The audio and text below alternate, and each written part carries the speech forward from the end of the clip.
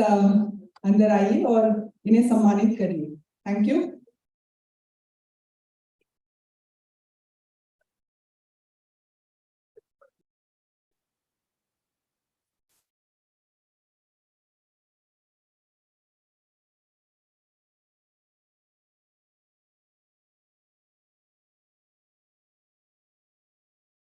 Magic is believing in yourself. If you can do that, you can make anything happen.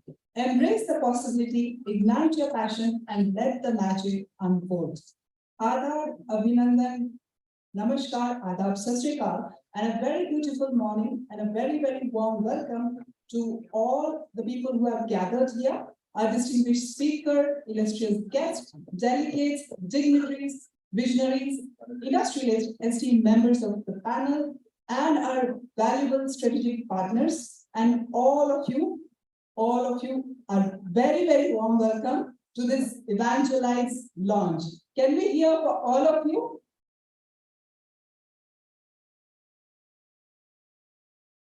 Thank you so very much. I believe you all had a great time and हमें बहुत खुशी है कि आपने अपना कीमती समय हमें दिया और इस शुभ कार्यक्रम में आप सभी सादर आमंत्रित हैं। हम तहे दिल से आप सभी का शुक्रिया अदा करते हैं। With utmost delight and a sparkle in my eyes, I proudly stand before you as your beacon of enthusiasm and warmth on this exhilarating morning. As we gather here today representing the iCreate family, it's my privilege to introduce myself as Gladys Nair, your host and host for this event and your trusted guide through the captivating odyssey of iCreate's awe-inspiring third edition of EVangelise 23 journey. Ladies and gentlemen, please fasten your belt and ignite your imagination, for together we're going to embark on an amazing journey today. I once again, on behalf of iCreate family, extend our sincerest thanks to each one of you who have traveled miles and reached here for this auspicious occasion. एक बार जोरदार तालियां आप सभी के लिए, आपके अपनों के लिए। मजा नहीं आया? Thank you so very much. I now request my colleague, Ms. Tejshri Shah. She will be taking us through iCreate. Thank you.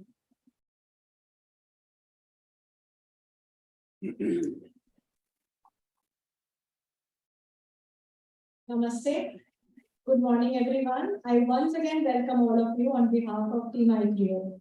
So, what is iCreate? A lot of you know iCreate and a lot of you don't. So, I have the privilege of introducing what iCreate is all about.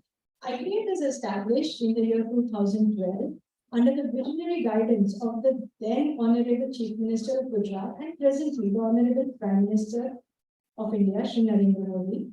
iCreate means International Center for Entrepreneurship and Technology. It is an autonomous center of excellence of the government of Gujarat set up in public-private partnership. It is India's largest institution for transforming startups based on tech innovation into successful businesses. So we are located in a state-of-art campus, which is spread over 40 acres at Devjalera in Ahmedabad. And till date, we are proud to say that we've supported more than 560 innovations and who have had more than 46 patents. We are a high-touch entrepreneur-first model incubation center, and we connect entrepreneurs to mentors, market, and money. So iCreate has been nominated as the Secretariat for Startup 20, which is an engagement group launched by India during its presidency of G20. Supported by the government of Gujarat as well as the government of India to facilitate next generation entrepreneurship with a thrust on technology, innovation, and research. So embedded systems, IoT are the focus for iCreate in domains like electric vehicles, agri-tech, smart cities, health tech, industrial automation, renewables, amongst others. Also, Gujarat has a strong history of manufacturing. So iCreate focuses on hardware-based products rather than purely software-based applications and e-commerce platforms. iCreate works very closely with industry to create innovative projects that have large impact. It is home to one of India's largest innovation labs, set up in collaboration with Cisco, and we have partnerships with leading institutions in the US as well as Israel, apart from many other countries. Through collaboration and innovation, iCreate is committed to building a self-reliant India. One thing that makes iCreate unique is its structure. It's not only a not-for-profit organization, it's an amalgamation of the government as well as the private sector. The financial and the infrastructure comes from the government, but the operational strategy comes from the private enterprise. This enables iCreate to have the flexibility of the private sector, but the strength and the gravity of the government. The founding team comprises of technopreneurs and academicians who are deep-rooted in the entrepreneurial world. We have some of the members of our founding team present here today. Dr. Madhukumar Mehta, Professor Jaju, and Professor M.C. Gupta.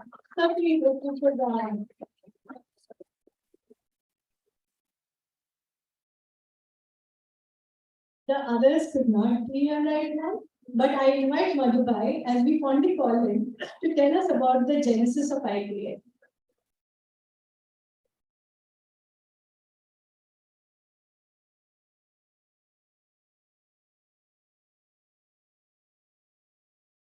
Thank you, Tejasvi.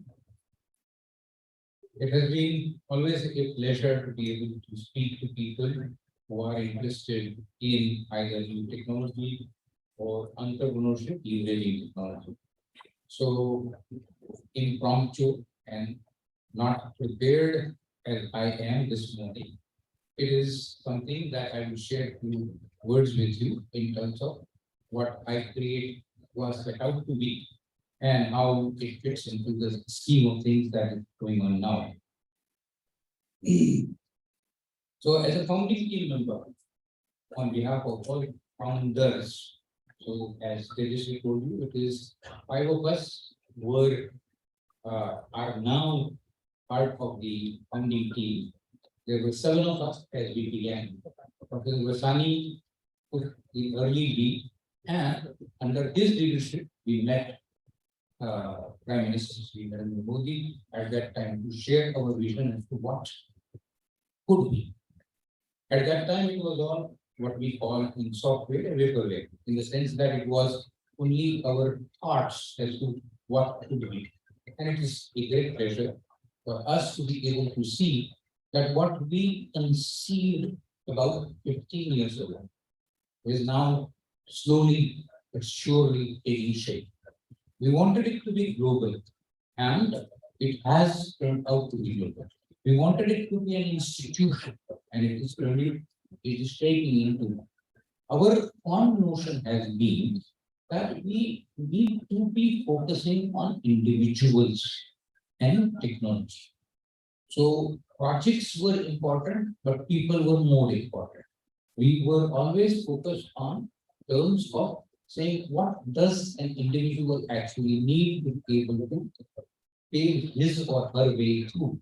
And so far, iCreate has been able to build an ecosystem and is converting itself in an institution to be able to provide that kind of an environment for an individual to flourish. Now, when we talk about individual, we are not only referring to an individual who is pursuing the journey, but every individual who is helping that particular individual in their journey should be able to flourish, which means we need to be able to create a place where individual efforts are maximally leveraged for common good. And that is the kind of thing that we set out to be. Our focus has always been on people, and it required a certain amount of credibility to be built. We must thank our Prime Minister for wholeheartedly supporting us all through our journey, and of course, Gujarat government, who has always been very, very forthcoming in terms of support, finance, and even troubleshooting. When we went to Israel, for example, we at that time Narayan Murthy was our chairman of the advisory board, and he said, Madhu, we don't want to give any money. I said, no, no, Mr. Murthy, we want to be treated as equals. And we made an attempt so that they were able to see what we had to contribute for them to be able to contribute with us. And that relationship, as perhaps you may know, has blossomed into very many good outcomes. The credibility is also required to be within the country to be able to create a center of excellence, like of which is one of which is EV. If you are able to get very good people who have things to contribute, to come to iCreate and work together to be able to generate that kind of a the escape velocity or whatever you want, you need a certain kind of momentum to be built, which individually it would be very difficult, collectively it is possible to aim.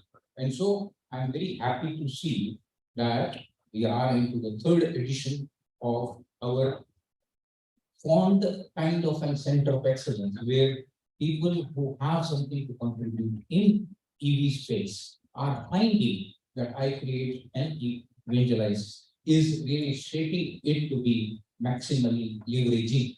And so with those words, on behalf of again our founding team, I want to thank you all for being part of this and helping us actually build the ecosystem that is needed for everyone, including you. Thank you very much.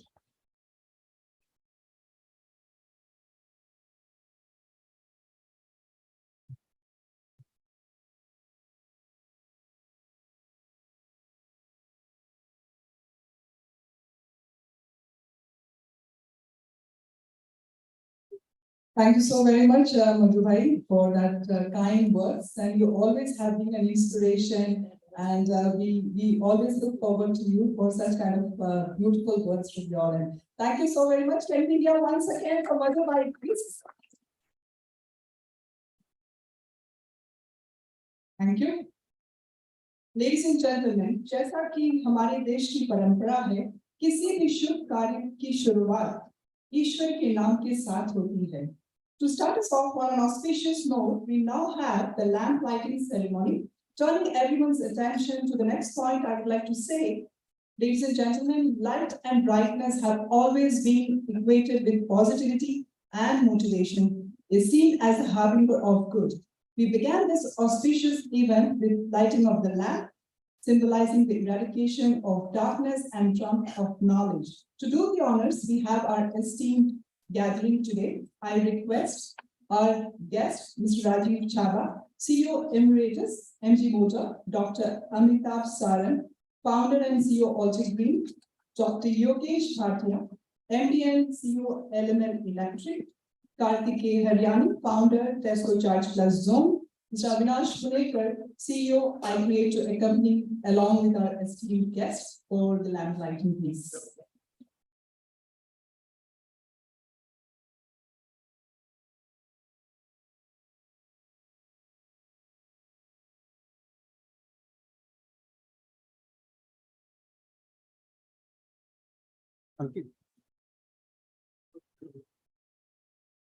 चलना है हमें अंधकार से प्रकाश की ओर, चलना है हमें अज्ञान से ज्ञान की ओर, पृथ्वी से आकाश की ओर, पदार्थ से सूक्ष्म की ओर, प्राणी से परमात्मा की ओर.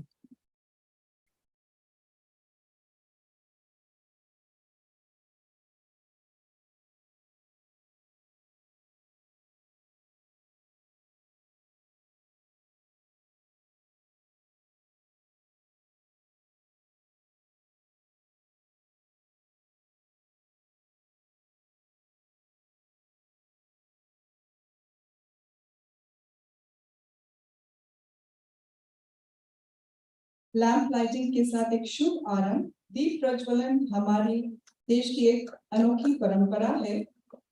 नमन करते हैं परम पिता परमेश्वर, उन्हें याद करते हैं. धन्यवाद. I humbly request our esteemed guests to grace us with a moment of cherished photo opportunity.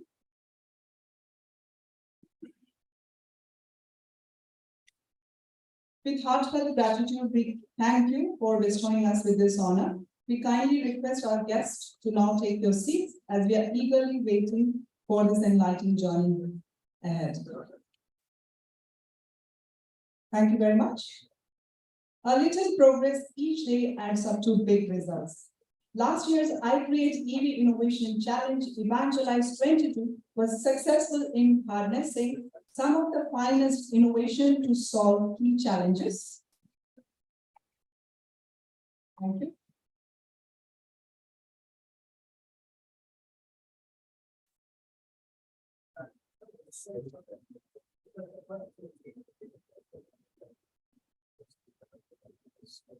Dhanyawad.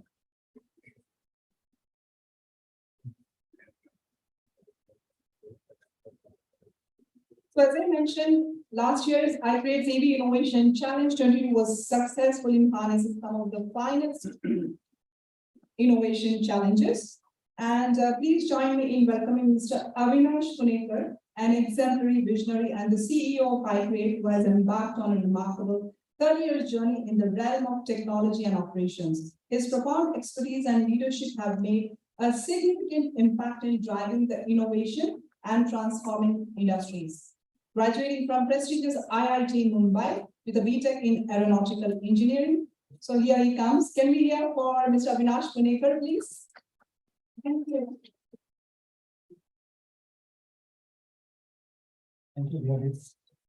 Namaste, and it gives me immense pleasure to welcome you to the launch of EVangelise 23, the third edition of India's largest EV Innovation Challenge. The aim of EVangelise was to identify and nurture groundbreaking innovations which can help solve real-life challenges faced by our EV ecosystem. And I would also like to actually, there's been some change in program. We were expecting the Honorable Chief Minister to be here, and also the Honorable Minister, Mr. Jagdish Vishwakarma.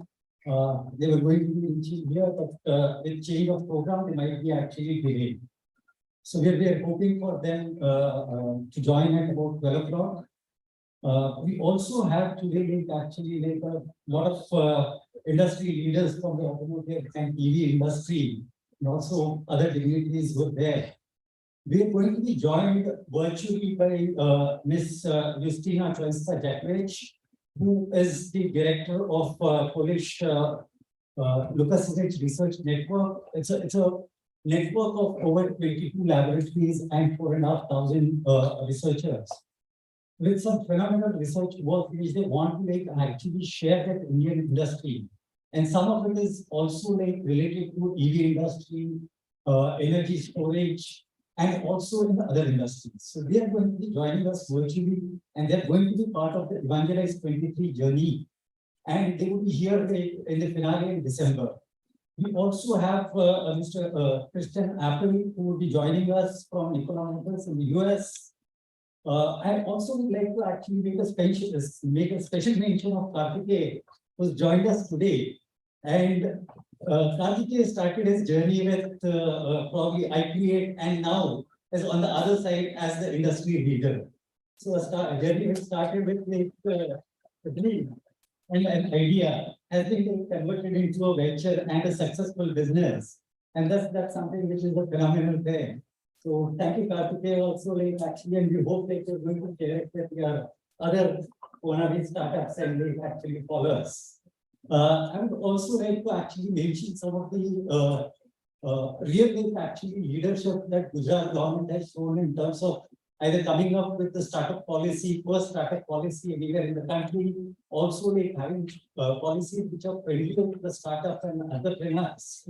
Also, I think there's more support coming in terms of the purchase policy from startups, which would provide a direct actually ability for the government agencies to purchase products and services from startups which are approved. That is already in the works. And I'm quite sure these policies and frameworks are going to help further improve the position of Gujarat as a startup like actually leader. Currently, it probably is in the 6th position or something, and we're hoping that like in next 1 or 2 years, looking at the progress that it is making, it would probably be actually number 2. And the final dream is always like to actually reach the number 1. I'm going to give you some idea about the genesis of EVangelise. It started with identifying the groundbreaking or innovative like EV startups and the ideas and nurturing them.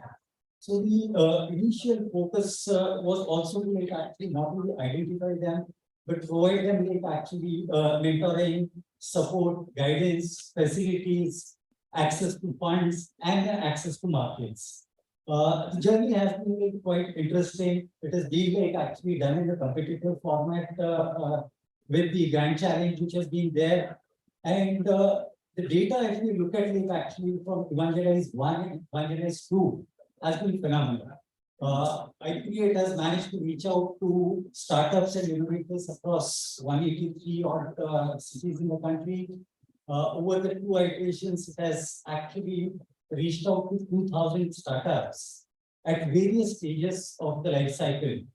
And of these, like actually, in the last iteration, when we look at it, we had shortlisted 31 ideas. And out of 31, 28 ideas got converted into tangible product prototype. And of that 28, 13 startups have already commercialized their technology. That means like they have already got partnerships with the industry. Industry has started sourcing products from them. And then like actually these startups are not only like we have given them multiple awards in the competitive format, we have given them funding support over 1.5 crores of prizes. Some interesting achievements of the startups. The EVangelise started with the challenge or what was the aim of identifying technologies in e-cycles, 2-wheelers and 3-wheelers, and focused on components and subsystems rather than the whole vehicles. These are the heart of the vehicles, and these were all components which were imported. About 3 years back, India was importing over 95% of the components which were required in the cycles, 2-wheelers, 3-wheelers. These startups have in less than 2 years have indigenized over 85% of the components. And not only their components are competing with China in terms of quality, they are also competing with the Chinese in terms of prices. So that is something which is going to be a game changer for the environment. And this is something which is absolutely actually has been phenomenal. And you find like some of these startups very interesting ones. But you find like actually in that corner, there are some motors which are kept. Now, this is a startup which mastered axial flux technology and happens to probably be only one of those 5 companies around the world which have mastered that technology. And that's something which is a remarkable achievement by a bunch of youngsters who had that idea, who had that dream. Similarly, you will find another way actually cycle which is there. This is a product which is actually combines all components from various other startups at iCreate. So the entire ecosystem has been built with like startups in iCreate itself. And that's again like a remarkable achievement which this startup has managed to do. Progression that we are making now from the earlier focus on just cycles, 2-wheelers and 3-wheelers is now we are taking it further with 4-wheelers, we're taking it further with N-wheelers, we're taking it further with heavy-duty vehicles. So iCreate has partnered with Texmen, which is the technology innovation hub, specializing on mining applications. This is at ISM, IIT Dhanbad, and together we're going to look at electrification of the mining equipment. Electrification of mining equipment is going to be actually also involving electrification of heavy-duty haulers, crawler drills, the heavier trucks, and also like other equipment which is used in the mining industry. So the mining industry has found a absolutely fabulous role for technologies developed within the EV industry and how those can be deployed to reduce the carbon footprint of mining operations. So that is a journey which we are just starting, and this is something over the next few months we are going to make sure that our startups are going to be working with various classes of vehicles. And I'm hoping that like they will be coming out with another way or like spectacular result, which is going to make sure that India not only indigenizes like a lot of these components and vehicles, but also becomes the global hub for manufacturing of all these components and also the vehicles. We have also added this year basically a new thematic knowledge track, which brings in like some of the best research institutions and academic institutions as part of EVangelise journey. So as I mentioned, we have like actually the Lucas Research Network, which is from Poland, which is coming in. iCreate also has a MOU with CSIR, which provide access to all the facilities, lab and IT for the industry to access and capitalize on. This is going to be actually EVangelise ultimately will become one of the first platforms where startups, research, academia, industry are all going to be together with equal like kind of weightage or equal like actually significance for each part of that. And we hope to like actually make this further bigger. We are also expecting some of our first international participants to start coming in for the EVangelise finale in December. As I mentioned, we also have like some interesting like new developments that are there. One of the key pain points or problems that we discovered with probably putting together indigenous set of vehicles is having access to the supply chain, which is going to be very reliable. Also, like actually the products and offering from the startups, whether they are validated. So towards this, what iCreate has put in place is a common marketplace for a discovery platform, which is IEVC, that is Indigenous EV Components Portal. And this portal would be like in the next few months will be made available for the entire EV industry in India to discover components, systems, subsystems which are made in India, which are indigenous, and they actually source them. iCreate could also be like actually helping in terms of authenticating like the products from startups, looking at like the indigenous component index which would be there, whether the products which claim to be indigenous have that indigenousness in them, and also like actually the performance claims which are made either by startups or industry on various components and sub-assemblies which are there. So this portal would be like going live in next few months, and we hope like everyone from the EV industry would like become part of it. We're also like actually like one of the biggest challenges or interesting thing that we have done, as you can see the REST-5 contest. Now a lot of developments have been happening. But when you look at it, like the core chipsets and like actually the platforms which are there in these devices and vehicles are all imported. So this is the first time iCreate has taken the lead in creating the indigenous RISC-V based processor and a platform which is going to be made open to every single player in the country. And any of the applications, whether it's like your ADAS systems, whether it's your like battery controllers or vehicle intelligence units or motor controllers, any of it could be like actually built on this platform.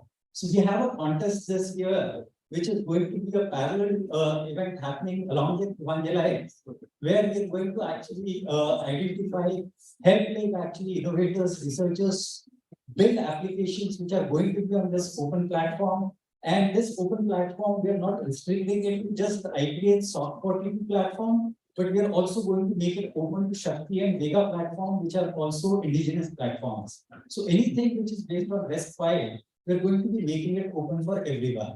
So this is an open source platform. Again, a lot of like systems and like actually intelligence can be developed on this. And I would welcome like everyone to participate in this contest also. We've got interesting awards and actually various themes for the program which are going to be there. And I would encourage and like invite all innovators, startups to like come forward and participate in big numbers. From the industry, I have the expectation or actually a request that do help with like your problem statements, challenges that you would like to actually solve, and get the startups to work on those. And then you can partner with the startups and have the solutions as per your relevant requirements. So thank you very much, everyone. Thank you for actually being part of EVangelise journey and EVangelise 23's first step. And I look forward to more collaboration and interaction with all of you in the next couple of months. Thank you.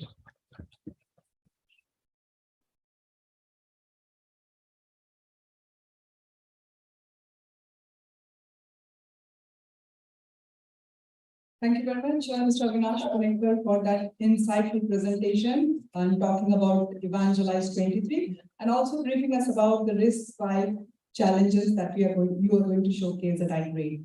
Thank you.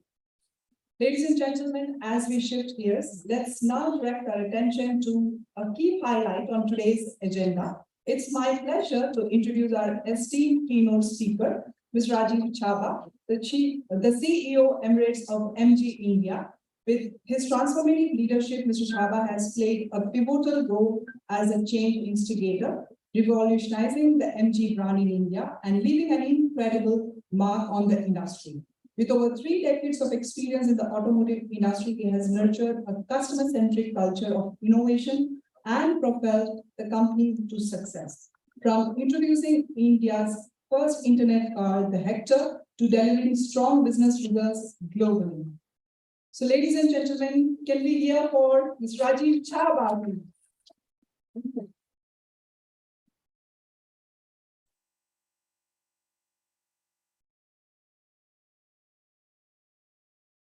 Thank you. Good morning. I'm really honored and humbled to be here in presence of distinguished guests, luminaries, visionaries, entrepreneurs, innovators, and really the people who have done a lot, probably much more than what I have done in my job. So I'm really humbled to be here, and thanks a lot for inviting me. I'll start with thanks to Avinash and his team of iCreate to put in efforts to do this kind of an event, which is India's biggest innovation challenge. It's not easy, as we all know, in execution. A lot of problems can happen, but despite that, he's been doing it successfully, and today is a proof of that. I also must laud the Gujarat government to be incubator of these kind of institutions who pioneer and promote entrepreneurship based on technology. So I think it's a great effort by Gujarat government and iCreate. As far as this topic is concerned, it's pretty close to our heart. And I'll just tell you 1 or 2 points from our story. That when we thought of launching vehicles in India, we said, how can we be differentiated? And technology was one of the platforms or verticals we thought we wanted to be #1 in. And #2 was unique customer experience. 3 and 4 were not related to cars, but we said gender diversity. I'm happy to say 37% of our employees are women. We started with 30, we are 37, and target is 50 because nature is 50-50, men and women. And the 4th was community service. And I'll talk about that and link it to this forum. So in terms of innovation and technology, we said, why not give what others probably are thinking to provide in this country 3 years, 4 years, or a few years hence. And that's why the first internet car, Hector, came in. But important thing is, in 2017-18, we thought about launching an EV car in this country, which we did in the form of ZSEV in 2020. Mind it, in terms of 4-wheelers, there was not a single car in the country which was available to private owners. There was 1 car which was available to institutional owners.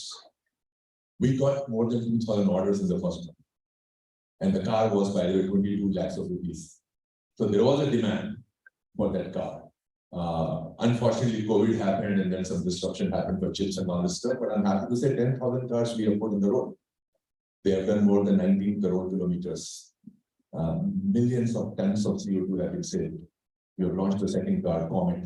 It's a very interesting concept. It's a urban mobility solution. Some guys will like it, some guys probably negate it by the sheer of it and stuff like that. But we are trying to provide a practical, pragmatic mobility solution.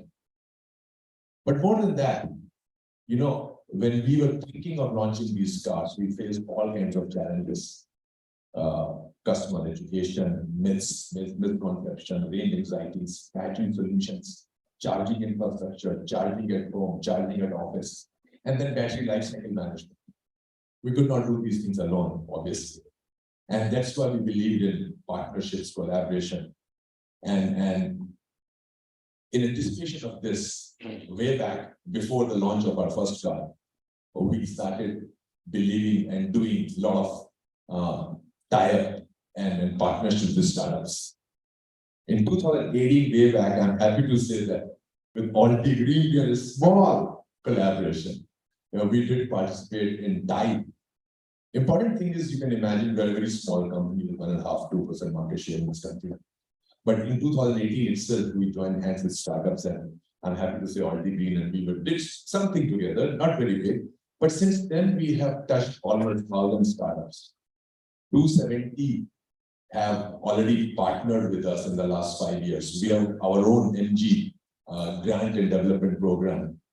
We have done the hand-holding and deeper partnerships with 37 of them, and 6 of them have raised funds also in the market. In fact, our last MGDP program is finishing as we speak, and we have finalized 6 startups. And the team was EV cars last year. The next program, 5th generation MGDP, we are going to start in the next 1 month, and our theme is the battery. The challenges what we face in four-wheeler industry, I can talk about is on the battery side, battery life cycle management side, charging side, and whole lot of things, in my opinion, we can do in this country. Battery obviously starts with the right chemistry, and as you guys know, nobody manufactures cell in our country for the cars, and it's being imported. So if we want to look forward to sustainable solutions, independent supply chains, risk-free supply chains, we need to have that capability in India. And it starts with the battery chemistry in the cells. And obviously battery chemistry, there's a huge scope of innovation. Globally, lots of companies are working on, the biggies who are working on, but I think in India, we need India-specific solutions, where we don't depend on either imported minerals and use those minerals which are abundantly available in the country, and the recycling of that. Urban mining is becoming a big thing. There are companies and startups like Atiro and Loha with whom we have tied up. And then we have successfully recovered 95 to 99% of minerals through recycling, through recovery.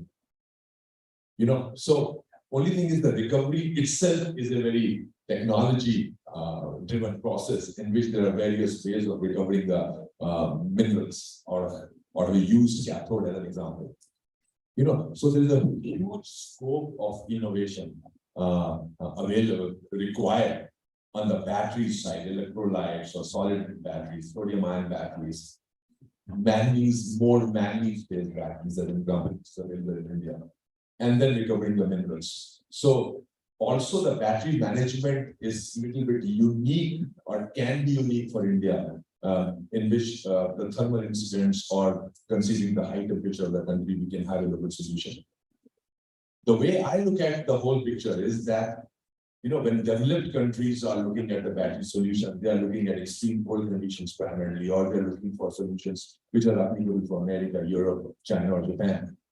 But India can be an harbinger of solution for a frugal engineering solution, what we Indians are famous for, not only for India, but also like-minded emerging markets.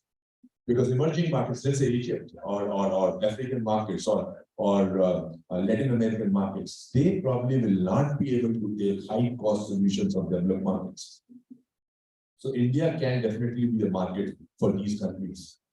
And just imagine, when this revolution is happening and most of the major manufacturers are talking about converting their fleet to EV, converting their portfolio to EV in the next 5 years to 10 years, who's going to provide EVs or the right solutions to these markets?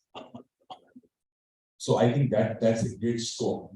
Then the whole battery life cycle management, one part I said about urban mining or recovering the minerals, but what about a country like India where actually, thanks to technology, battery, even after 8 years, 10 years, the cells are in pretty good shape.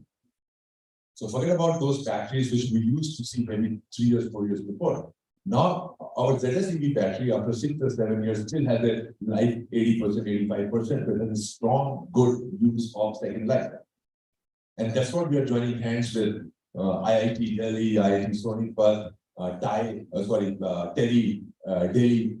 and some of these startups here we can see, can we have India-specific battery storage systems from these used batteries, which are unique and can be used as an example for rural electrification.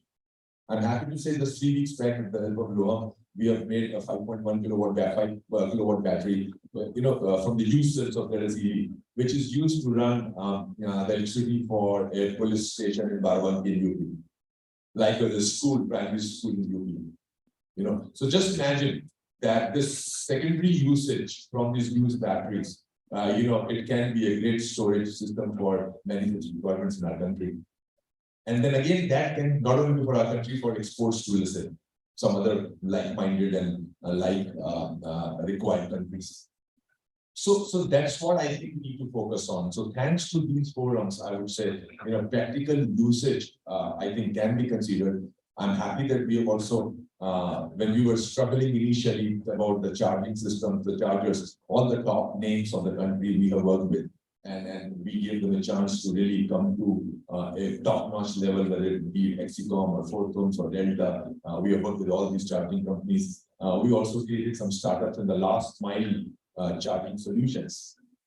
And I'm sure all of you probably may know that, in the last mile charging solution needs that, how do I put a charger in your home or in your office? In India has got all kinds of parking landscapes. You live on 15th floor, you park your car on the street, you park your car, in the basement. So how do you provide the charging solution? And for that, we have supported some of the IDs and IIMs graduates in their startup, and they have hundreds of people in them, in which they've taken some retired people from the distribution companies. These guys know, how do you get the extra load, how do you fix the point and things like that. And these guys are putting the charger, at customers' home and customer offices. We also have come out with initiatives like we're putting charger in high-end societies. We said 1,000 chargers in 1,000 societies in 1,000 days. That's the kind of initiative we have taken. So again, I would say that there's a scope of improvement. There's a scope of the whole globe is focusing on it. So here, at least, we are maybe 2-3 years behind or 4 years behind than the globe, but not that much behind. So now this gives us a chance to be at par with many countries. This gives us to be a chance to find India unique solutions at low cost. And I'm not getting into the components which Avinash talked a lot about. There is a huge scope of substituting imports. Unfortunately, four-wheel by all manufacturers in the country, still we import a lot from outside. So we are also thinking about how do we bring the technology here, localize the technology. Sometimes you may not do on your own.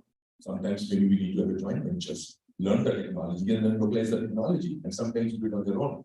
So I'm not talking about stifling the innovation locally, but I'm saying there are all ways of getting the technology and localizing. So with that, I would say once again, thanks a lot for being part of this great forum. And thanks for inviting me. Wish you guys all the best. And in any way, if incubator can be part of you, at least we can provide you our factories in Halol first. You can do lots of pilots with us. We also have a lot of guys who are mentoring startups, so that kind of support we can provide from the list. Thank you very much.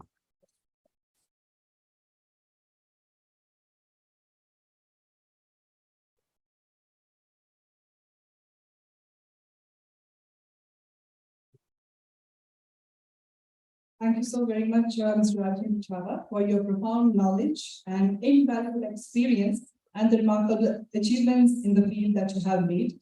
And we are honored that you have accepted our invitation and you're here with us today. So can we hear once again for Mr. Chava for the remarkable speech and inspiration for all of us.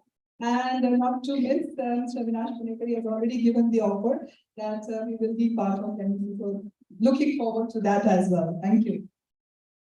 So next, it gives me immense pleasure to introduce Ms. Yutsina Chwenska, Director of Research and Innovation Department, Lupis. Yutsina is an esteemed graduate from Warsaw School of Economics with a strong focus on fostering innovation with Polish enterprise. So this is going to be a small video Let's have a look. Good morning. My name is Justyna Hońska-Jackiewicz, and I'm a Director of Research and Innovation Department in the Center of Łukasiewicz Research Network. It's really great to see you all and to be able to talk to you a little bit about who we are and why we are going to cooperate. So first of all, to start a little bit on who we are. Łukasiewicz Research Network is a network consisting of 22 research and development institutes located in different regions in Poland and operating within various areas of R&D expertise. I will mention 4 main areas of our expertise, and later on I will focus on those that will be important when we talk about cooperation with iCreate. So first of all, we work within green and low emission economy with a special focus on circular economy, energy transition and storage, low carbon technologies, waste and water treatment, composite and biodegradable materials. So that was the first one. The second one is digital transformation, very known, which consists of automatic and robotics, AI, of course, and data science, smart cities, and sensor networks. And the third one that I've mentioned is smart and clean mobility, and this is the one we are going to focus within our cooperation. So I will talk a little bit more about this later. And the fourth one is health. Very important nowadays. Within health, we talk about biotechnology, biomedical engineering, and preclinical research. I've mentioned the areas of our expertise. So let me just say that within our network, we do have over 7,000 employees, from which more than 4,500 are researchers. So people that are really working on those fields I have mentioned. Why we are here? So we are I'm very thrilled to announce our very close cooperation with iCreate that we are starting today within the fields of EV, so electro vehicles, energy and clean tech. I do believe that this cooperation will be a long-term cooperation that will enable us to have a closer look on the technologies that might be covered by our researchers and your startups, Indian startups.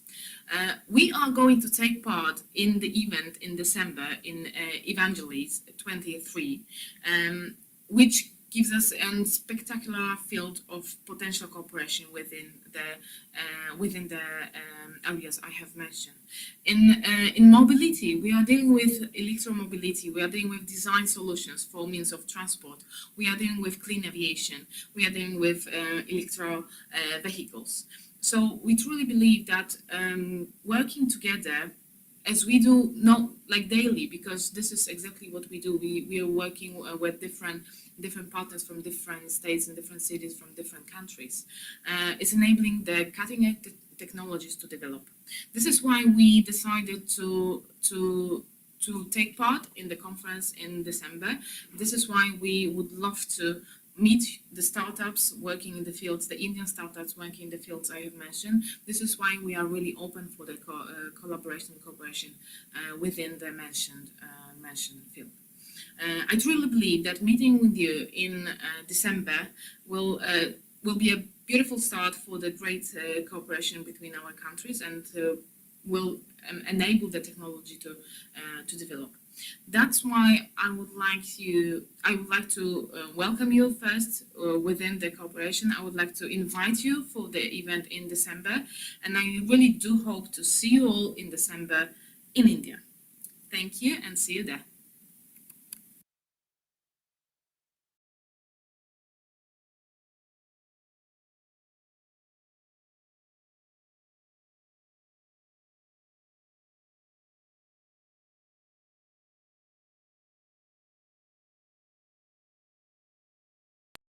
Thank you. Now next we have Mr. Christian Apple, Global Chief Engineer, Fuel Cell Truck, Nikola Motor, who is an accomplished professional and he has been with the Nikola Corporation since 2017. He has worked with various organizations as a leadership role. So let's give a big hand to Mr. Christian Apple from from Nikola Motors, please. Thank you. Yeah, hello, and good morning from Arizona. I hope you can understand me okay.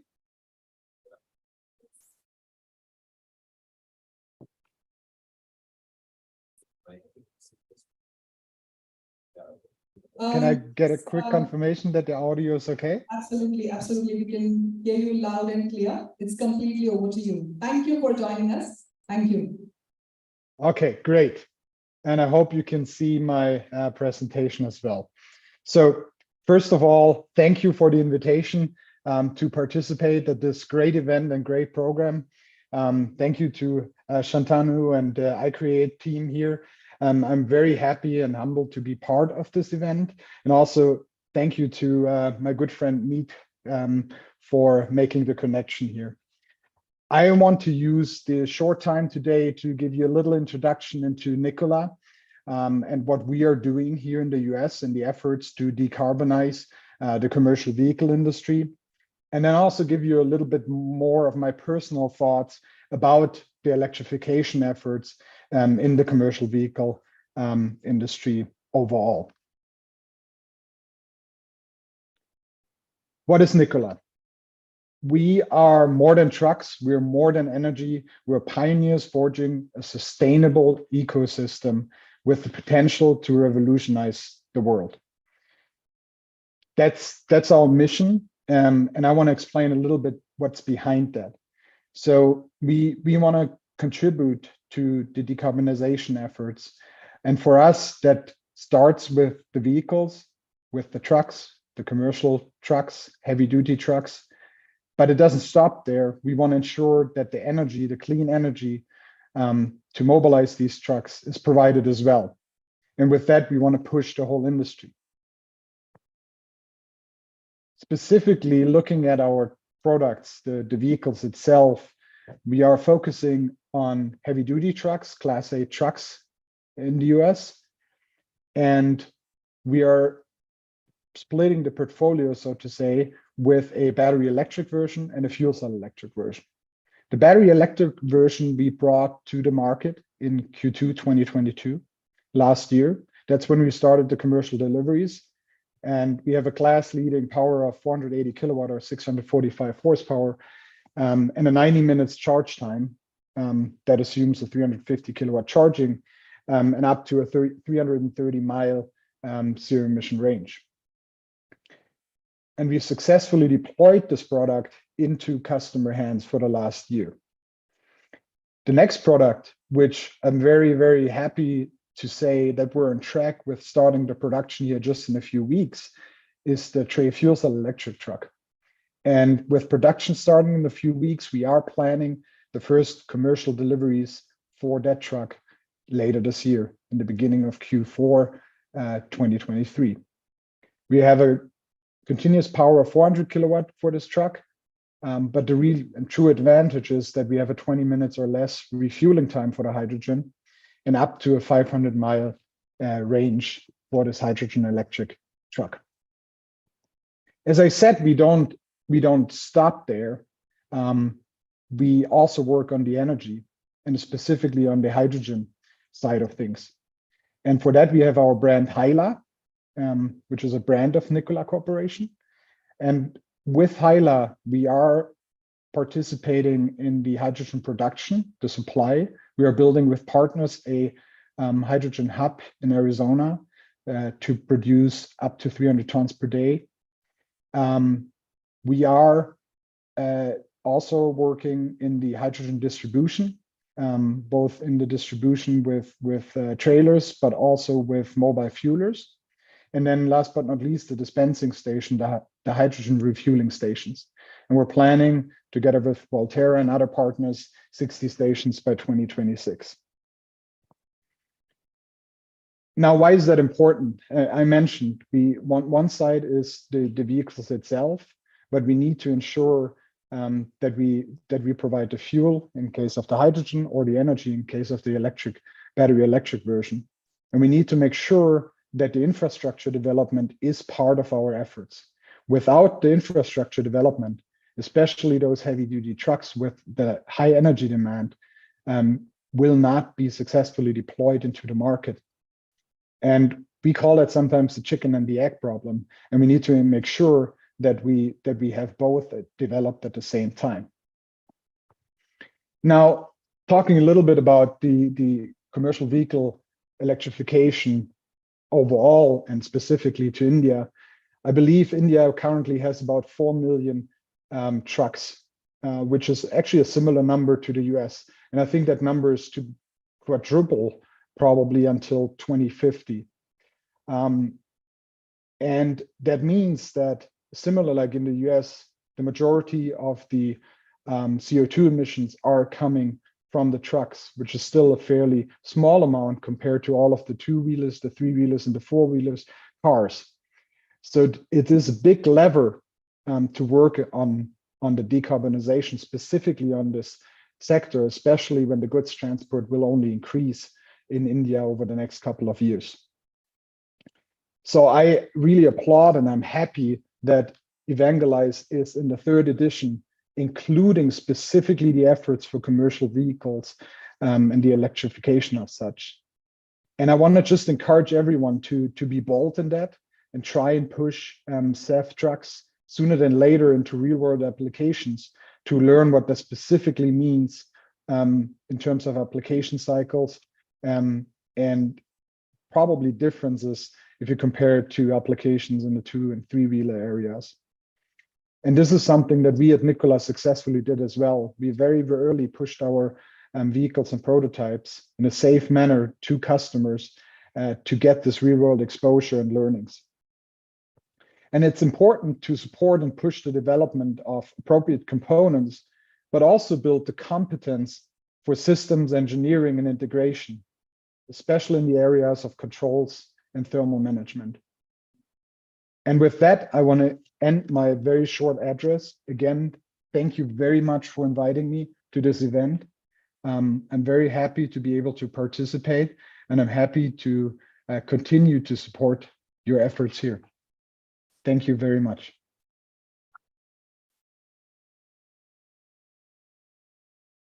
Thank you so very much, Christian, and for this brilliant and beautiful presentation and taking us through the hydrogen value. So hope we all had a great time and you too are enjoying the show as well. Yeah, so thank you very much for joining us as well. Thank you. Thank you so much. You're welcome. Thank you. And now I request our esteemed guest so that it will be comfortable for you to watch the stage I request yes, sir. So that will be easy and convenient for you to look at the stage as well. Yeah, thank you. Thank you so very much.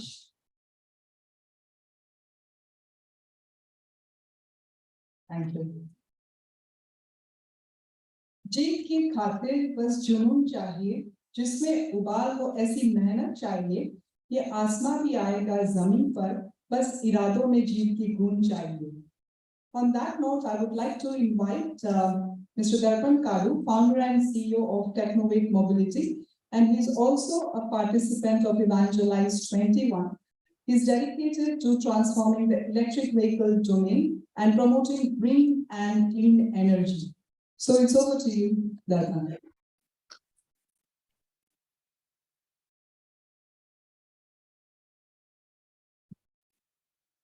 Namaste everyone. So I'm Darpan Kalu and EVangelise. बहुत सारे leaders से हम लोगों ने सुना हो कि ये दुनिया हम लोग हमें पूर्वज से विरासत में नहीं पाते, बट हमारे बच्चे, हमारे नेक्स्ट जनरेशन के लिए हम लोगों से उधार लेते हैं उनसे, ठीक है? तो इसकी जिम्मेदारी भी हमारे पे है कि हम उसको किस तरीके से मेंटेन करें, किस तरीके से उनका ख्याल रखें, right? So with this responsibility and with this particular motivation, हम लोगों ने स्टार्ट किया Technovate Mobility करके ब्रांच को. So we are developing electric two-wheelers in Technovate Mobility, which is completely a moped type two-wheeler and a bicycle as well.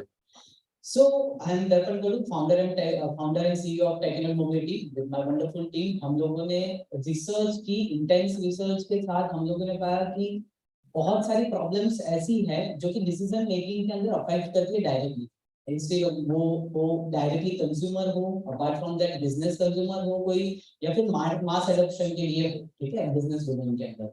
सो ये problems किस तरीके से है कि बैटरी एक्सप्लोजन है, रेंज एंजाइटी है, वो सारी चीजों के अंदर हम लोगों को ध्यान देना चाहिए, right. For that particular reason अगर हम लोग बात करें मास एडॉप्शन की, बिजनेस साइड की, तो बेसिकली हम लोगों ने एम्बलर डेवलप करना स्टार्ट किया। Ambler is an moped type two wheeler, आप देख सकते हो वहां पे, and apart from that normal bicycle as well which is completely electric. So we build Ambler with an lithium phosphate battery pack. Lithium phosphate battery pack के अंदर एक chemistry ऐसी है कि वो एक्सप्लोड नहीं करता, even after some kind of हम लोग बोल सकते हैं कि accident as well, it will emit smoke only, right? So with this particular thing, our main important चीज है एम्बलर की, it is completely made from indigenous components, and जो सब components and components है, it is also made from iCreate portfolio startups, right? जैसे Avinash sir ने बताया। Apart from this vehicle is completely made from Indian components। हम लोग इसको cell कर सकते हैं 50,000 के अंदर।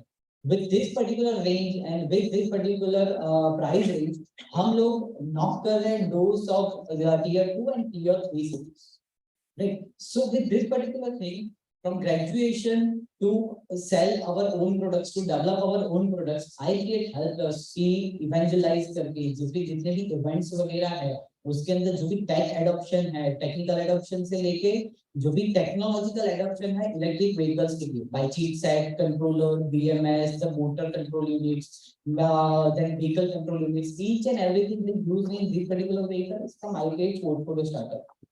Apart from that, this journey is, trust me, it's so awesome कि जहाँ से हम लोगों ने डेवलप करना स्टार्ट किया from the graduation, right? And apart from that, we also got lots of opportunities in terms of like state government schemes, central government schemes. Apart from that, for development of this vehicle, from marketing to go to market strategies, the end-holding supports we got, it's completely awesome।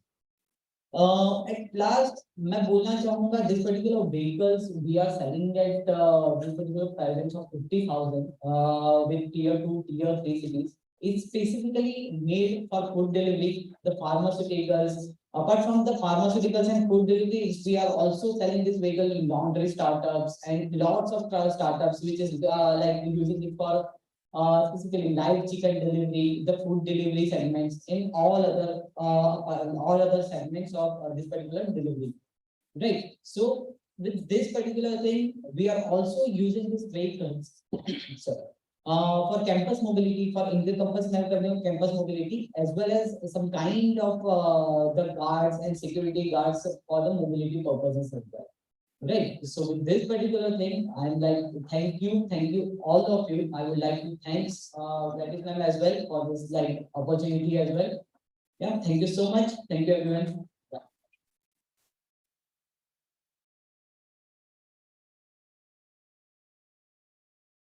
Thank you, Darpan, and thank you for taking us through the entire hard work that you have been doing. These gentlemen is part of iCreate, and iCreate has been supporting the startup from a very, very long time.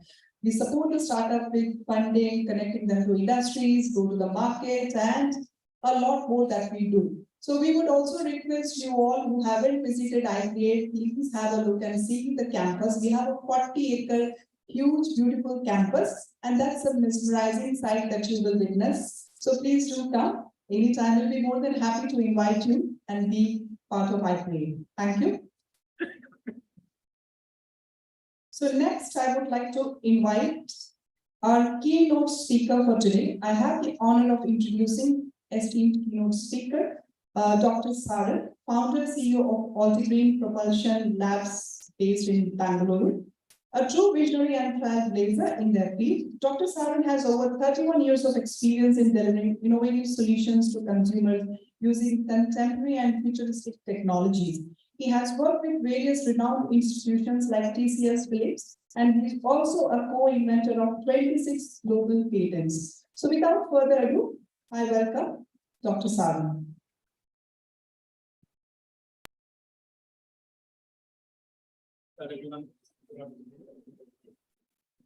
Hello. Good morning, everyone. Thank you so much, first of all, for being here.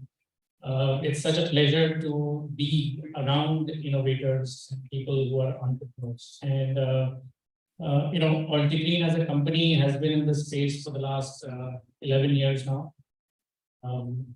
We make full electric vehicles. We started as a drivetrain company.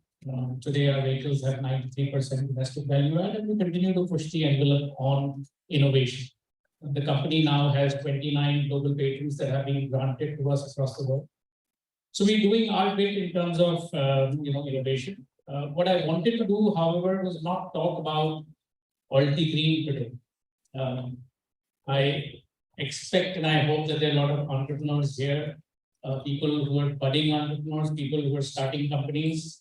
And my background has been in computer science. That's where I did my PhD, but I've had 2 other startups in the past. Altigreen is my 3rd startup, and there are lots of learnings that have happened. I thought I'd put it all together in a 10-minute kind of spiel, just so that you can get some idea of the kinds of challenges that your startups are also going to face and how do you come out of them. So, you'll be surprised to know per capita in the country, in our country today, they are the most entrepreneurs compared to any other country in the world. But they're mostly in the unorganized sector, right? More skill-based. You're doing whatever you can to earn a livelihood. But they are entrepreneurs. They have to run their own P&L, their own balance sheets. They have to take loans. They have to do all kinds of things. It's a struggle every day. We're talking about organized entrepreneurship, right? We're talking about entrepreneurship that we have. So if you look at a typical curve, and this is, jokes apart, this is actually a reality. You start off, it's typically a 7 to 10 year journey in a startup. So first of all, take that out of your mind that, this is going to be a split second success. Aaj chalu karenge, kal, you'll be a huge success. I was talking to the founder CEO of Paytm, VSS. You know how long it took Paytm to reach here? This is their 22nd year. Fact. Right? We think of them as an overnight success. Yahan demonetization hua, udhar Paytm ban gayi. It actually took them a while to reach here. Typically, any startup goes through this innovation phase, right? And we're all very happy and we're very glad that, oh my God, what a wonderful innovation and we're going to rule the world. But then very soon, novelty will start to come down. And the most of the time, there are huge sorrows. Trust me on this. Everyone will go through that. It is not going to be hunky-dory. It is going to be extremely difficult. And you'll be surprised to know 93% of startups fail. I'm talking about startups that have been funded.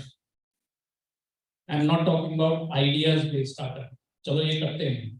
That's not a startup as far as I'm concerned. A funded startup, 93%, these are global statistics. 93% of startups will fail. Why do they fail? So I thought I'd put together a little bit. What are the essentials of making a good startup? This is number one. Ida is not liked by people. सब लोग ये बोलते हैं, but कीड़ा है यार इस आदमी. Ida is absolutely essential to be an entrepreneur, to be an innovator. Until you have that thing that is always pressuring you to do something different, you are not going to make it happen. If it's just because you're being opportunistic, most of those startups who start with opportunism, most of them, I'm not talking about everyone, most of them do fail, right? People think that you need a groundbreaking idea to make a startup. This is the biggest scam running. You don't need a groundbreaking idea. A decent one is good enough. Trust me. A decent enough idea. There's no point in coming up with a groundbreaking idea and starting to do something and creating all these plans and it doesn't work like that. What works? I took this philosopher, Mr. Mike Tyson, Ivan Mike. Look at what he said. Everyone has a plan till they get punched in the face. This is the reality. You will start thinking that you are the greatest thing since sliced bread. And then reality hits. I'm not trying to be negative. I'm just trying to make sure that each and every one of us is aware that this is going to happen. Just take a decent idea, figure out what you want to do with it and how you innovate it. I think the second thing to me, which was very, very important as learning, was the willingness to change, to learn and change. Trust me, guys, you start with something very, very different, and you'll end up doing the innovation finally happen with something very different. If you look at what happened with Paytm, they started off being an e-pandit. You could call a 1-800 number and you could get your your kundli. That is how they started. Where did they end? Demonetization. Fact.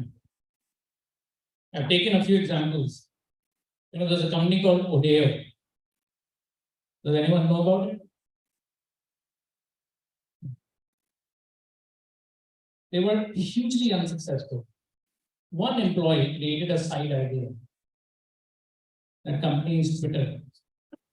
Nothing to do with it. It had nothing to do with 160 characters and presenting it to people. It was never created with that in mind. Odeo was the original name of this company.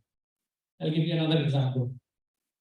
You know of a video dating website, a hugely popular video dating website. No, I'm not talking about the ones that you're thinking of. I'm talking about YouTube.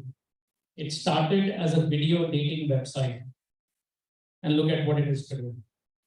You start off with something completely different. You just have to keep learning, you just have to keep thinking, you just have to keep your ear close to the ground and keep innovating. Just be at it. One last one. A company that started as a weaving company in the early 1900s. You'll be surprised, not just that. Did you know they started as a weaving company? Toyota actually started in 1918. Suzuki started in 1909. So they were actually, before that, they started as a weaving company. In fact, they're making automobiles today amongst the best in the world. #1 in the country today. Right? Once again, the idea and objective always is have that willingness to learn, keep your ear close to the ground. And I think one of the important things that I learned is that, innovation, don't think of innovation as just a point innovation. Kahin ek cheez aapne solve kar di. You have to look at the entire ecosystem and then innovate there. What's going to happen is that people are going to be able to copy one thing. But if you have a lot of things that you have innovated in the ecosystem, that's where you will make a sustainable. And in the case of the EV ecosystem, for example, I've just started out a few things. There's so many areas within an EV in the entire ecosystem that you will need to innovate if you want to make a successful dent in the EV industry. Just taking one component and saying that, okay, I'm going to make this component very well. Well, you have to start by looking at a lot of things where this component is going to go, how will they adopt it, why will they adopt it, what are the kinds of things you have to do to ensure that this is going to happen. And I'm just giving a few examples. Apple, very, very focused. If you think about it, when they started, it wasn't easy for them. But they created their own standards. They said, I'm going to focus on the crazy guys. I'm not going to focus on normal guys who work on desktops. I'm interested only in the crazy guys. And they focused on that. They created the ecosystem. They created the marketing. It's very, very focused on a differentiated product. IKEA, if you look at IKEA today, it's very different. They focused on a certain segment and they innovated in the entire value chain of that segment, starting from the trees to the furniture and how it will be disassembled, how it will go to people, how do you create that literature using which everyday people are in a position to assemble furniture. And the last one, Zara. It was very interesting. I looked at the case study of Zara. It's so interesting. I mean, they came as a fashion brand. People think of seasons, fashion seasons as being 3 months. For them, a season is 15 days. But just changing clothes is not good enough. You need to have a supply line that ensures that you will be able to get new designs, you have manufacturing facilities, you have all these kinds of things. Only then you're able to do it. So what I'm trying to say is that you have to focus on the ecosystem and try to innovate in that. That would be very, very essential. And the last thing, never forget the voice of the customer. And I'll end that with a graphic. Your designers are going to tell you all kinds of good things. But what users want is very different. Be cognizant of that. Accept it as this is the right thing. Just because a professional designer has given you something doesn't mean that's the right thing. You have to look at customers always. And with that, I end. Thank you so much for your time. All the best to all the entrepreneurs over here. Thank you, iCreate, for inviting me. Thank you so much.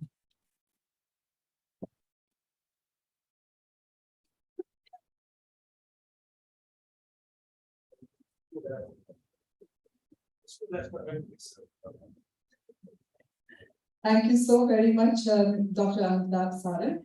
And especially focusing on the key highlights, I really like the way you pointed out जो दिमाग में जो कीड़ा होता है वो बहुत जरूरी है और अगर ये कीड़े ने जो मचलना शुरू नहीं किया तो then जिंदगी कुछ भी नहीं. So very well put together, and the classic examples that you shared about Zara, Apple, the premium brands, and the most important part, किसके लिए कर रहे हो, क्यों कर रहे हो, customer focus, customer centric, and that's really, really important. At times we tend to ignore this, especially for the entrepreneurs who tend to ignore that part, but that's really very important. And thank you for sharing that beautiful presentation, sir. Thank you. काम करो कुछ ऐसा कि पहचान बन जाए, हर कदम ऐसे चलो कि निशान बन जाए, जिंदगी जियो इस कदर कि मिसाल बन जाए. On that note, I would like to invite the winner of iCreate EVangelise 21 Challenge winner, Mr. Akash Gupta, CEO, Clean Electric, and deals in manufacturing of safe lithium-ion battery packs. Clean Electric company recently received a patent granted for direct contact active liquid cooling battery architecture for ion batteries. So it's over to you, Akash.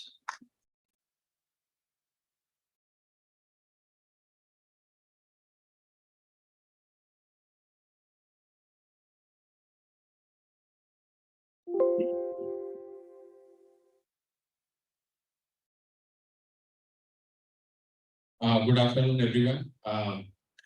It's been a pleasure being associated with iCreate, and our journey starts with them back in 2020 during the first chapter, and it's been incredible support which we have been gotten from iCreate, and which was very crucial in early stage of any startup. So very grateful for the entire iCreate team.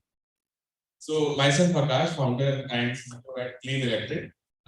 We are building advanced energy storage solutions to accelerate the Earth's transition to clean mobility that to powered by sustainable energy.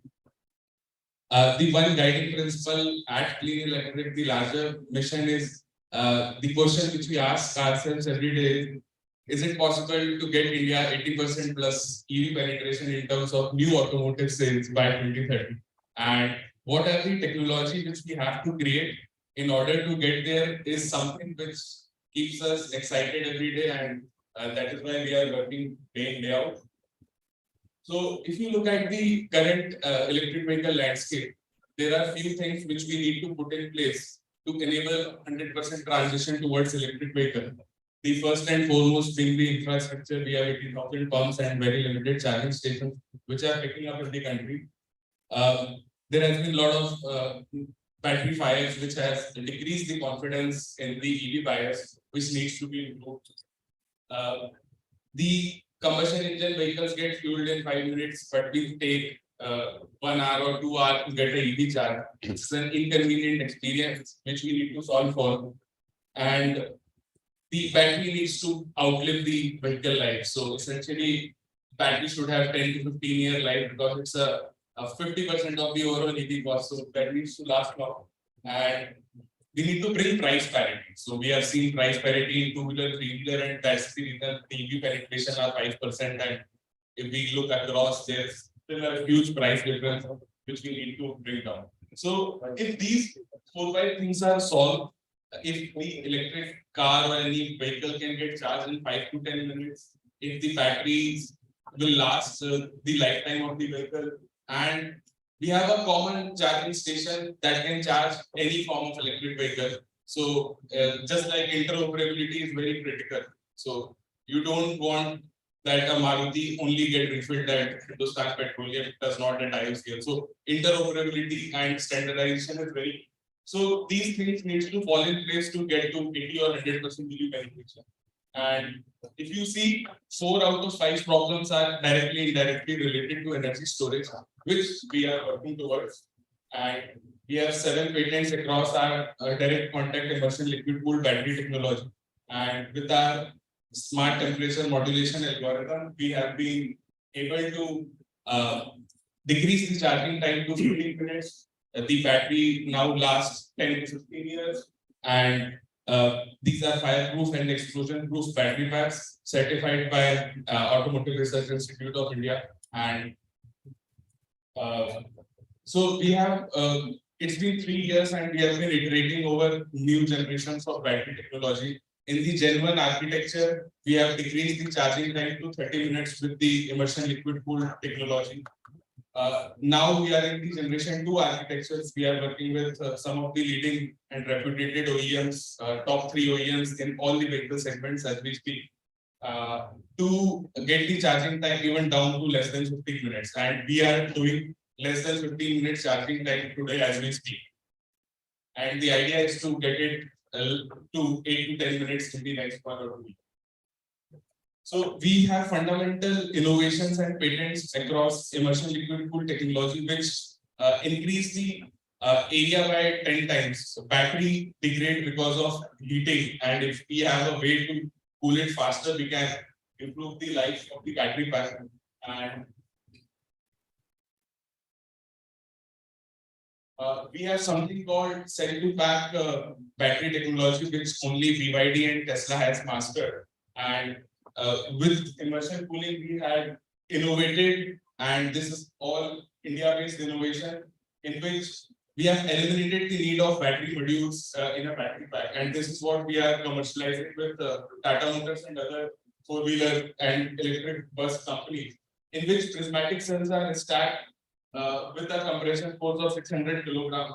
Then they are put together into a aluminum structural battery pack, and there are no modules to constrain these cells. It's all integrated in the battery pack, and it's modular in nature. We are giving 21 kilowatt-hour battery pack to Tata Motors. We are giving 60 kilowatt-hour battery pack to Charso, and there is a cooling channel which is in the battery pack itself. So there is no additional cooling pipes which is needed.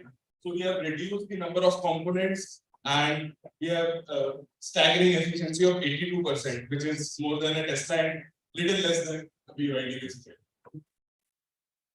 So we are the first company in India to enable cell-to-pack battery technology across electric vehicle OEMs, and this can also charge in 15 minutes. So that is very critical, and the batteries are designed in such a way that they only degrade by 10% in 3600 cycle life, which is 10 years kind of a battery life. So these are real life testing results from our technology, which we are testing in Pune, where we are headquartered in China. These are fireproof, they don't get into any thermal runaway, so the safety is solved completely. And we are selling these battery packs to the top 5 electric vehicles companies in electric 2-wheeler, 3-wheeler, electric car and grid storage applications. We have thoroughly tested these battery technology. We have a ISO certified and a TQM verified battery manufacturing facility in Chakan, and we have grown from a 10-member team when we used to work with iCreate to a 60-member team now, and we are still growing. And we look forward to partnering with a lot of electric vehicle companies going forward to enable India with 80% plus EV penetration by 2030. Thank you.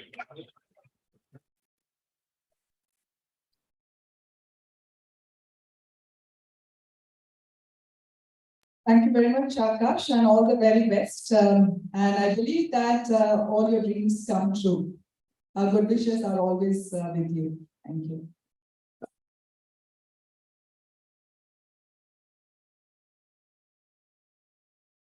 And next, I would like to invite our guest speaker, Mr. Kartikeya Haryani, Managing Director, Tesco Charge Plus Zone, an esteemed alumni of Stanford University Graduate School of Business and LT College of Engineering, Ahmedabad. Embodies a profound passion for entrepreneurship and an unwavering dedication to engineering. Kartikeya's collaborative efforts extend to working closely with government, regulators, state departments, technology providers, and manufacturers to foster the development of microgrid integrated with energy storage, ultimately facilitating the deregulation of electric sector. So, ladies and gentlemen, please welcome Mr. Kartikeya Haryani. Can we hear from you? Thank you.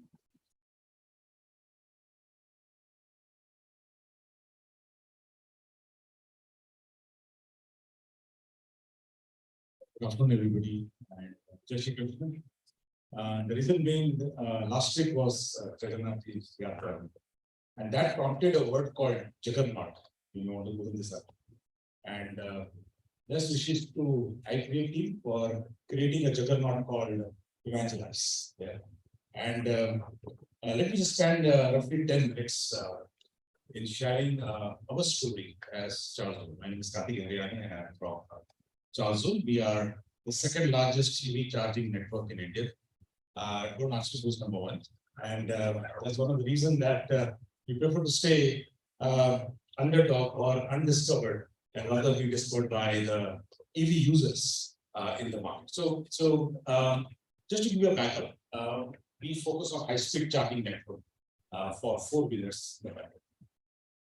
Now, my background is I've been in electrical engineering for the last 30 years. I spent a decade with a company now called L&T Technology Services. It was a small startup division in L&T in the year 2000.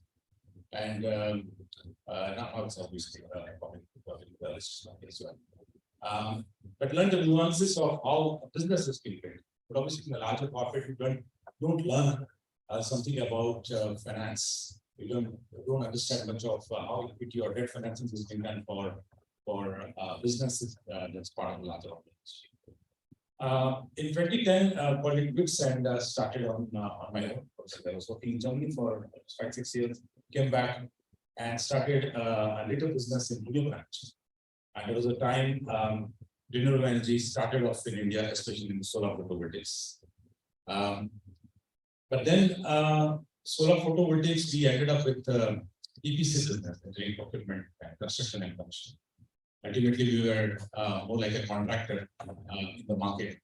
And India is a very difficult market where value addition is hardly valued. So we still managed to save some money. We created a particular plant in Rajasthan, did open access business. And that reminds me what Dr. Amitabh just shared about the KIDA thing, what you started and what you ended up. So it was in 2018, we stumbled up across this EV ecosystem. We said, fine, enough of this contracting job. And I was already turning 40. And I was just asking myself that, well, I'm not going to retire with this kind of work. Instead of EV ecosystem, which offers plethora of opportunities, we decided to go and focus upon what we believed that we were good at. And that was the business of electricity. All of us have something called PIDA thing in us. But one thing was very certain that we may not understand many things about business. But one thing that we certainly understand is the business of electricity. And I'd like to thank central government and the state governments at that point of time of bringing out a small circular in the summer of 2018, where it said that EV charging is not a power trading business. It is a business of consumer. So anybody can set up a charging station and you can serve it to a customer. So well, we spent a year trying to figure out how this EV charging business actually works. Took some flights, with some of my old friends in Munich, to SF in California, and figured out that, yeah, this is the real estate game, the energy infrastructure game. This is also a technology game, because the charging stations are unmanned. And back here in India, if you think from a point of view, anything on self-service base, it's extremely difficult to sell. Because all the petrol pumps are obviously attended by manpower that we have. Well, we decided to create a tech platform. I did meet some of the SaaS providers and all. They asked around $500 million in down payment, something on royalty basis as well. So a little money, and we said, fine, if I'm going to put 100,000 charging points in India, and at $10 per month per point, you're going to pay $1 million, whether you do business or not. So we called. I actually remember I coming out of that meeting in Germany and said, I called my friend. I said, let's do this. Get you a car, an electric car. I'll get you a charging station, and let's start programming this. What all you have to do is to get the data from the charger to the cloud. That's all I need. And 6 months down the line, 100,000 lines of code, we created Charge Cloud, which eventually became our operating system for running our charging. Later on, government decided to convert that into regulation. It says that, well, anybody can put up a charging station, but if it's for a commercial use, it has to be operated through a software. They coined a word called network service provider, NSP. And we became our own NSP. And during 2019, fortunately a year before COVID, we got a couple of breakthroughs. Thanks to the state government here, Gujarat, we set up the first ever electric bus charging station under the OPEX fund for City of Ahmedabad to run the electric buses on BRTS now.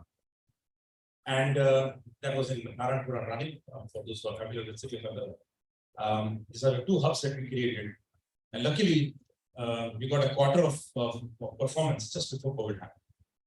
In time, we also set up a hub for a company now called BlueSmart. Their first charging hub in the city of Gurgaon. And then, learning from the solar experience, we said that we won't be doing EPC, but we'll invest and build these charging stations. And we'll deliver energy as a service. Now, 2 years later, we have created this 100 crore business with a top line of 110 crores, with a EBITDA of 12% positive. We raised and deployed 180 crores into the 3,000 charging point network across 20 cities in India. But during the journey, what not to do was getting more clear to us. Yeah. We did not focus on 2-wheelers and 3-wheelers. And there was more engineering decision rather than a commercial decision. Because 2-wheelers and 3-wheelers, the connectors, weren't standardized. While the 4-wheelers, thanks to MG, thanks to some of the early initiatives by Ashok Leyland, then Volvo, and Tata Motors, and so on, they brought in CCS2. We said, fine, and this makes sense for us. Because you cannot end up with so many charging points, and then you find a Type-C connector, an Apple Lightning connector, and the USB stick. You can't be fiddling out around the EV charging infrastructure. So focus paid, a belief and patience did, because in 2020 nothing was happening into the 4-wheeler segment. 21 green shoots started coming in. Some of the vehicles, when I say green shoots, literally green number plates, thank you Gadkari for this very revolutionary idea. And we started figuring out that, yeah, I think we can make money out of this. And our entire focus was how we can be profitable daily, not here. The reason being, we are, after all, an infrastructure company, or let's say technology energy infrastructure, or rather say technology-driven energy infrastructure. So an infra discounts you completely. You say, no, India is difficult, and yes, it's difficult, obviously, but it's all we can want us to do.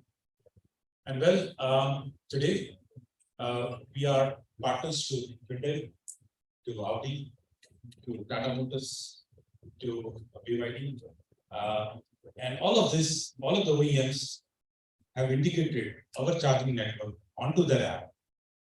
One of the recent ones was Charge My Audi app, for example, which helps the customer to access our charging network. Now, this journey would have not been possible without, let me thank iCreate one more time, because in the year 2019, we were doing some state law. And probably I'm the least qualified person probably in this room as well. Yeah. And a graduate engineer will have a lot of difficulty to understand the market of equities and debt financing. But the reason that we incorporated our company at the starting and got incubated. In fact, got incubated. One was EDI and then iCreate. Was the recognition, or rather an access to recognition, or access to more network, which we were not very much aware of. But as we all know that if you are always open-minded to learn something and create something more meaningful out of the idea, we started forming our core team, mostly a bunch of electrical engineers, because it was very clear that the charging point need to be fixed first, and the customer will come. And then, as we started evolving, we started understanding that what we should be doing and what we should be avoiding. People call it opportunities, and I call them distractions. And one of them was to avoid, for example, the manufacturing of EV chargers. We created more product partners and decided to stay away from manufacturing because that was not our forte. Similarly, we started focusing on the smart energy grids and more IoT-based integration on the upstream side as well, bringing renewable energy and other smart energy tools and solutions into our network. So at the end of the day, this entire journey has been very exhilarating because of combination of 4 different factors.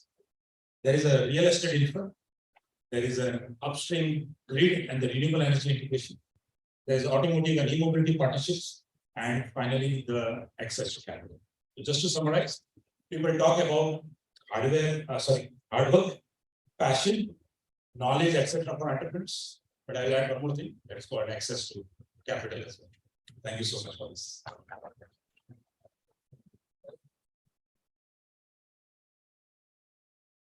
Thank you so very much, Mr. Karthikeyan Haryani, for that beautiful speech. And आप सभी को बताते हुए मुझे बहुत खुशी हो रही है कि हमारे माननीय मंत्री जी Shri Jagdish Vishwakarma ji, honourable minister of state government of Gujarat हमारे बीच पधार चुके हैं और कृपया जोरदार तालियों से उनका अभिनंदन करिएगा।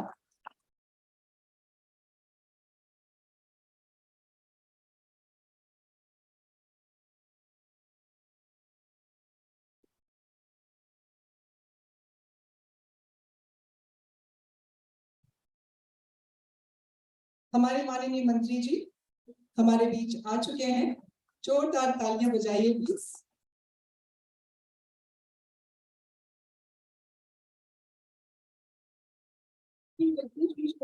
Honorable Minister of State Government of Gujarat, Shri L.J. Haider, IAS, Additional Chief Secretary, Industry and Mines, Department Government of Gujarat, जोरदार तालियों से अभिनंदन करिएगा।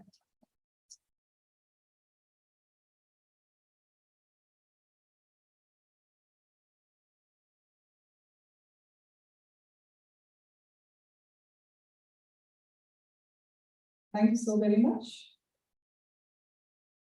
Ladies and gentlemen, and हमारे बीच हमारे माननीय मंत्री जी हैं। हम तहे दिल से आपका बहुत बहुत शुक्रिया अदा करते हैं कि आपने अपने कीमती पलों में से कुछ क्षण हमारे लिए निकाले और आप हमारे बीच आए।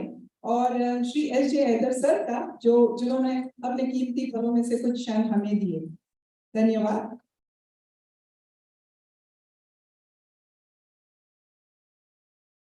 We have a rich tradition of Atiti Devo Bhava. We are privileged to welcome our guest of honor, हमारे मंत्री जी श्री जगदीश विश्वकर्मा जी. He's an industrialist, a philanthropist, and a great leader. And thank you very much, sir, for your glorious presence and blessing the occasion.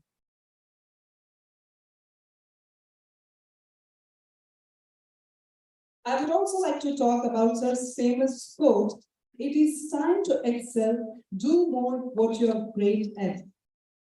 Thank you.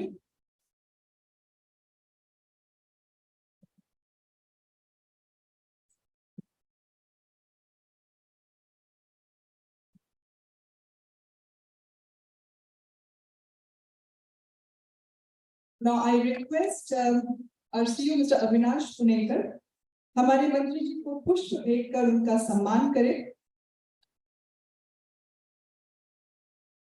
A token of appreciation with all the love and respect that we have for you, sir.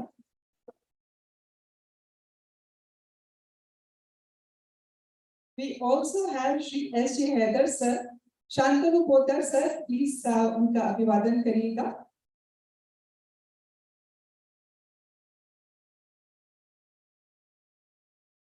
I request Mr. Avinash Punekar sir, please.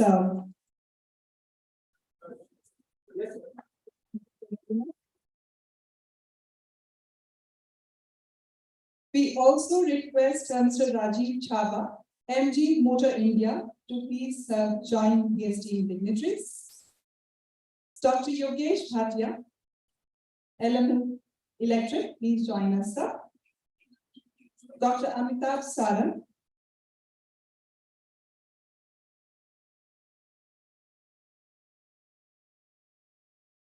Thank you.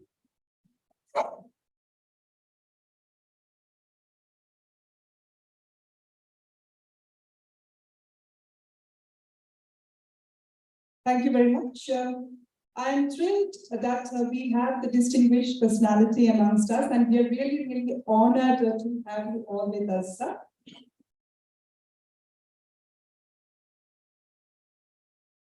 And first, I would request, sir, please, हम आपको कुछ खूबसूरत शब्द सुनना चाहेंगे।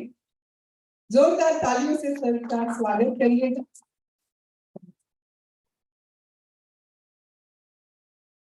Thank you. Good morning, everyone. Unfortunately, CM साहब आवा था पण એમ શક્યા નથી. આજે મારી વચ્ચે ઉપસ્થિત શ્રી હેગડરજી, શ્રી મિસ્ટર રંગનાથનજી, શ્રી અવિનાશ પુનેકર, રાજીવ છાબરાજી, યોગેશ ભાટિયાજી, અમિતાભ સરણજી. મને ખબર છે કે હું ખૂબ ઇન્ટેલેક્ચ્યુઅલ લોકોની વચ્ચે છું આજે. જે બધા જ લોકો એવી માટે સતત વિચારતા હોય છે ને ક્રિએટિવ માઇન્ડ સેટ સાથે લોકો છું આજે. એટલે કદાચ તમારા જેવી ડેપ્થ મારી પાસે નહીં હોય એવી નહીં. એટલે હું તમારા બધાને સમજવા માટે આવ્યો છું કે વોટ ઇઝ ધ EVM. કોણ મને કહેશે? આઈ એમ ઇન્ટરેસ્ટેડ વિથ યુ કે મારે EV સમજવું છે.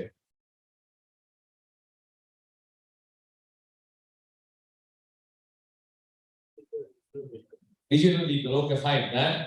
બીજું કે આ સિવાય કે startups, I think this is a third event actually. Third event.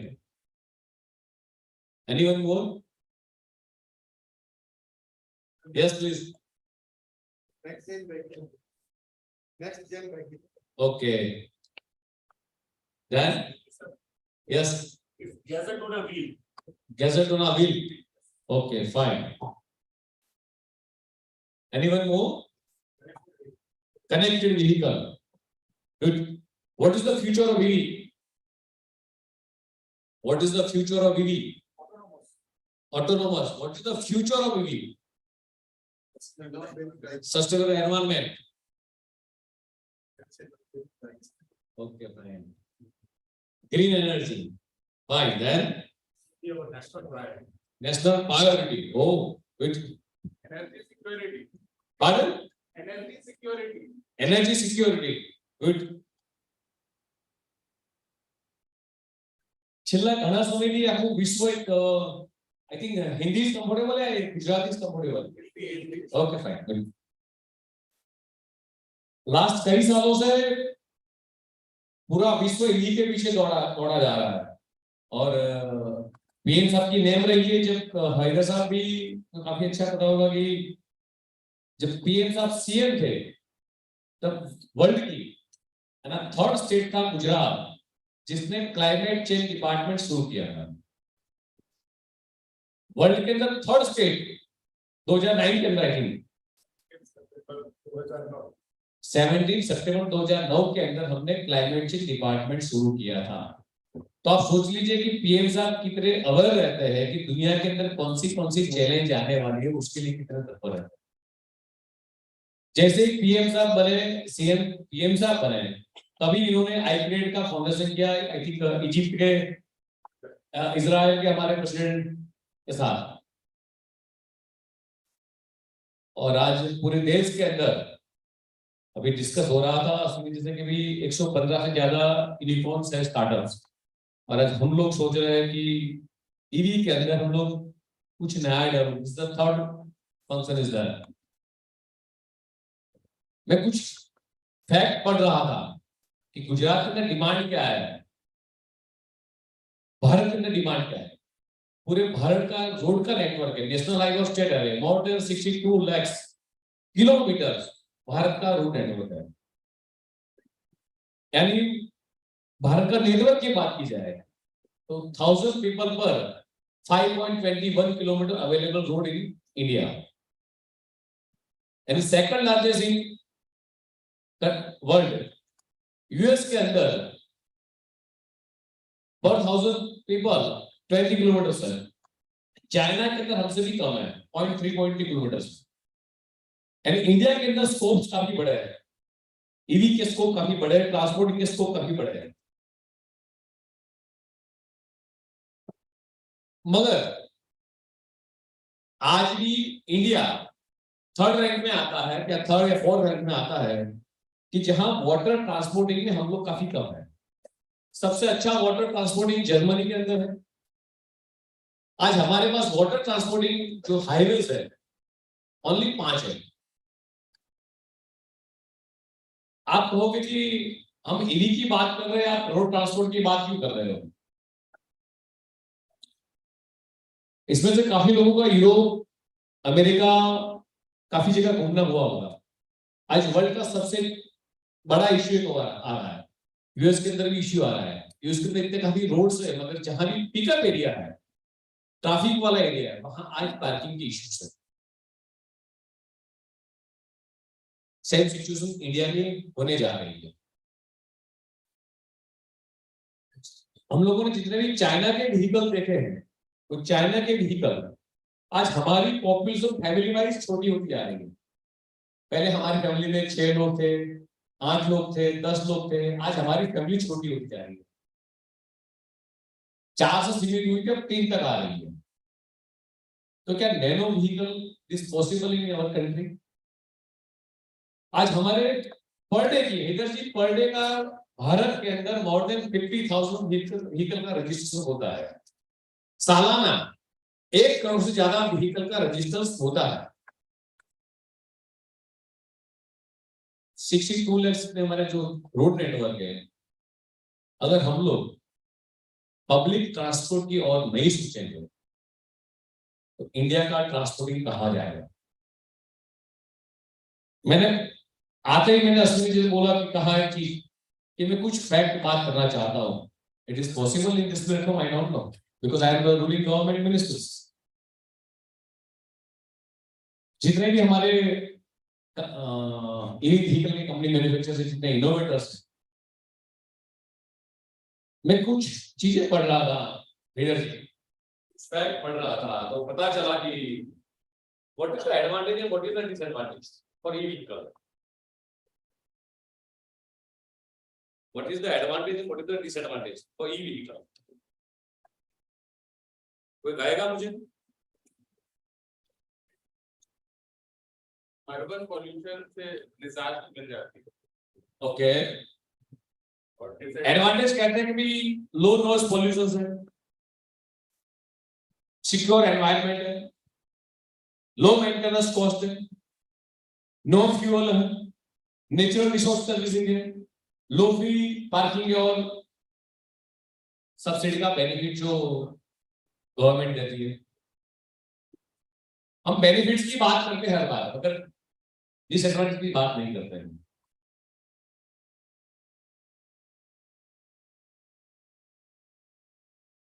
जितने भी ईवी मैन्युफैक्चरर्स हैं, हमें प्राइस की ओर देखना पड़ेगा कि हमारा व्हीकल मिनिमम कॉस्ट में कैसे आए। अगर हमारी प्रोडक्शन कॉस्ट और सेलिंग प्राइस हम कंट्रोल नहीं करेंगे तो ई व्हीकल का मार्केट हमें थोड़ा कम लगेगा। आज हमारे पास चार्जिंग स्टेशन लिमिटेड है, इश्यू है। रिसेंटली मेरे पास एक इश्यू आया, किसी सोसाइटी, मेरे पास कोऑपरेटिव भी है, यहाँ मॉडल की सोसाइटी है, तो शायद मुझे हिदर जी के साथ बैठ के क्लोज में शायद चेंज भी करना पड़े। गाड़ी किसी ने बेची है, वो मांग रहा है परमिशन वो चार्जिंग के लिए। सोसाइटी मना कर रही हो बंदे को कि हम आपको एनओसी नहीं देंगे। तो बंदा परेशान होगा। इसके लिए क्या करेंगे? जाहिर सी बात है, हम लोग उसके लिए सोचेंगे कि किसी के अंदर, सोसाइटी के अंदर पब्लिक चार्जिंग लगा सकते हैं। कोई भी बंदा आएगा, चार्जिंग लेके चला जाएगा, चार्जिंग करके चला जाएगा, सोसाइटी का पब्लिक चार्जिंग। दूसरी बात है, रिचार्जिंग का टाइम ज्यादा है।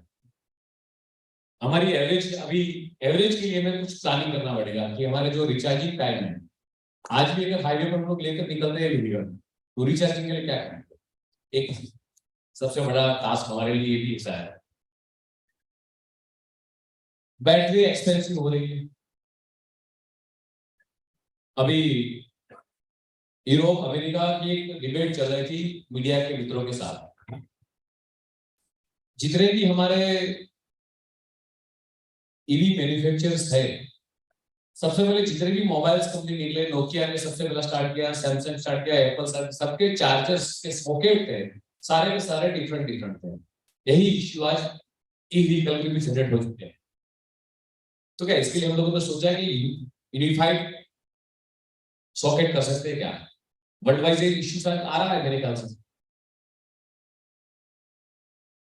EPA, environment particular agency, US ने भी बोला, वहां की गवर्नमेंट ने, तुम्हारे पास पावर जनरेशन कितना है? आप कहते हो कि 2030 तक सारा ई व्हीकल कर दोगे, तो पावर जनरेशन कितना है हमारे पास? ये रिसर्च किया है हमने कि अगर ई व्हीकल हो गई तो ई व्हीकल के अंदर कितने पावर की रिक्वायरमेंट रहेगी। आज जितना भी ई व्हीकल रिचार्ज कर रहे हैं, तो हम लोग एक बार बात कर रहे हैं कि कार्बन डाइऑक्साइड हमें घटाना है, मगर कितना पावर कौन से जनरेट हो रहा है? 70%। तो एक दिशा में भी हमें सोचना पड़ेगा। मैं ईवी की फेवर कर रहा हूं, मगर हमें ईवी के साथ साथ ये फैक्ट सोचना पड़ेगा।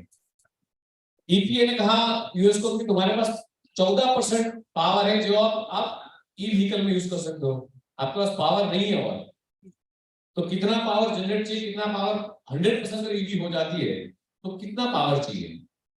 आज भारत के अंदर कितना पावर है? मोदी जी का हम जितना आभार मानना कम है कि उन्होंने पूरे भारत के हर गांव तक 24 आवर्स बिजली पहुंचाने का काम किया है। मगर अभी भी हमें 100% रिन्यूएबल एनर्जी का काम और भी करना बाकी। आज साल विश्व में हम लोग नंबर 1 पर रिन्यूएबल एनर्जी के लिए, मगर और भी काम करना बाकी है हम लोगों को। तो आने वाले दिनों के अंदर अगर 0% हम लोग एनर्जी क्रिएट करना चाहते हैं, तो हमें सबसे पहले वो फोकस करना पड़ेगा कि हमारे पास कितने ईवी हम लोग प्रोड्यूस करेंगे और प्रोड्यूस के लिए कितनी पावर की कंजप्शन जाएगी। साथ साथ में अगर छोटी छोटी बातों के लिए कुछ सोचेंगे नहीं, तो आने वाले दिनों के अंदर ये भी हर्डल्स रहेंगे हमारे बीच। पीएम साहब कह रहे हैं कि भाई आज पूरा वर्ल्ड वरीड है आने वाले दिनों के लिए। क्या हाइब्रिड कार की भी बात कर रही है, एक और ईवी है, हाइड्रोजन से चलने वाली कार भी है। तो कौन सी दिशा में लोग जाएंगे, क्या सिलेक्ट करेंगे? Which is the easiest way? आज शायद सब लोग इकट्ठा हुए हम लोग मेरे ख्याल से ईवी के प्रमोशन के लिए। मैं राइट या रॉन्ग? ईवी के प्रमोशन के लिए इकट्ठा हुए, मगर जब कुछ फैक्ट में पढ़ रहा था तो पता चला कि भी इतने चैलेंज भी हमारे सामने हैं। आज ये बात आप लोगों के बीच इसलिए रख रहा हूं कि हम लोग जब शाम को यहाँ से निकले, आने वाले दिनों के हम लोग तो सोचेंगे कि what is the future task. ये सारी चीजें आप पॉजिटिव रूप से देखिए, ये सारी चीजें हम लोग पॉजिटिव थिंकिंग करेंगे तो इस सारी चैलेंज आने वाले दिनों में हमारे सामने रहेंगी। इसलिए सारे फैक्ट हम लोग सिर्फ अच्छी ही बातें करेंगे तो कुछ फैक्ट बाहर नहीं आएगा। सारे इंटेलेक्चुअल लोग बैठेगा, हमें सारे फैक्ट हमें बाहर लाने पड़ेंगे। That's why discuss the all point भी आने वाले दिनों के अंदर फ्यूचर्स क्या है। मोदी जी चाहते हैं कि 2070 तक 0% कार्बन एमिशन भारत के अंदर हो, तो उसके लिए हमें आज से शुरुआत करनी पड़ेगी। साथ में दुनिया के अंदर सबसे ज्यादा ई वेस्ट आज क्रिएट हो रहा है, फैब्रिक वेस्ट क्रिएट हो रहा है, सॉलिड वेस्ट क्रिएट हो रहा है। Why discuss with this point? Why discuss with this point कि आने वाले के दिनों के अंदर हमारी कार ऐसी क्यों ना बने, इसका रिसाइकलिंग मटेरियल्स यूज कर रहे हैं। रिसेंटली कहीं मैंने एक वीडियो भी देखा यूट्यूब पर कि सोलर रूफ आ रही है, I mean one kind of the film, solar film जो हम रूफ पर लगा सकते हैं। मिनिमाइज वेस्ट को हम कैसे कंट्रोल कर सकते हैं? अभी इटली में टेक्सटाइल का एग्जीबिशन हुआ रिसेंटली, इटली में करके वहां टेक्सटाइल फैब्रिक्स को रीयूज करने का, रिसाइकल करके फैब्रिक्स को, पूरे जीन्स को, पूरे शर्ट को, हमारी ये ट्राउजर को, सूट को रिसाइकल कैसे किया है? इट इज पॉसिबल कि जो कपड़ा अभी हो चुका है उसको रिसाइकल करके फिर से नया कपड़ा बनाना है। उसका मार्केट भी आज स्टार्ट हो चुका है, मोर देन 4000 करोड़ से ज्यादा मार्केट हो चुका है, इतना कपड़ा भी रिसाइकल होने लगा है। रिसेंटली एक पेपर में पढ़ा कि कपड़े का rental business more than 800 crore का रेंटल बिजनेस आज इंडिया के अंदर। ये बात आज इसलिए कह रहा हूं कि आने वाले दिनों के अंदर ट्रैफिक की समस्या इतनी होने वाली है, पॉल्यूशन की समस्या इतनी होने वाली है, तो क्या हम लोग जो ई व्हीकल जो बनाने वाले हैं उसको हम लोग मिनिमाइज नेचुरल रिसोर्स का यूज ना करके रिसाइकल मटेरियल का यूज कर सकते हैं क्या? एनवायरमेंट फ्री व्हीकल बनाना चाहते हैं तो एनवायरमेंट को क्या हम करें? इस दिशा में अगर नहीं सोचेंगे तो आने वाले दिनों के अंदर शायद हमारे जो एफर्ट्स आज हम लोग इतने हावर्स स्पेंड किए आने वाली पीढ़ी के लिए, तो कैसे सर्वाइव होगा? ई व्हीकल बनाना है मगर 0% नेचुरल रिसोर्स के यूज के बिना रिसाइकल कर सकते हैं कुछ मटेरियल्स। आने वाले दिनों में बैटरी का वेस्ट कितना होगा? बैटरी की कॉस्ट हाई हो रही है, लिथियम काफी कम मात्रा के अंदर बाकी और कंट्रीज में है, मैक्सिमम चाइना में, बाद में शायद हमारे वहां भी रिसेंटली मिला है कुछ स्टॉक्स। आने इसकी लाइफ कैसे बढ़ सकती है? अभी गडकरी जी ने कहा कि हम लोग सोलर हाईवे डेवलप करेंगे, शायद इटली ने एक रोड भी बनाया, जनरेट किया, जैसे भी व्हीकल निकलते हैं ट्रांसपोर्टिंग व्हीकल हैवी तो ऑन द रोड वो चार्ज हो जाते हैं। रिसेंटली एक डेवलपमेंट भी ऐसा हुआ कि भी रोड के अंदर ही, मेटल के अंदर कार्बन डालकर जितने भी व्हीकल निकलते हैं, व्हीकल के फ्लोर के नीचे मैग्नेट क्रिएट करके उसको गाड़ी को जनरेट कर सकते हैं पावर एनर्जी से। ऐसा भी डेवलपमेंट चल रहा है। तो ऐसा ई व्हीकल के साथ साथ ऐसे और कौन से फीचर्स है जो फीचर को हम लोग हमारे साथ जोड़ सकते हैं? तो मेरे ख्याल से ऐसी कई चीजें हैं ई व्हीकल में चैलेंज आने वाली है, जो हमें चैलेंज को फेस करना होगा। और साथ में ई व्हीकल का प्रमोशन है। अभी केवड़िया कॉलोनी के पास, केवड़िया कॉलोनी के अंदर हैदर जी साक्षी पीएम साहब ने कहा कि भी जितनी भी व्हीकल्स यहाँ आए वो ई व्हीकल्स है। हम लोगों ने रिक्शा की, ऑटो रिक्शा भी रखी हुई है पिंक कलर की, वो वहां की ट्राइबल की लेडी ड्राइव करती है, वो सारी की सारी ई रिक्शा है। आने वाले दिनों में गवर्नमेंट ऑफ गुजरात हो, गवर्नमेंट ऑफ भारत हो, इंडिया हो, हर जगह ई व्हीकल को हमें अप्लाई करना है। मगर ई व्हीकल प्रमोशन के साथ साथ हम लोग कैसे उसको टेक्नोलॉजी को एडॉप्ट कर सकते हैं? आने वाले जो हमारे चैलेंजेस है वो चैलेंज को कैसे हम सस्टेन कर सकते हैं, सबसे बड़ी बात है हमारी सबके लिए। ऐसे कई पॉइंट्स है जो हम लोगों को फेस करना रहेंगे और मेरे ख्याल से आने वाले दिनों के अंदर ई व्हीकल का मार्केट एंटायर वर्ल्ड काफी बड़ा मार्केट है। सबसे बड़ा बायर तो इंडिया है, उसके बाद शायद China and then US and other countries.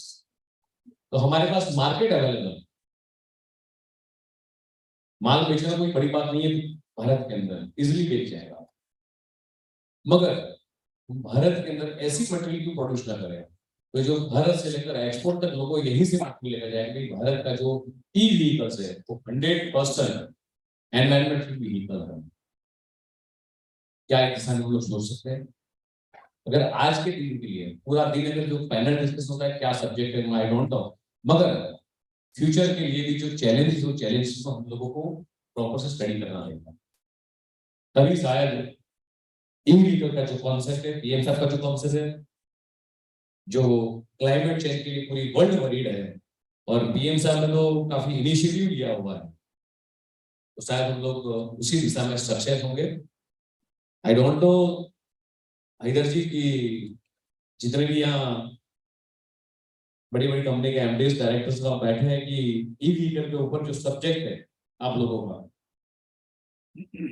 मैं subject you like I don't like but this is a fact कि ई व्हीकल के सामने हमें एक्सेप्ट भी करना है, मार्केट भी है, सामने चैलेंज भी काफी है, तो चैलेंज के लिए पूरा दिन का एक सेशन होना चाहिए। तो तभी हम लोग आज अगर यूएस की ईपीए कुछ कह रही है तो हमारी इंडिया के एनवायरमेंट सिस्टम क्या कह रही है, वर्ल्ड वाइज क्या सिनारियो है, अगर इसके ऊपर पूरा दिन का डिबेट हो तो मेरे ख्याल से हम लोग जो जिस दिशा में राइस वीक कॉन्टैक्ट करेक्ट जो प्रोग्राम किया है शायद वो सक्सेस हो सकते हैं। Thank you all of you.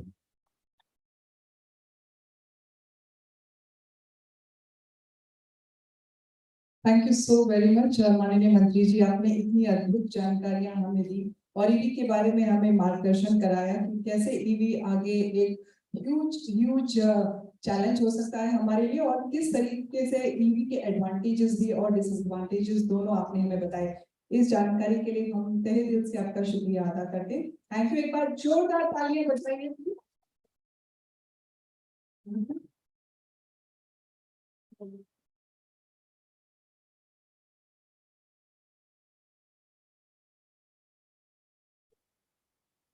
अब मैं हमारे माननीय मंत्री जी श्री जगदीश विश्वकर्मा जी से रिक्वेस्ट करना चाहूंगी कि हमारा ईवी का जो चैलेंज है जिसके लिए हम सभी बहुत उत्साहित हैं और सवेरे से पल के बिछाए आप सभी की प्रतीक्षा कर रहे थे, तो एक छोटे से रिमोट के द्वारा इसका उद्घाटन करिएगा प्लीज। धन्यवाद।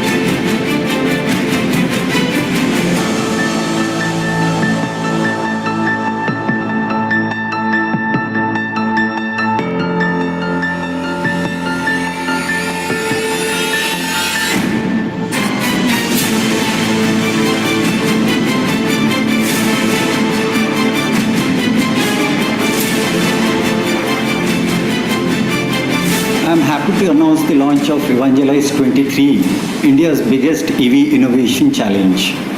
It is wider in scope and will include a lot of different classes of vehicles. It aims to identify and support startups from early stage to industry ready. It is going to bring together thought leaders and global experts in our thematic knowledge track, featuring EV innovations from over 55 Indian and international research institutions.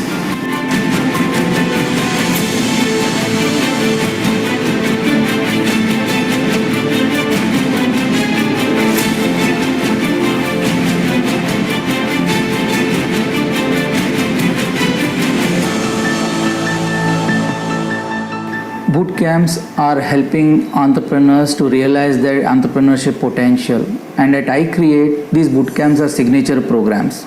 And these boot camps help to realize their innovative prototypes to be tested at our Center of Excellence, which is an exclusive COE for electric vehicles. These startups are mentored by domain experts as well as guided by business coaches. And finally, they will come out with a business ideations with market potential. Holistically, these startups are realizing their successful journey once they go through this boot camp.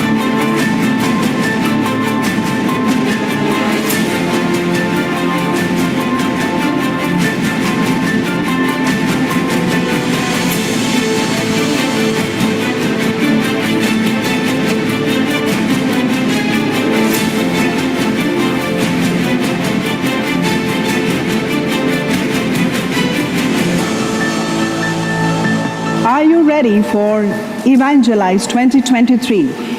India's biggest EV innovation challenge is getting bigger and better this time.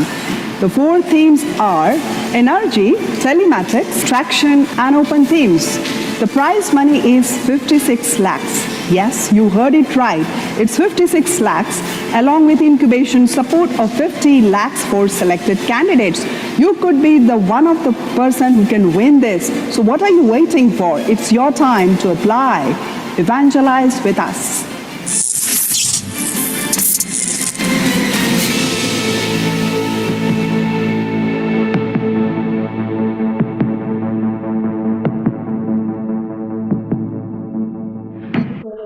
मुझे ये बताते हुए बहुत खुशी हो रही है कि लास्ट इवेंजलाइज में भी सर हमारे साथ थे और इस साल भी उन्होंने हमारे लिए टाइम निकाला, इस कार्यक्रम की शोभा बढ़ाई। हम तहे दिल से आपके बहुत बहुत आभारी हैं और आपने हमारा मान रखा, सम्मान रखा। Thank you so very much sir for that. And now risk 5.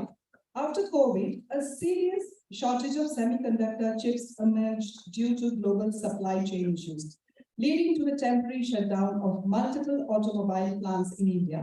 It was at this critical juncture that iCreate recognized the need to bring out a transformative change in the ecosystem. With a vision to address this challenge, iCreate embarked on a mission to develop an indigenous microchip based on open source, royalty-free RISC-V architecture that could be integrated into EV-related sub-components. This endeavor was fueled by collective ideas and contribution of vibrant startups and innovator communities already involved in semiconductor, microelectronics, and electric vehicle domains. After a year of relentless development efforts, we are thrilled to announce the arrival of alpha version of our microchip SoC42. The groundbreaking achievement marks a significant milestone in our journey. We request once again, हमारे माननीय मंत्री जी और SJ Haider sir, please remote के द्वारा इसका उद्घाटन करिएगा please. Presenting India's most exciting hardware development contest for electric vehicles, RISC-V contest by iCreate. What makes RISC-V so exciting?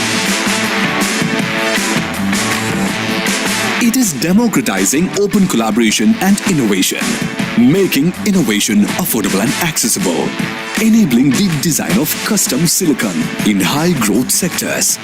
RISC-V Open Standard allows you to customize any given application. You can be part of a rich hardware and software ecosystem. Yet, support India's ambition to become Atmanirbhar in chip development. RISC-V contest by iCreate. The participants will embark on an incredible journey, leveraging platforms like Shakti, Vega, and SOC42 by iCreate.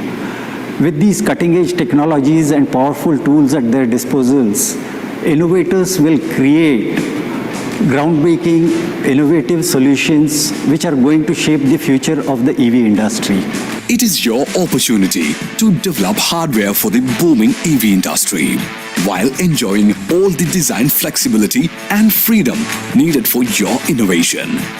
Whether you are an individual or a team of up to 3 members, go ahead and use platforms such as Shakti and Vega or SoC42. The chip developed by iCreate on the RISC-V architecture. Up to 10 participants will get prize money of ₹1 lakh each. Applications open on 27th June. Applications close on 31st August. Submission of solutions from September 1 to 31st October. Final jury and winner announcement at EVangelise 23 finale, 1 to 2nd December.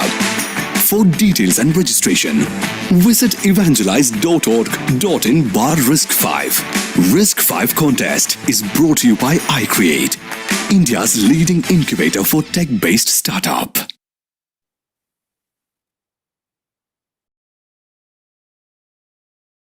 Thank you so very much. And now I request S.J. Heather, Sir, Additional Chief Secretary, Industry and Mines Department, Government of Gujarat. Sir, we would love to hear from you. Can we hear for Heather, sir, please? Thank you.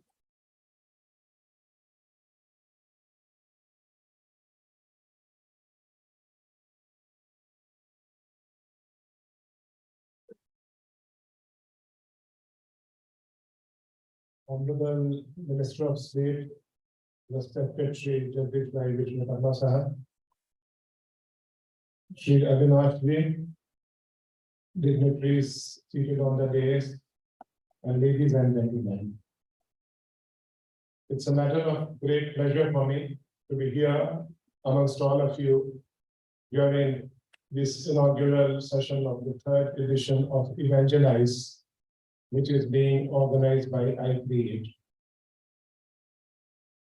A lot has already been talked about, but let me tell you, as our Honorable Minister very rightly said, it was the vision of our Honorable Prime Minister, Shri Narendra Modi ji, when he used to be the Chief Minister here.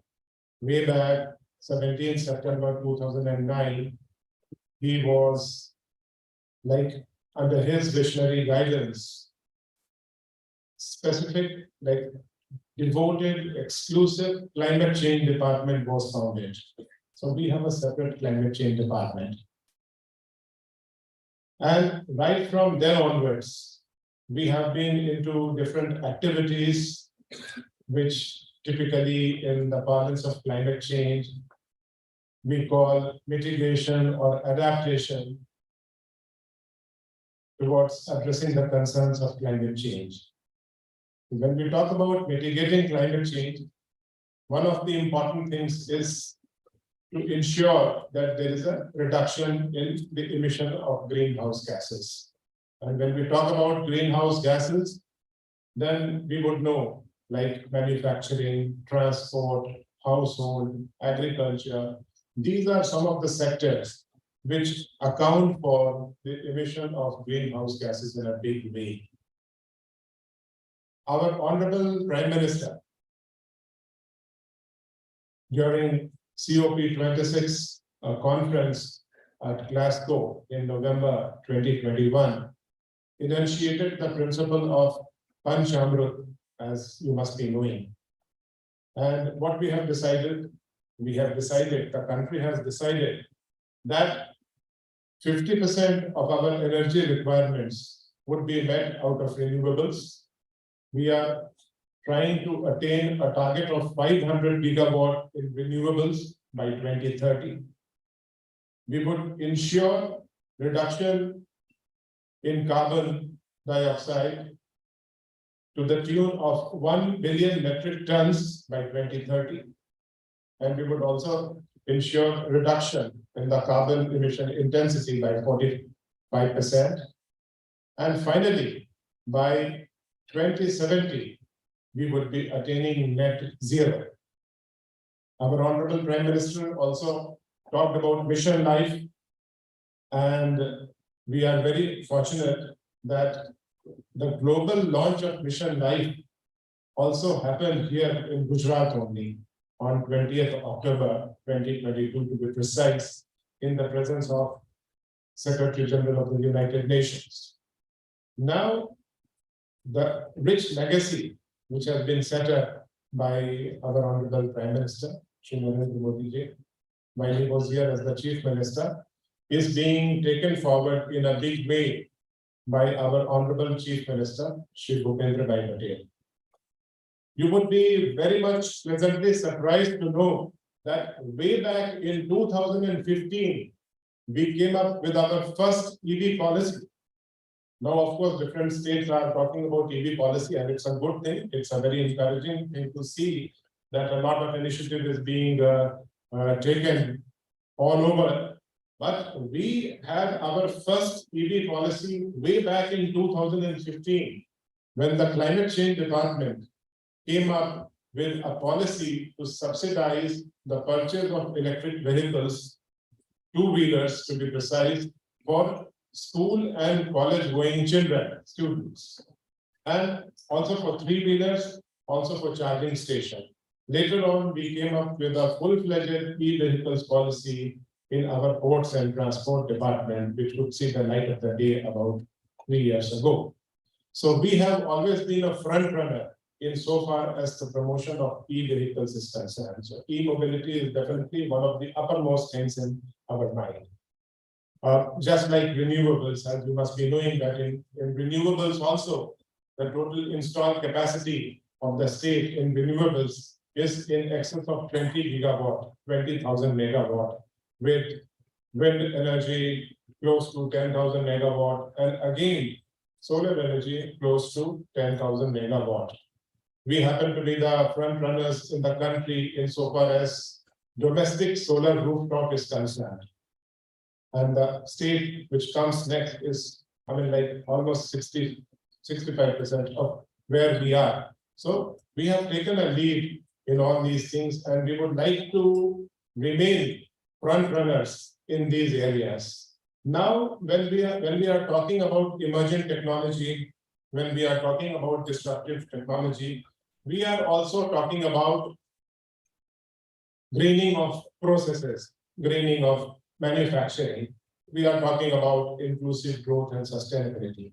And when we talk about all these developments, we can ill afford to underestimate the potential of startups.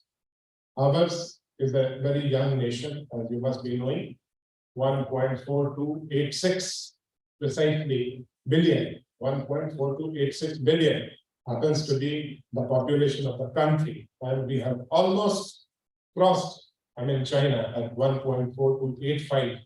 So we have a huge young talent pool. You would be knowing that 65% of our population is below 35 years of age, and 50% of our population is below 25 years of age. Now, inspiring young minds, we take pride in the fact, this demographic dividend, as you would call it, we are a young nation. And this young nation has to be empowered. We have to instill that creativity, that culture, that scientific temper in all these youngsters. We have got a wonderful ecosystem insofar as supporting startups is concerned. You would be knowing perhaps 3 years in a row, we have been recipient of the front-runner state by DPIIT as the state with the best ecosystem to promote startups. And when we talk about promoting startups, 3 or 4 departments of the state government are very much involved in it. Of course, Industries and Mines Department happens to be one. We have got a very wonderful policy, and we are supporting the startups in a big way, right from, throughout the entire journey, right from the time of ideation,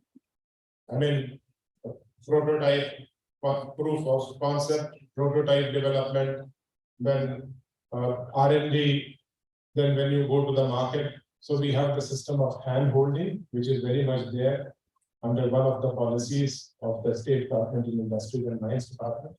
We have got another policy, student, startup, and innovation policy of higher and technical education. Again, that's a very versatile policy. And we have thrown the eligibility criteria so very open that any individual, whether he or she has received formal education or not, would be eligible to participate, come forward and ideate.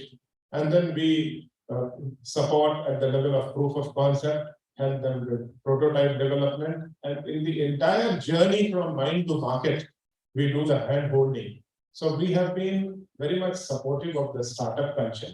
We have been encouraging it. Our Department of Science and Technology also, even in biotechnology, we have been supporting the startups. Last year also, you would be happy to know that we have carried out a very prolonged student startup research and innovation festival. This time again, we are planning, and I was talking to Honorable Minister, and he was also nice and kind enough to support us. And in fact, he takes the initiative, I must put it that way. We would be having a very prolonged student startup research and innovation festival. Not necessarily students, of course, the students would constitute a big chunk of that, but then it could be thrown open to all. And all the departments of the state government would come together under the umbrella of iCreate. iCreate, as you would know, has to be, it has got a very noble role to play in society. It's an umbrella organization.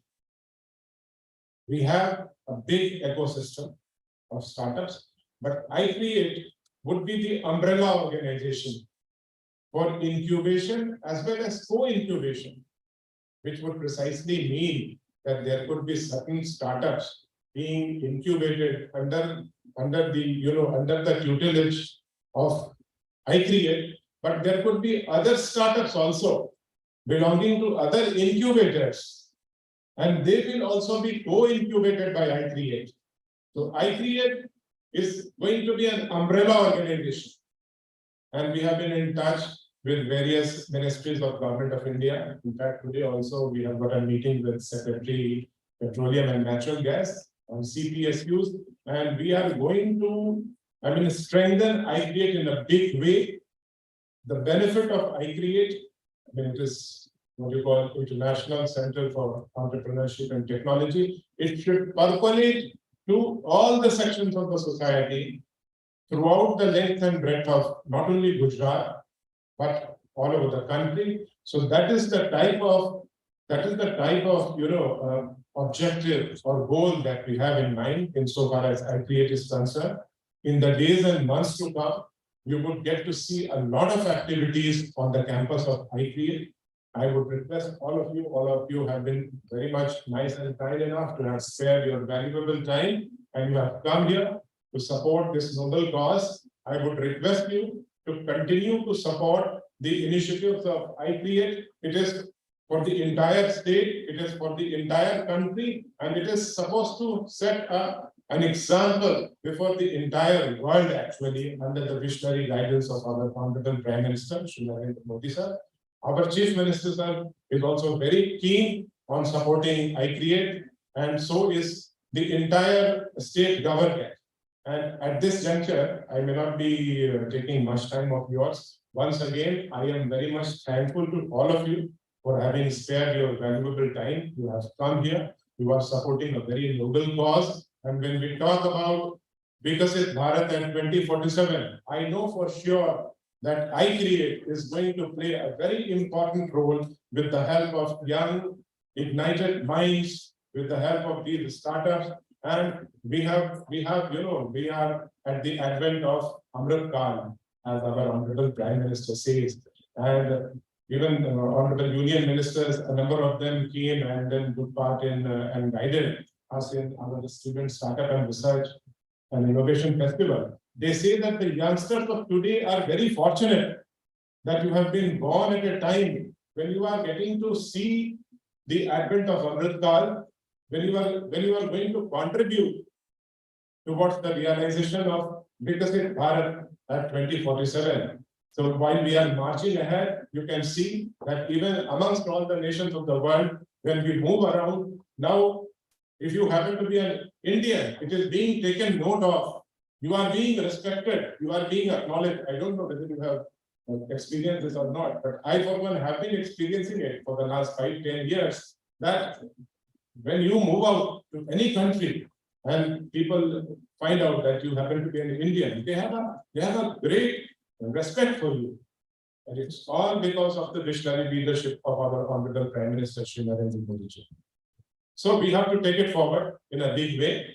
So once again, I would thank all of you, and I would request you, and I would appeal to all of you to join hands for this noble cause and ensure the realization of Atmanirbhar Bharat in the fullest possible way. Thank you once again. Jai Hind, Jai Jai Gopinath.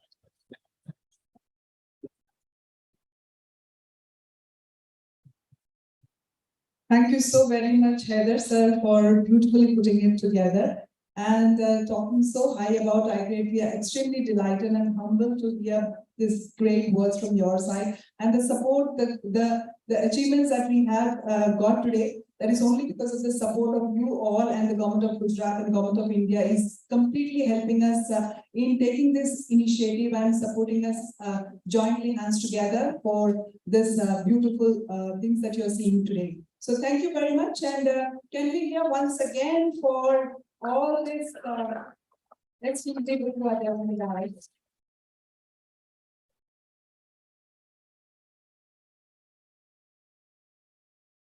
Right. So if anyone has any questions,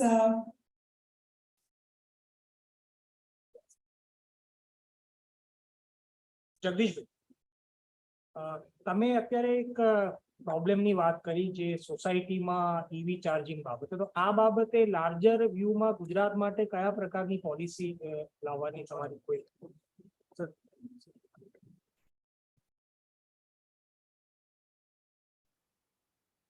EV ચાર્જિંગની આપણે જે વાત કરી છે એટલે ખૂબ જ વ્યવસ્થિત વાત કરી છે કે માત્ર આપણે ઇલેક્ટ્રિક વ્હીકલ્સને સપોર્ટ કરીએ કે સબસિડાઇઝ કરીએ એ પર્યાપ્ત નથી, કેમ કે એના માટે ઇકોસિસ્ટમ પણ જોઈશે.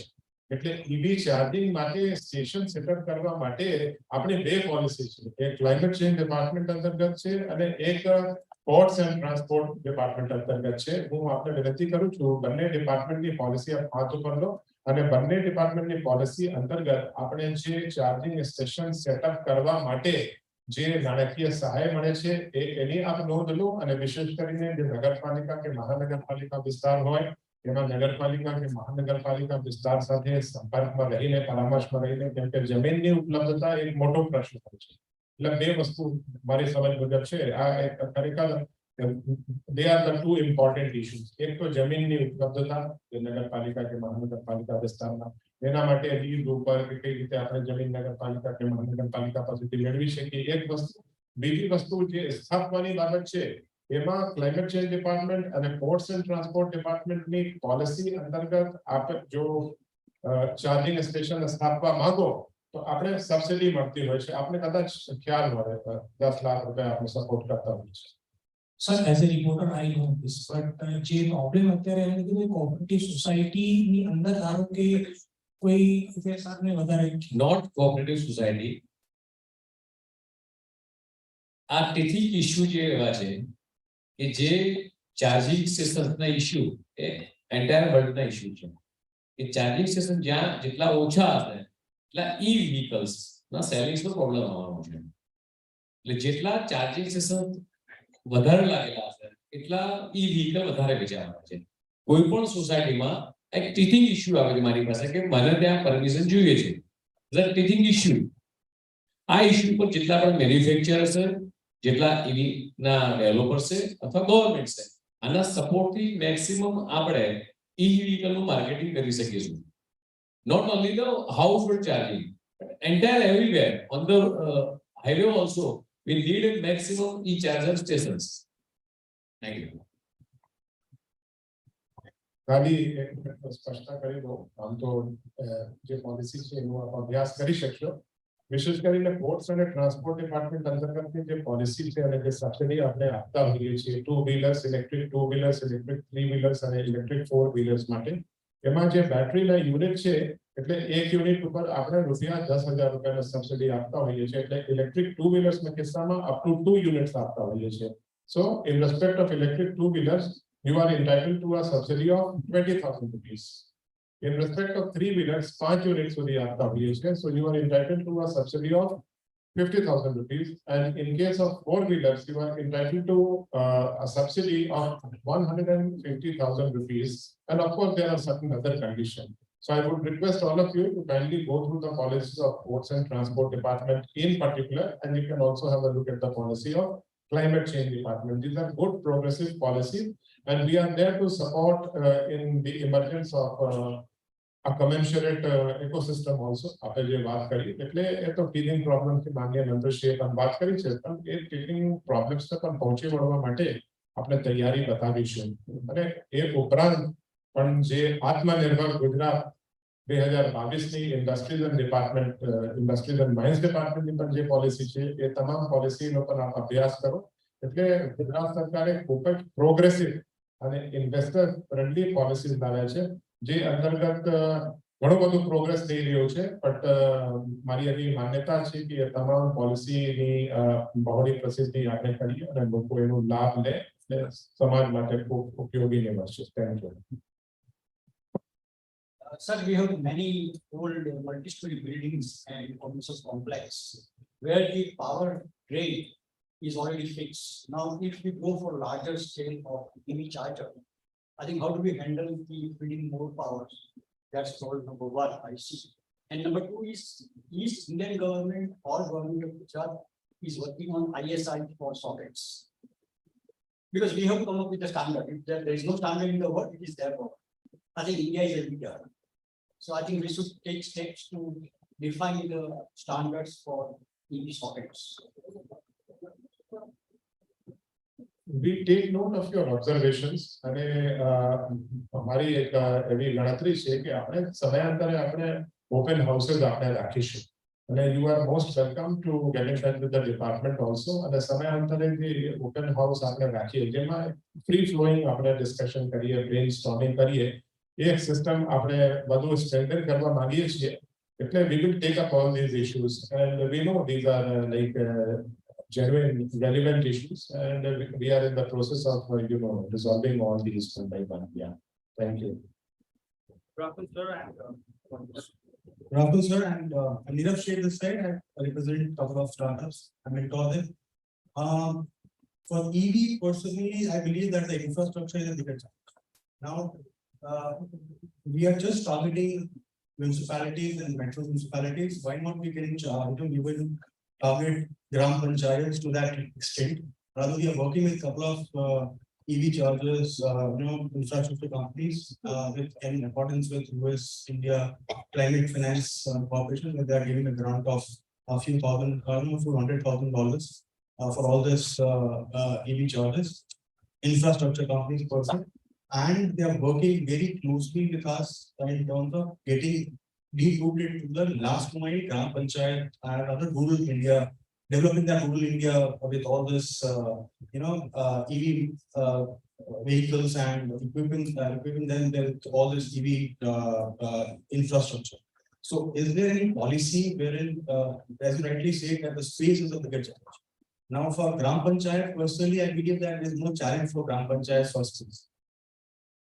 Infrastructure can be easily made in Gram Panchayats very diligently and in a widespread way. If we can reach out to those and if we have some policies on those sides, we can definitely work on building of infrastructure. We have a lot of offshore investors who look at developing the infrastructure of the EV in India, and they want someone to actually deep dive inside the rural place and work on this entire project. Yeah, your point is well taken.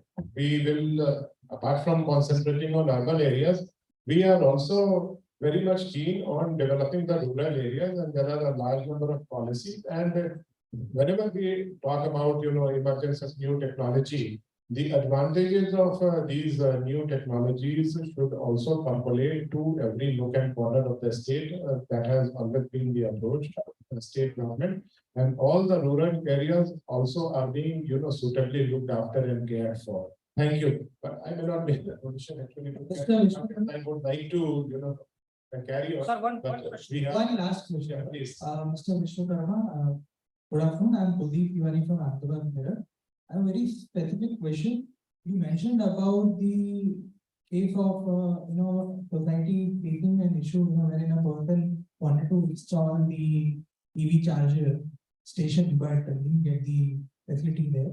Now, I just want to, break it down, does the policy have this facility wherein, if a society wants to have this facility commonly, is the government supporting it, bringing down to AMC, like we have in, parking station, or we have multi-level parking where, we are providing this facility.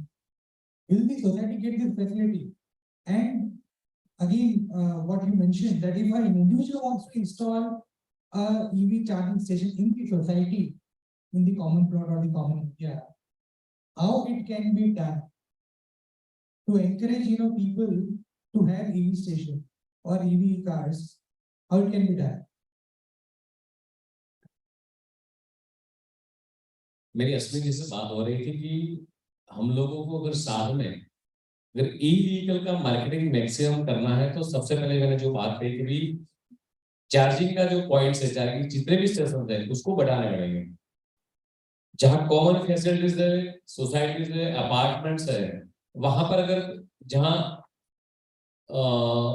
Electrical metres रहते हैं वहां पर house hold के लिए in future हम लोगों को e vehicle के चार्जिंग भी हमें रखने पड़ेंगे, तभी हम लोग की मार्केटिंग कर पाएंगे। ई व्हीकल के मैक्सिमम मार्केटिंग हो पाएगा।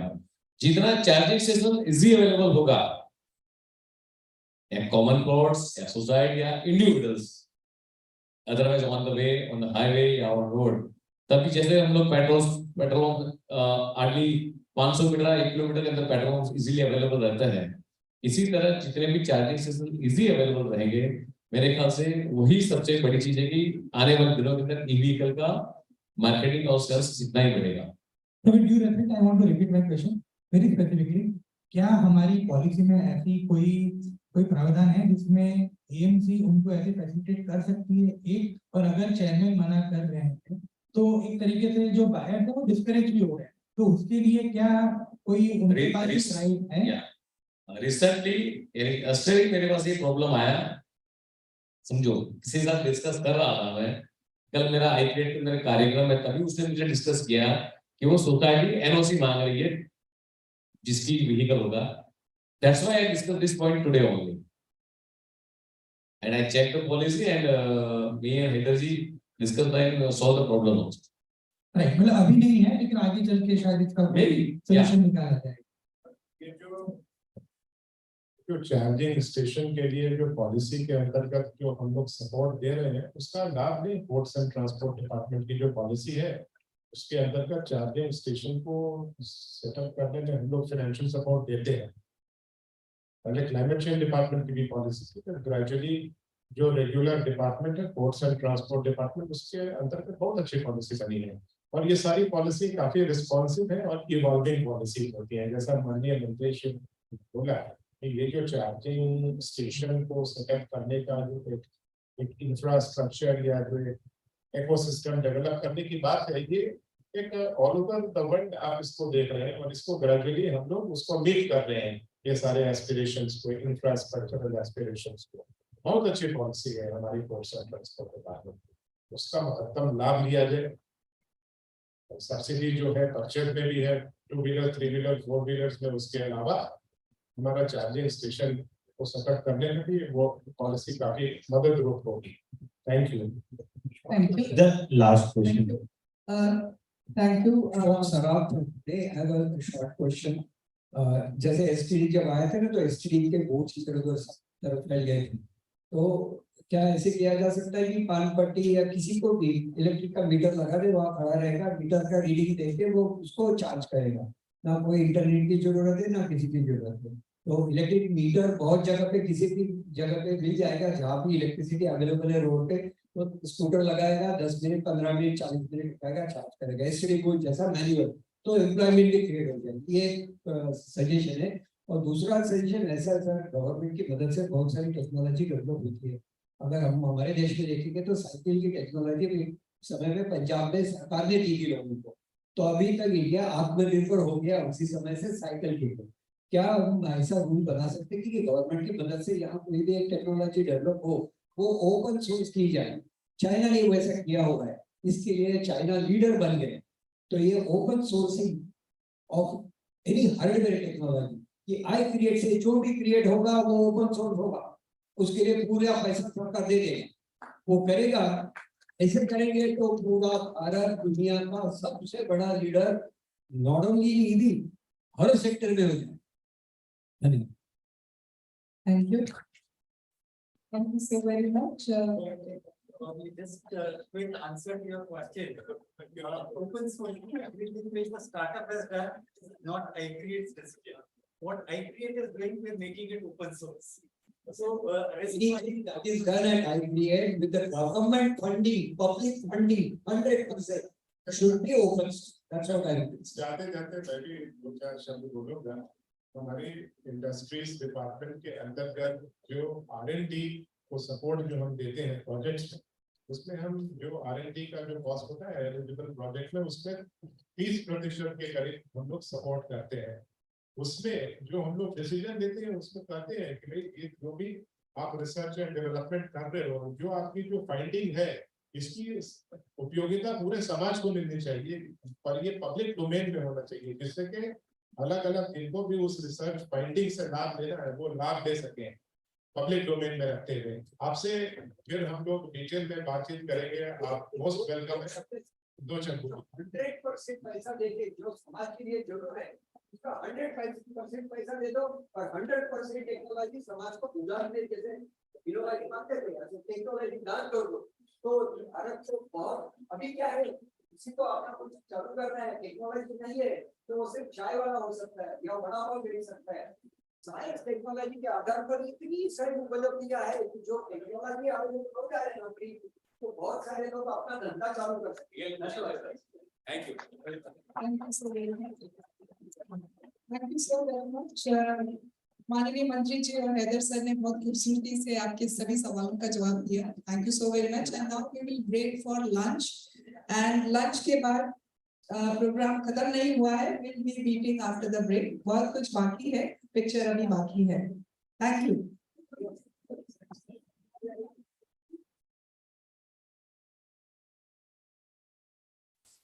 It's a 45 minutes break, so we will be meeting at 2 o'clock. 2 बजे प्लीज सारे लोग आ जाइएगा। Thank you.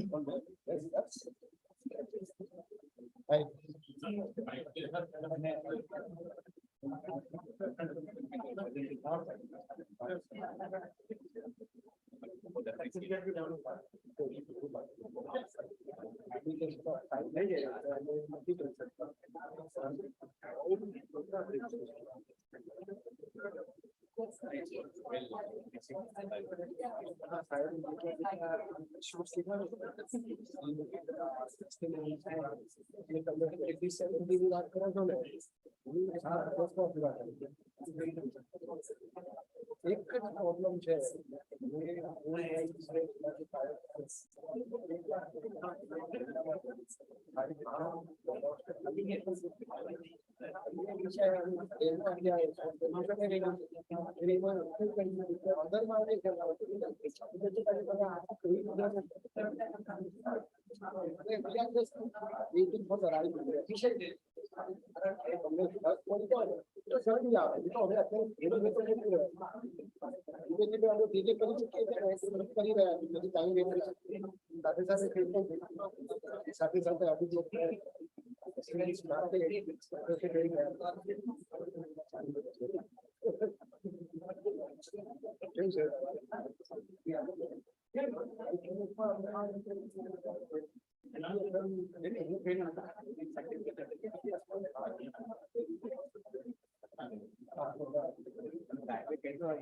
umbrella institute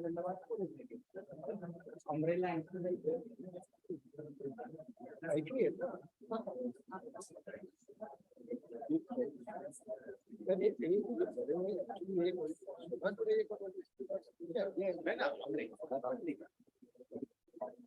universal technology related है एक सिंपल वस्तु का इन्वेंशन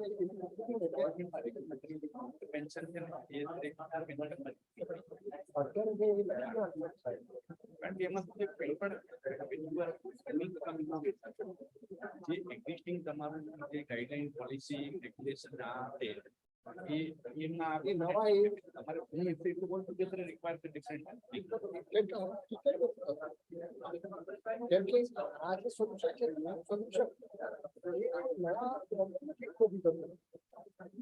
આદમી વાયરસ છે સરકાર કરે તો થાય બરાબર કોવિડ વેક્સિન હોય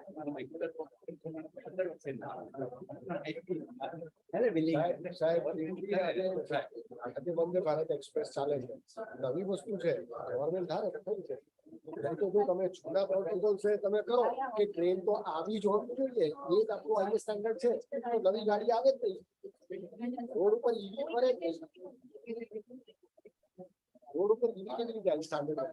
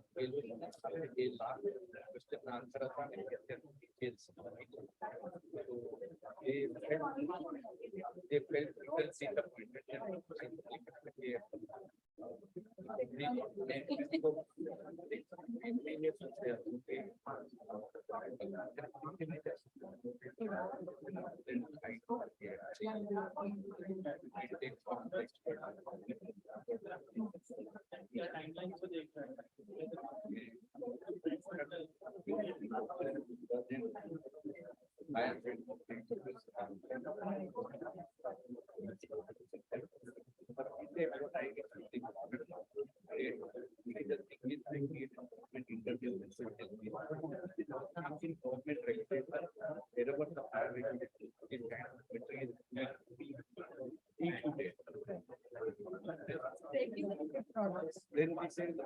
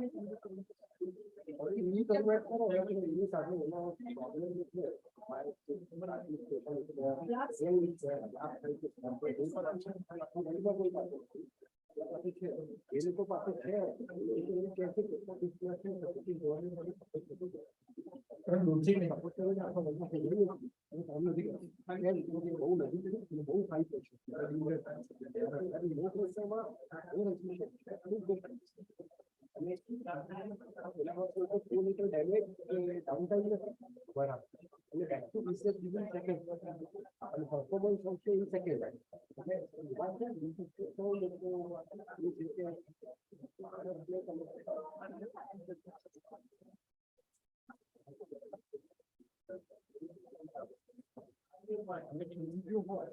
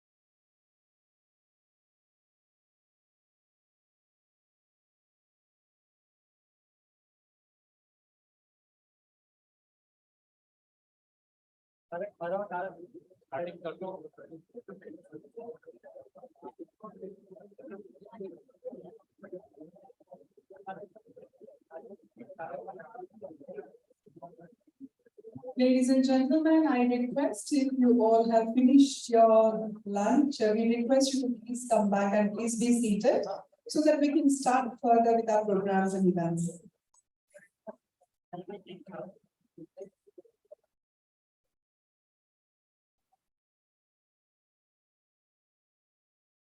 We are going to have the panel discussion. I request all the panel members to please be here. The panel members.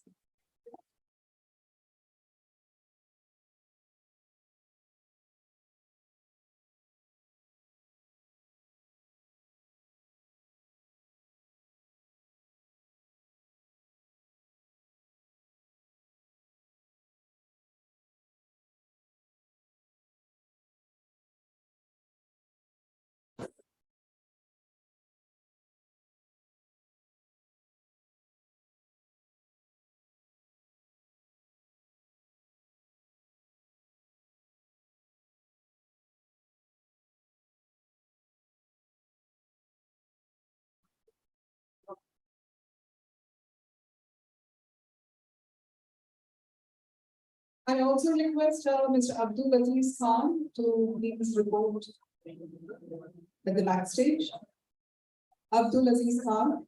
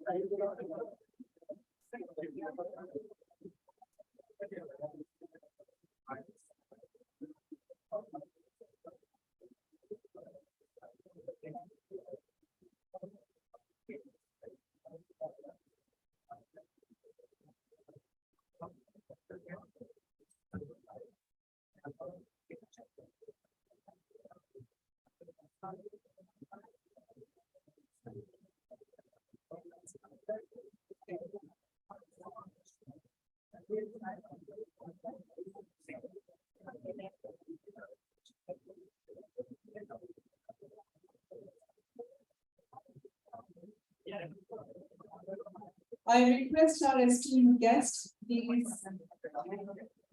We are going to start a panel discussion. आप सभी से request है कि आप लोग please hall में बैठ जाइए and then we can start off with the panel discussion.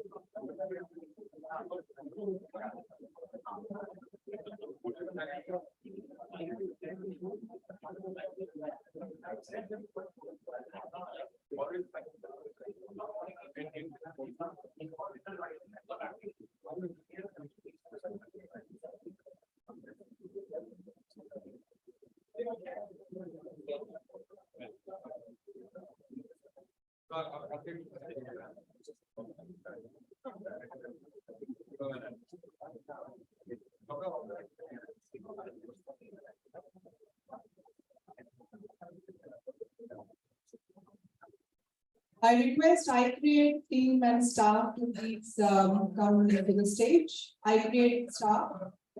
Shantanu Poddar sir.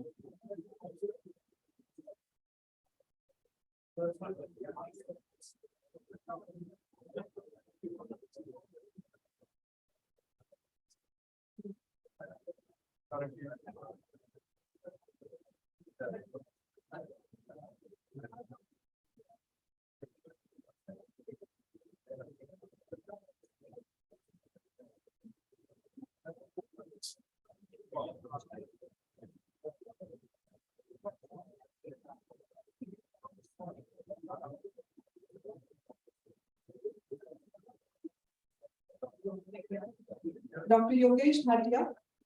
Dr. Yogesh Bhatia. Dr. Ashok Saraf.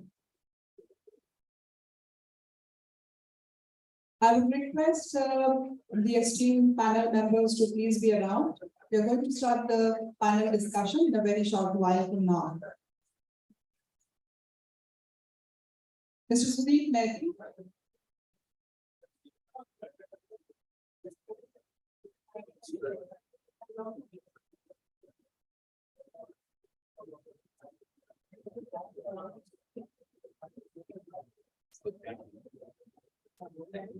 Ladies and gentlemen, my humble request once again, अगर आप खाना खा चुके हैं तो प्लीज वापस अपने सीट्स ग्रहण करें.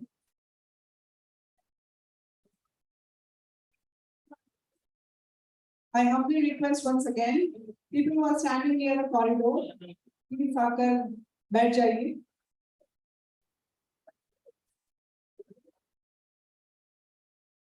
I totally understand खाना बहुत स्वादिष्ट है और अपनी ओर खींच रहा है, मगर प्लीज ये पैनलिस्ट भी आपको बुला रहे हैं तो कृपया इनकी आवाज भी सुनिए.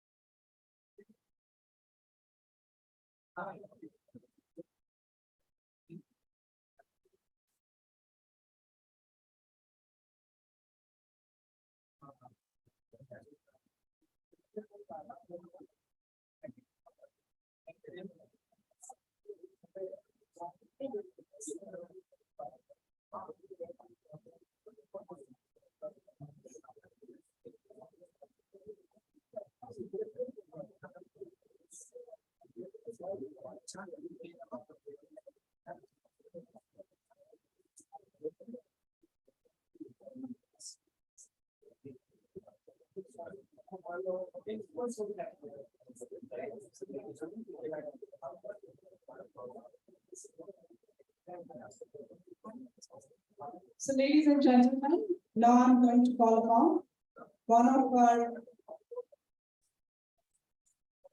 your kind attention, please.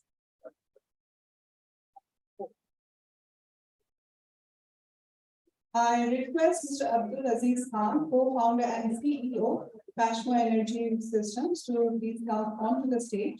He's one of the winners of EVangelise 20. Can we hear a big round of applause for Abdul Aziz, please?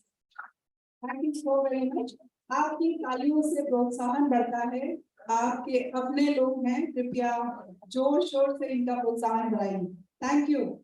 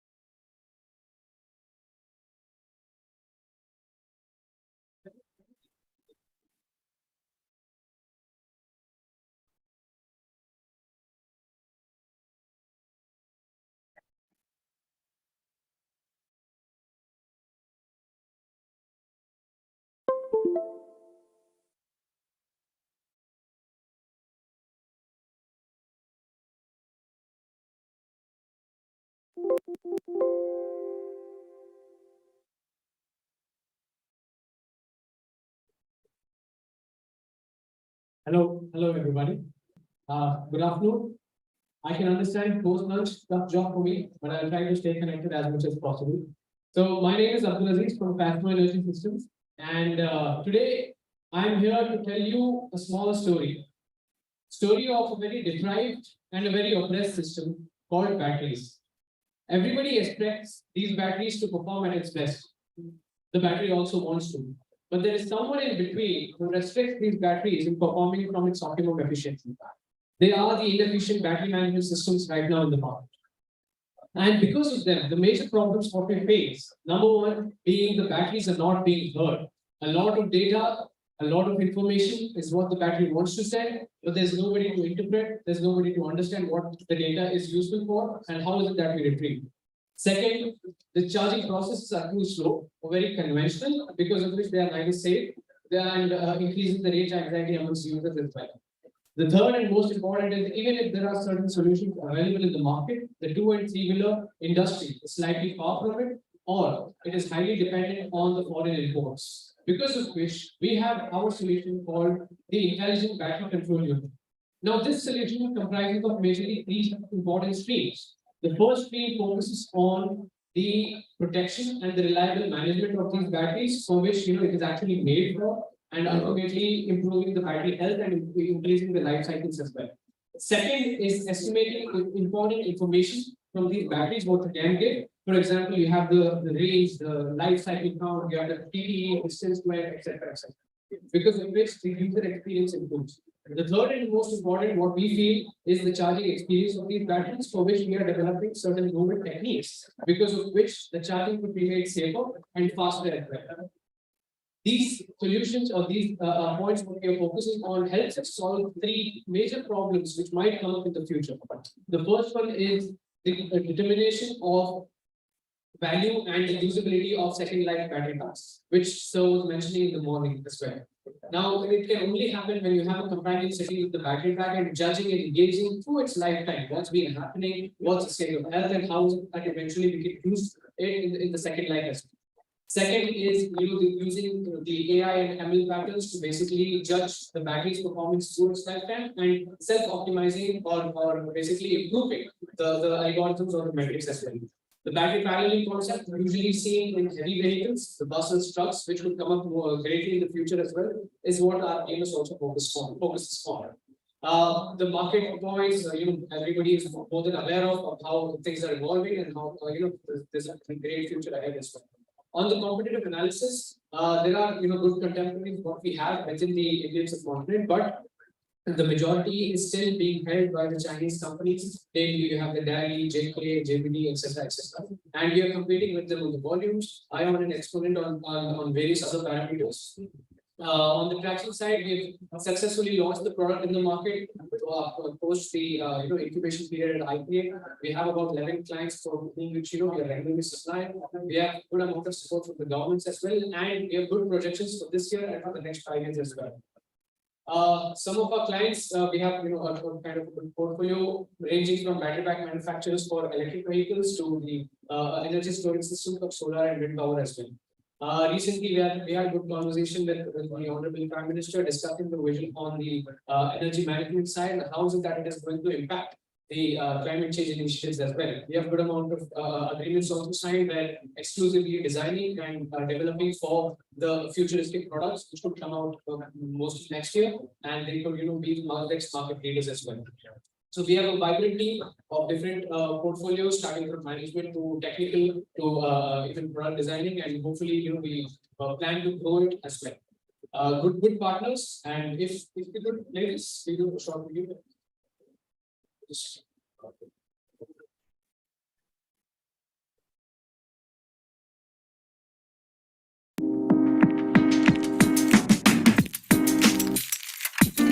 In the world of electric mobility today, batteries drive the future. These batteries have to go through a lot of processes, which may vary depending on vehicles, operations, and specifications. Our intelligent battery management system makes sure to act as a constant companion to these batteries at all times, keeps it protected and smart by analyzing essential data points and running algorithms to keep it in the safe operating area.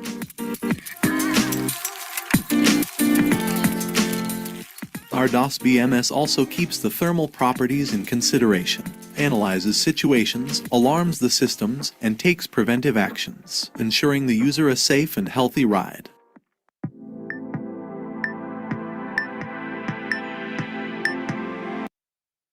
Yeah, so that's it from my side, and thank you very much for being very patient on this.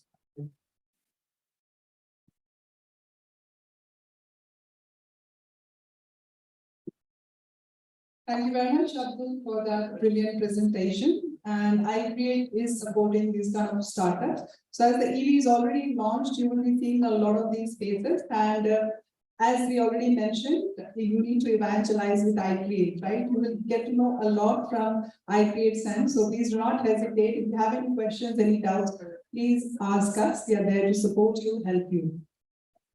So now moving on to the next agenda that we have today. We have a panel discussion, and that's an interesting topic that we are going to discuss today. Steps to make India as a global leader in EV sector. And to moderate this, I'm inviting Mr. Bhushan Mahapralkar, editor at Motoring Trends, is a highly experienced individual with a background of mechanical engineering with 25 years of dedicated experience in the auto industry and automotive journalism. He has made a significant impact and has worked with renowned organizations. So can we hear from Mr. Bhushan Mahapralkar?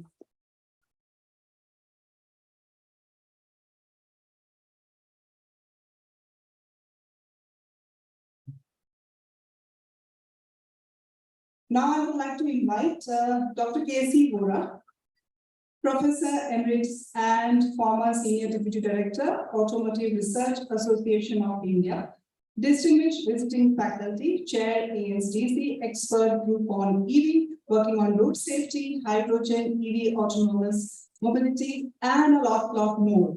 Dr. K.C. Vora has specialized in the field of automotive education technology department, knowledge management, powertrain, and emission. So can we hear for Dr. Casey Vora, please. And I request Dr. Casey Vora to please come onto the stage. Okay, he just stepped out, so he will be here in a moment.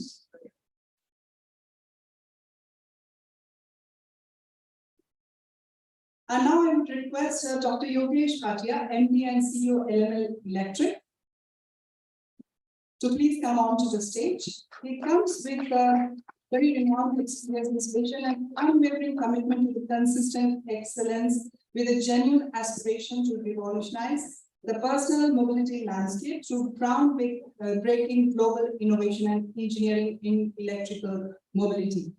Dr. Bhatia is already propelled forward. He is remarkable and has an unwavering passion, which has attracted esteemed global e-mobility experts, industry veterans, and strategic partners in the manufacturing and research development area. Thank you.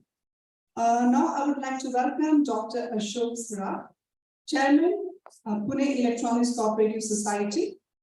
He's an experienced electrical engineer from IIT Mumbai with 48 years of expertise in product development, education, and mentoring. Promoter and founder of Director of Science and Technology Park at Pune University. He also has worked with various organizations and his experience will include Tata Motors and BSL-I embedded system development in Japan and so on. Thank you. Mr. Sudhir Mehti, Program Head Transport World Resources Institute, India. He is a dynamic leader in the field of sustainable transport and urban planning as a program head transport with WRI. He spearheads the organization's collaboration with new mobility enterprises driving innovation in the urban transportation. He has an extensive knowledge and working in this various field. Thank you.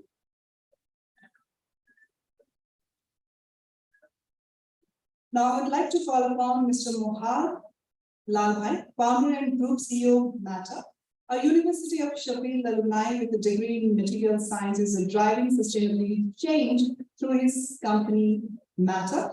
In November 2022, Matter unveiled India's first geared EV motorbike, revolutionizing the mobility in the country. With a passion for technology, he has founded the Lalbhai Composite Solution and worked with ethereal machines, focusing on innovative technologies.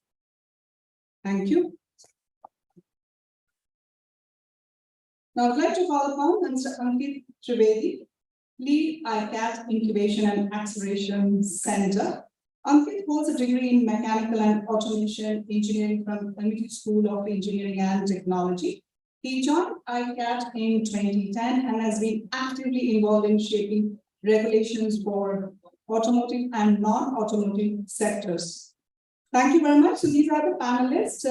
Post the panel discussion is done, we will open for the Q&A.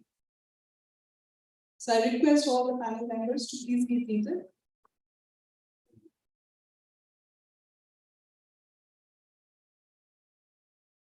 And my sincere apologies. I would also like to call upon Dr. Amitabh Saran, founder and CEO, Green Propulsion Labs. Dr. Amitabh Saran, with over 31 years of experience, has an impressive background working with prestigious institutions such as TCS, Philips, NAFTA, and various renowned organizations. And has been consistently delivered innovation solutions to consumers, leveraging both contemporary and futuristic technologies. So let the debate begin.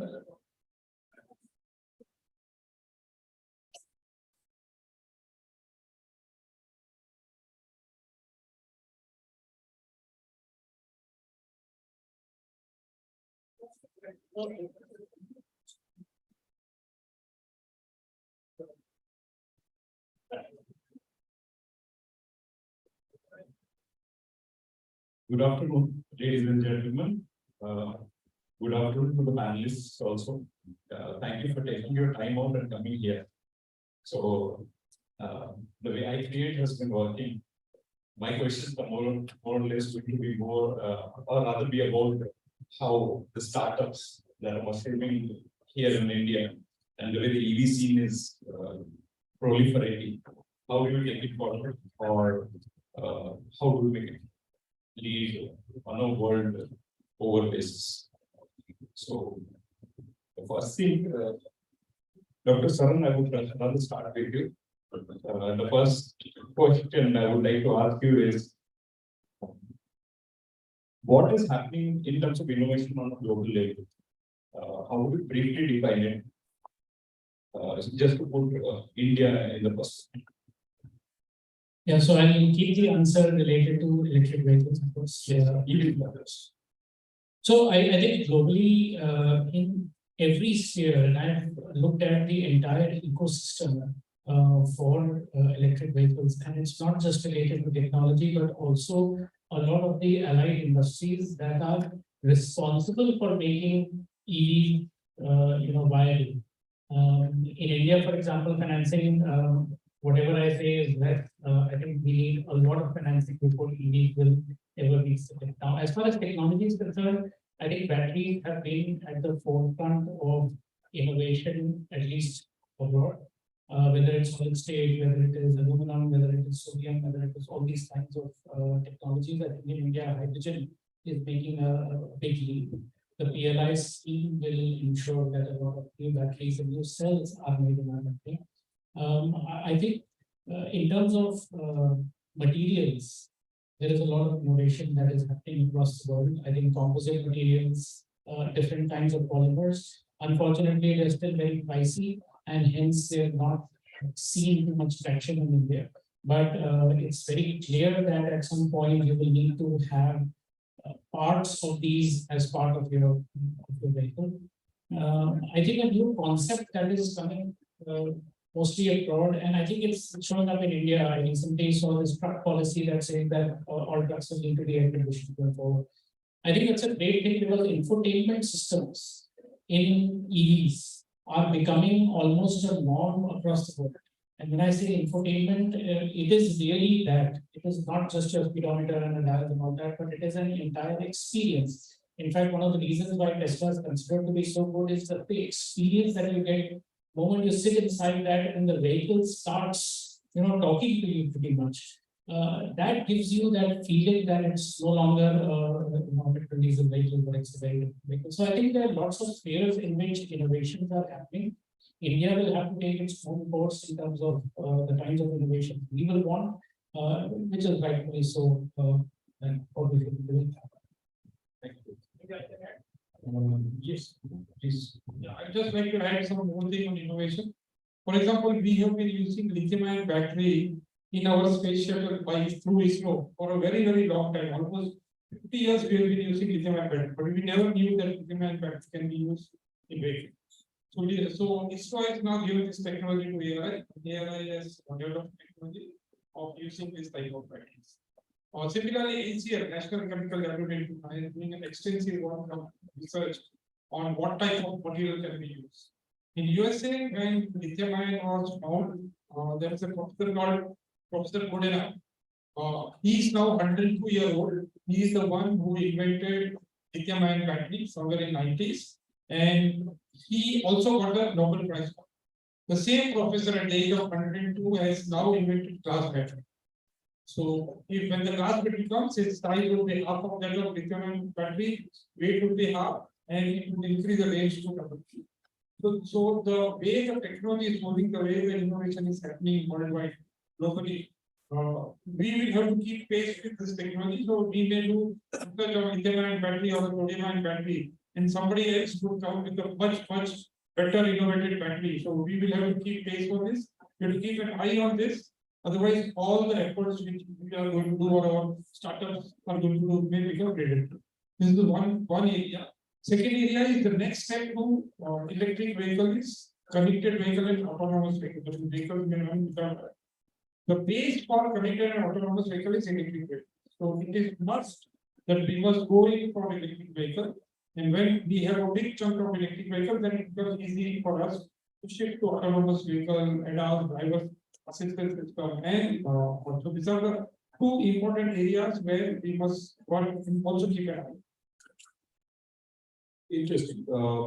I think both of you spoke about batteries, but an electric vehicle has much more than that. So my next question is going to be, how is innovation taking place in from starting from material science or selection of material for making a vehicle, an electric vehicle, to the various stages after that, like the design and development, where we talk about HIL, MIL, SIL setups, where simulation has taken a forefront, rather objective testing than subjective testing, where you spend earlier you spend so many hours or so many kilometers in the test, and so you do more objectively now.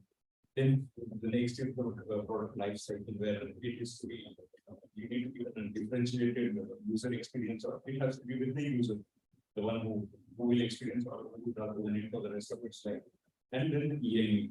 So if like something out of the and say innovation is happening in a certain way, how would that be described?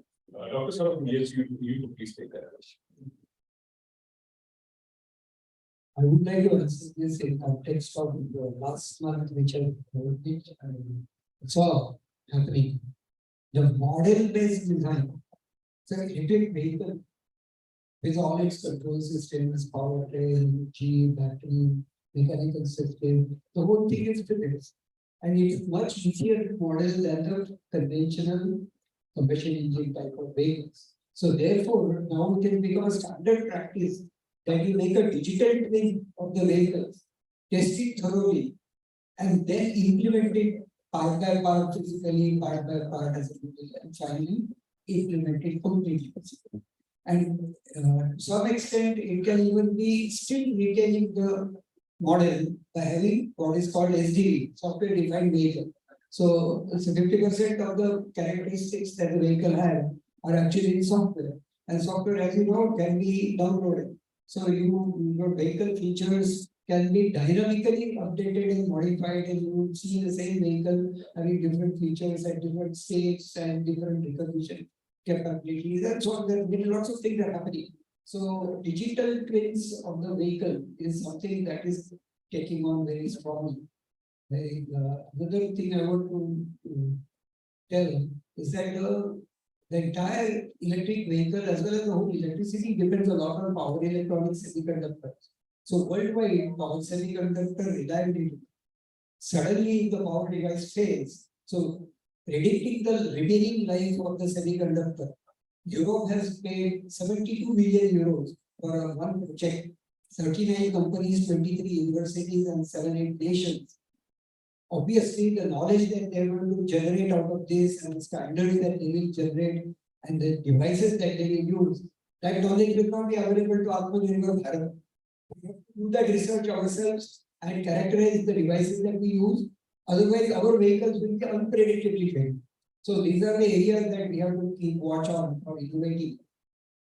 And luckily, in the realm of digital twin, we are much better and faster, and I'm sure we can be world leader very quickly if we decide to do. Next question is going to OEMs, electric vehicle OEMs that are there. There are three gentlemen who are heading electric OEMs. There's a talk about EVs as an architecture being closely software defined, and the companies want to be in charge of that architecture rather than leave it to the suppliers or leave it to the supply chain.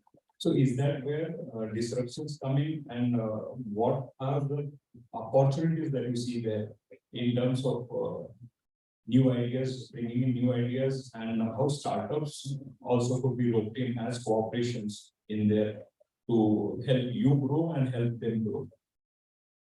Oh, this also, sorry, I have just heard from somebody, some IIT, that what is happening is at the software level, the vehicle uses its physical presence. So you would have an aggregator who will create a software part of the vehicle, and even though the police want to say it is theirs, actually they will be subscribing to somebody. So the software part of the vehicle will be made entirely by completely another company. So those could be good startups. Dr. Is it the new trend of electric vehicle manufacturer implying somewhere that the entire architecture would want to be controlled by the OEM rather than to leave it to the suppliers, and then the software being a major part of it? Yeah, I'm a huge proponent of that. In fact, I do feel that software is going to be the big differentiator for all electric vehicles. At some point, I think hardware will be least common denominator. Everyone has to have it. The differentiation will all be through software. And I'm not saying that because I'm a computer science PhD, but I'm honestly saying that going forward, and if you look at I've done a lot of analysis to figure out, the energy efficiency matrix of an entire vehicle. And everyone is trying to optimize, things that are available to them, which is, the motor or the controller, the battery pack, right? But that efficiency is only about 3 to 7%. You can improve if all things are okay. 30% of the vehicle's efficiency is dependent on driving behavior.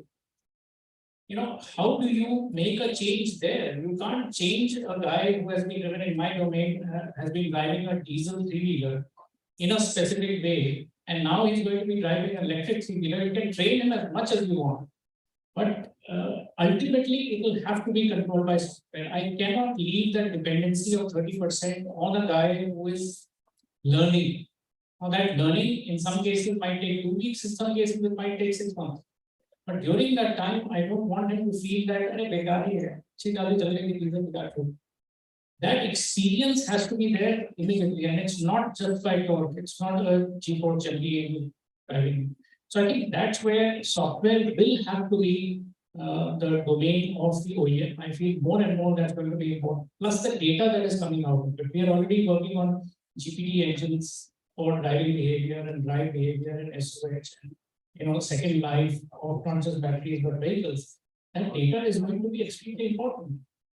So that is something that I think OEM more and more will improve. I can just add to this. Most of the vehicle manufacturers are integrators. 60% of the parts are coming from outside, and they prefer to do that way. So even for an IC engine also, the fuel injection system and the ECU are coming from outside. They only need to optimize it with respect to that. Same thing is going to happen with electric vehicle also. There are major companies who prepare these algorithms and connect it to the ECU and then give it to the vehicle OEMs. So it will be very difficult for OEM to get hold of this entire software package unless they have like a team of 100 people who is working on it. So if OEM decides that they want to do it, like there are startups like Ether Energy where everything is controlled by them. And today they are able to make out which vehicle has completed how many kilometers today. Whatever number of vehicles they have sold, they are able to find that out. They have a control mechanism for that. Every OEM may not have that control mechanism. So it would be, I would say, 50% of the vehicle integrator would just get the software and put it in other areas. Or 50% of them would try to get mastery in those areas and then try to work in it. So both the options would be available.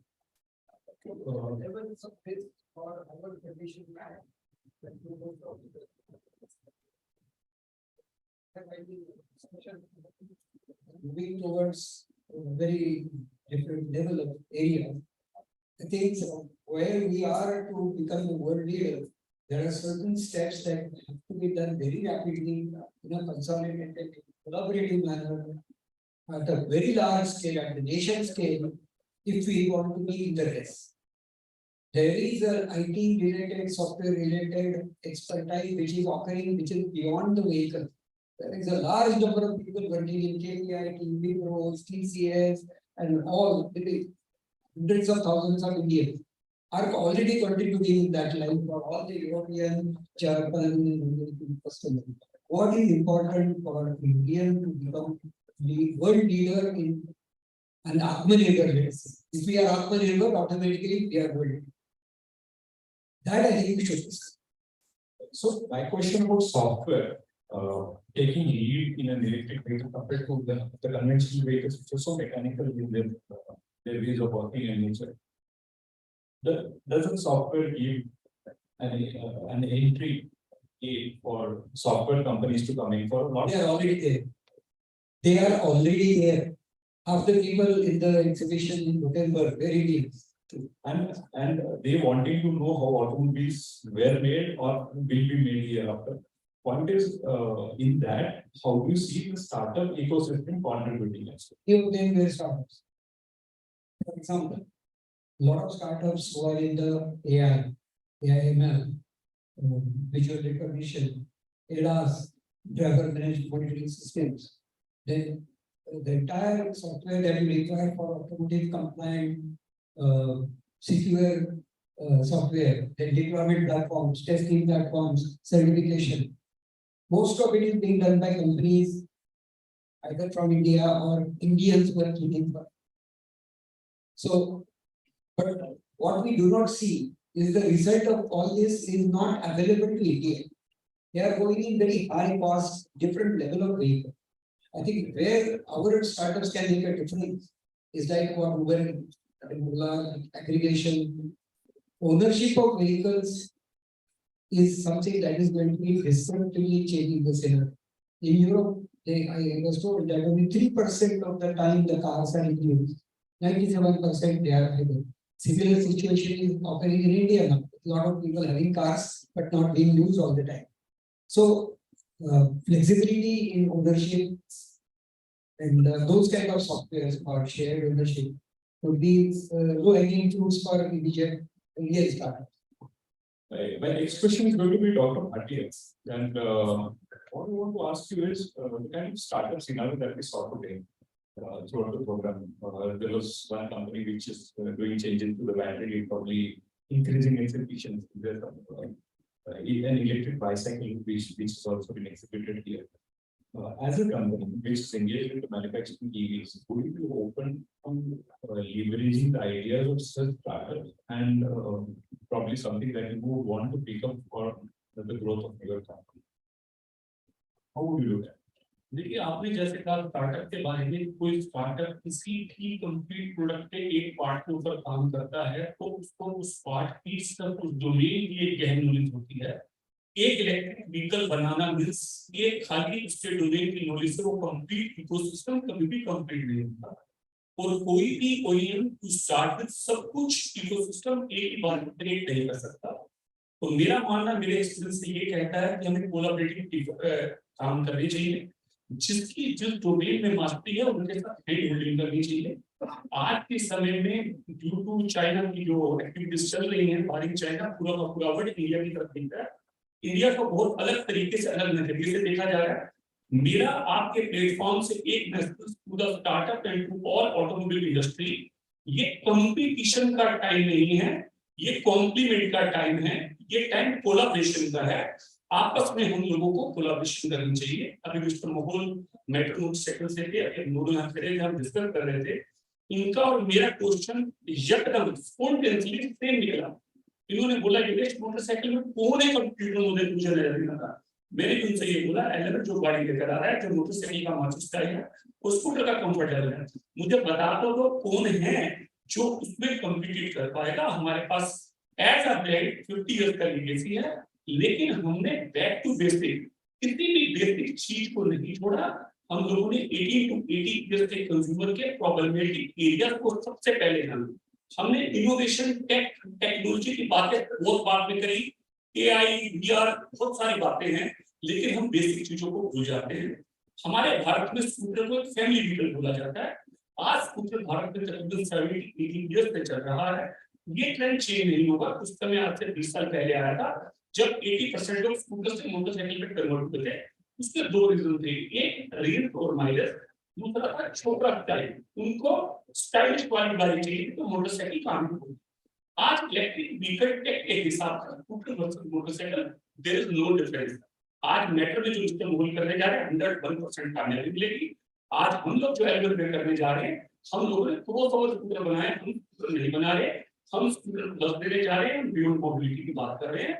अभी minister साहब ने पूछा आप EV को क्या समझते हैं, तो हमने बोला कि हम ईवी को गैजेट ओनर व्हीकल होते हैं। हम ट्रेडिशनल कन्वेंशनल ऑटोमोबाइल मैन्युफैक्चरर की तरह अपना काम नहीं करेंगे। हमने 18 to 80 ईयर्स बोला, लेकिन हम लोगों ने 17 to 23 years, my both sons are same age 28-22 years. उस जनरेशन जी को हम 100% ध्यान में रख रहे हैं, उस जी को ध्यान में रख रहे हैं। आज जनरेशन जी को क्या चाहिए, लेकिन कंप्लीटली हम लोग 80 ईयर्स की नीड को नजरअंदाज नहीं करेंगे। 18 साल की हमारे घर की छोटी बिटिया बहनें और 80 ईयर्स के हमारे फादर इससे प्राउडली इलेक्ट्रिक व्हीकल ड्राइव करें। जैसा एलएमएल इनिशिएटिव लिया है ऐसे बहुत अभी आवश्यकता है। एलएमएल के पास global footprint student European countries के हैं। हमसे लोग बार-बार क्वेश्चन करते हैं यार तुमने शुरू भी बहुत सारे लोग लॉन्च नहीं किया क्योंकि हम लोग इंटरनेशनल मैन्युफैक्चरिंग प्रोटोकॉल्स को फॉलो कर रहे हैं। हम लोगों ने डिजाइन आपने बोला बैटरी के अलावा भी टेक्निकल में बहुत कुछ अच्छी और बहुत कुछ आता है। तो हम लोगों ने कंज्यूमर के प्रॉब्लमेटिक एरियाज को डिजाइन में इनोवेट करके उस पर दिया। सेम बैटरी के अलावा बाकी चीजों में पावर ट्रेन को वैसा डिजाइन किया। हम लोगों ने बैटरी को ऐसी जगह पर लगाया कि हमारे घर की ग्रिड जब टू व्हीलर चलाएं तो प्रॉपर स्पेस मिल जाए जिससे वो अपने चिल्ड्रन किड्स को और अपने ग्रोसरी बैग को रख पाए। आज की डेट में two wheeler electric vehicle scooter के जो भी है मैं कोई ब्रांड नहीं बोलूंगा, आप और मेरे जैसे दो बंदे उस गाड़ी पर बैठकर नहीं चला सकते। आपका पिलियन राइडर का हेलमेट मैंडेटरी हो चुका है, उसमें 2 हेलमेट नहीं ला सकते। इसलिए हमने सबसे पहले तो बेसिक चीजों को नजरअंदाज कर दिया। हमने ये ध्यान किया इलेक्ट्रिक व्हीकल आ रहा है, छोटा स्टाइल है, जनरेशन जी चलाएंगे, फर्स्ट क्लास बोले की बाकी। अरे आप वो तो करें लेकिन बुनियादी चीजों को बेसिक चीजों को ना भूलें, उन चीजों को ध्यान करें और टेक इनोवेशन को टाइमली धीरे-धीरे My next question is going to be Mr. Lal Bhai, from what Dr. Bhatia said. How would you want to take it ahead in terms of where the scenario today stands as far as innovations that will make a difference at the user level? Thank you for the question. As esteemed guests on this podium have said that there's a lot of software, there's a lot of innovation that goes into, I mean, at the core level, it is architectural innovation. These technologies have existed in bits and pieces across the board in the past, and now it's about truly bringing them together. There's only one thing that really brings these technologies together today, and that is fundamentally software. So, be it a software-driven approach, be it hardware-driven approach, try and solve every single problem on their own. That is not the way of the OEM. The OEM is trying to make a product, not solve every technical challenge. And that is where collaborations with startups and other companies is going to be definitely the need of the hour. But from an innovation perspective, I think India has significant material which it has to offer in terms of innovation. We have seen the best of the talent which is sitting out of India, working for international organizations. Now they have started focusing on working with startups, working with, let's say, young OEMs. People have started understanding the importance of electrification to a level where people have gone in and started solving the niche problem. So if you talk about, I think we've spoken about ADAS and alternate writing technologies. There are companies in India which have started doing some work there. We talk about prediction of battery health, prediction of vehicle health. We talk about infotainment. We talk about a lot of these things. At the end of the day, it's either a small problem or you're solving or you're solving a software piece. But the core responsibility of putting the vehicle together, the architecture and the overall software that goes into the system is going to be the OEM's play, because that is where the reliability of the vehicle really comes to us. If OEMs do not control the last piece of software, the master umbrella, reliability, you mentioned efficiencies, you mentioned performance, the core safety of the vehicle goes at risk, and that is something that is going to become and be in play. But all subsystems, there is ample opportunity to learn with them.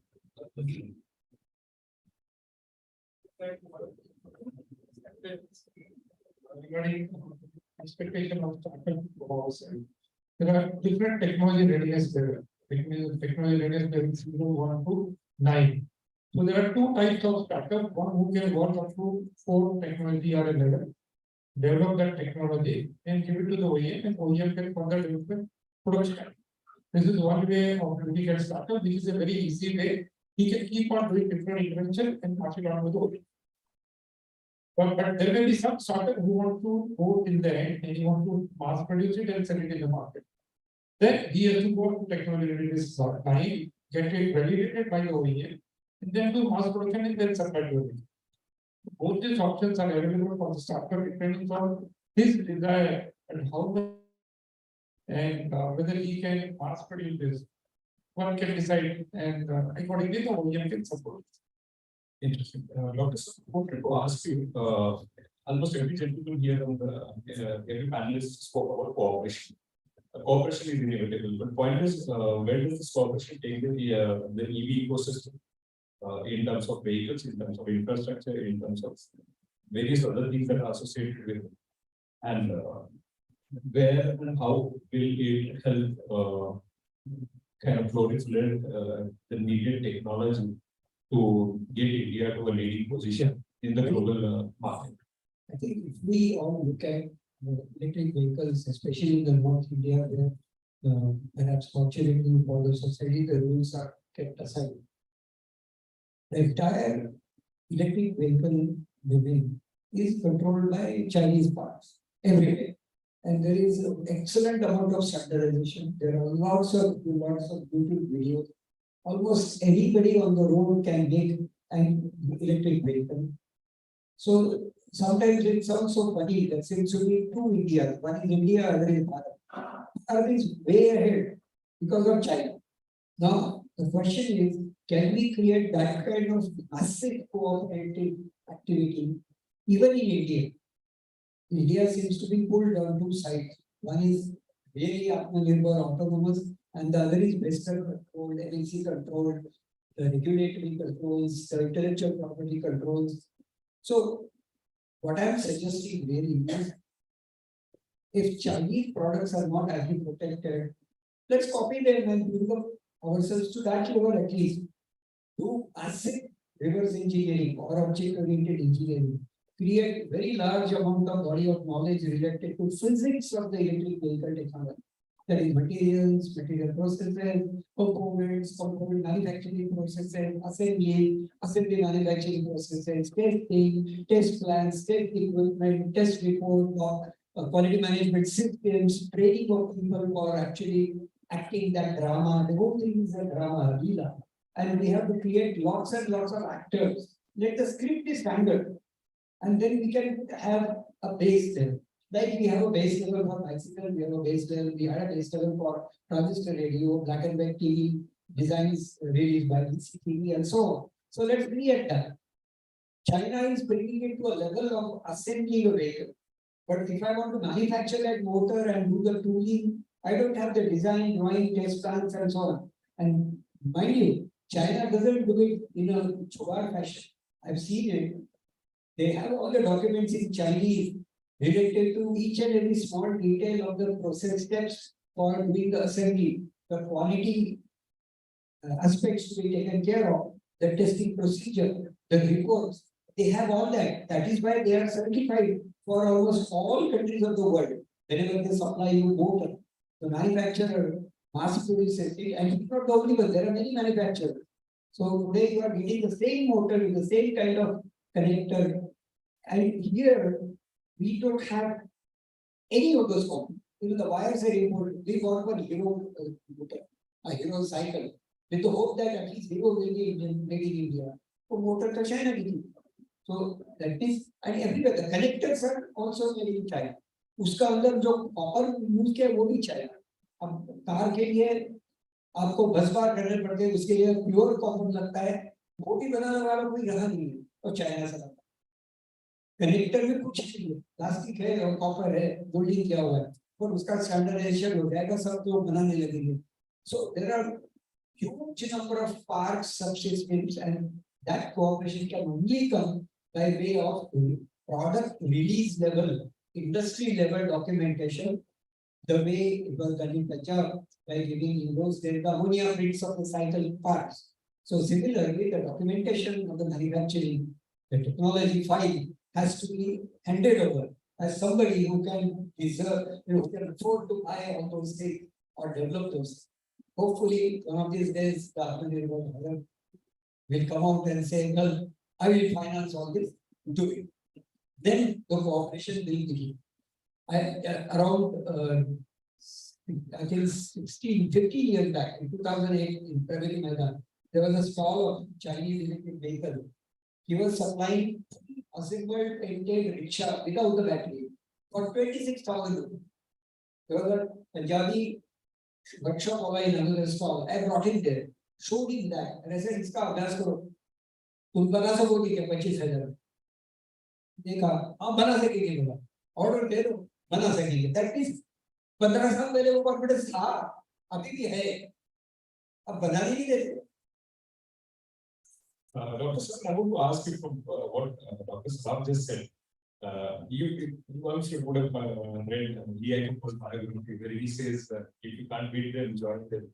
So does the situation warrant something of the same nature where how do we get a lead on the world stage in terms of EVs? Yeah, so I think I belong to perhaps I agree with parts of what Dr. Sarat mentioned. I think there is need to innovate for the use case for which you are building the product. Just getting technology or a motor or something from abroad is only creating low quality e-rickshaws, for example, in our country, which is generating e-waste. These e-rickshaws last for 9 to 12 months. I think the innovation that is needed is not to copy that motor, but to create ways by which we can scale manufacturing of our, at the end of the day, it is money. And there's a reason why US has given $9.2 billion to Ford. I mean, can you ever imagine the Indian government giving any of this kind of quantum to a private company? Fine, they have a UAW and they have the United Auto employees and all that. I understand that. They gave $500 million or $486 million to Tesla and to Fisker, sorry. Right? So I think you have to have that kind of thing here. We are struggling to, I mean, we've been fortunate enough to get funding, but there's so many startups today who are struggling to get that even first bit of financing because it does require significant amount of financing. So investments in it. So from my perspective, I think India needs to innovate for its own requirement. It should look at the world stage. It should look at what is available and what needs to be improved and what has to be built for our needs. Just replicating that, perhaps as far as I'm concerned, is not the right thing. But the need to collaborate is absolutely there. There is no doubt. Mr. Pepe, I'm coming to you. There is, I think we are somewhere moving towards policies or where the government industry cooperation should be and where academia should also be involved. I mean, innovation of course is come from academia. How do you see the scenario evolving in India? Now I'm going to tell you the kind of shade I'm going to give to that question is when you look at from a global perspective, where Dr. Saran just said about the kind of finances that are being given, about the kind of researches that are happening in the universities in Germany or in US. How do you see in India the scene evolving? So we can level up with the world, probably take our innovation there and to their benefit. Right. So let me just touch upon how some of this research is being supported in these countries. In the US, the funding support comes in 2 channels. Okay, so the first channel is for advanced research. Now, when they say advanced research, they don't mean how they define it as something research which is so futuristic that no private investment is able to support that. So they are supporting that advanced research through a dedicated program. And what they do is they define what the parameters of that research is going to be. At the end of it, this is what you're going to achieve. And there is an annual repeated sort of checking on whether that research, if they are able to reach that target or not.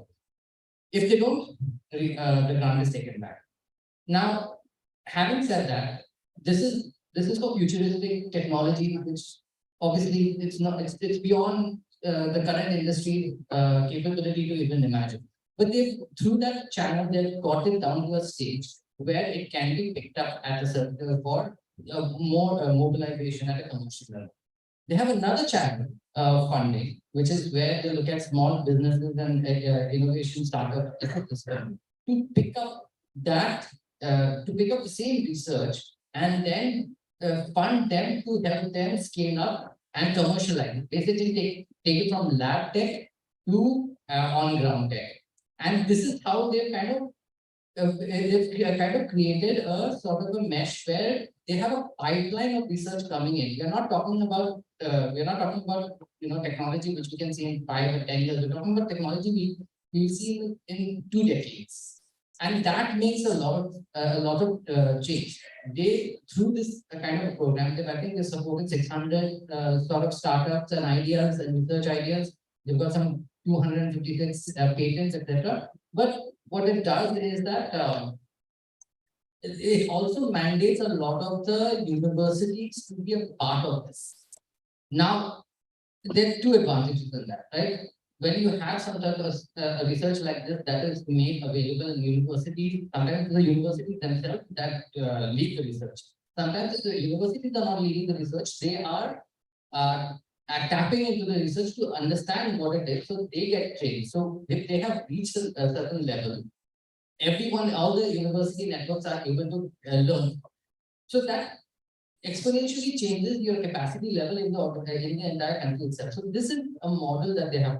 Now, having said this, like in India, there is a lot of funding that is coming for R&D, right? There's you right from if you look at the state levels, sub-state levels, the southern state of Karnataka, Tamil Nadu, and Andhra Pradesh, I think they have set up venture funds to support startup ideas. The thing is, what is not very clear is how does the entire ecosystem kind of dovetail to each other? I don't think funding is what the problem is. The magnitude of funding. It's not a money to convert ideas and very things. I know today who have got area approved voters for everything, cycle, bike, rickshaw, car. Tooling के लिए पैसा मिलता नहीं, R&D के लिए bank finance नहीं करते, खुद के पैसे नहीं है, कोई आगे आना चाहिए, या तो बहुत बड़ी ऑर्डर आनी चाहिए, ऑर्डर वाले बोलते हैं पहले माल कितना बाद में ऑर्डर देंगे, तो lot of startups are stuck at that level. This is where, as I said, huge investments are required. Just for predicting the failure rate of the semiconductor devices, 17 billion euro fund is being made available to manufacturers. So these kind of platforms should take a message to the government that being a world leader for electric vehicle technology, technically feasible. Confidence, hey, paisa to na. Because truly capital expensive. Otherwise, a lot of funds are being wasted in some kind of obscure research. There is R&D manufacturing capex, which none of our traders and even large industrialists compared to the Tesla are poor category. They don't have so much of research fund, which is required for capex. That fund should be there. So, my question to Dr. Bhatia would be from what Dr. Saraf said, from what Mr. Mehdi said. How much of reverse engineering should we should be? I would like to correct that because we don't call it reverse engineering. It is object-oriented engineering. We can cooperate with each other if all our samosa cars are like any other samosa. Then there will be a lot of samosa. So there is need of standardization.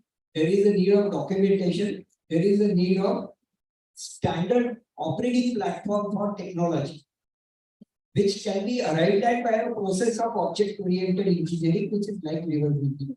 मतलब आप functional so छोड़ दो, physically analyze करो. एक Tesla लाओ, एक दूसरा गाड़ी लाओ, खोल के पूरा right down to the level of say the color which is going in this plastic, which solvent and which dye goes into that. To that extent you have to go. Otherwise your whole Atmanirbharta stops. If you don't go down to the basics of the materials, and unless that is documented, and this is the human stuff. Just to take an example of one simple vehicle, it will require at least 10,000 different projects to be spawned. And if you have to do it in a short time, there is nothing but cooperation which will work. We have 10,000 engineering colleges, about 150,000 faculty.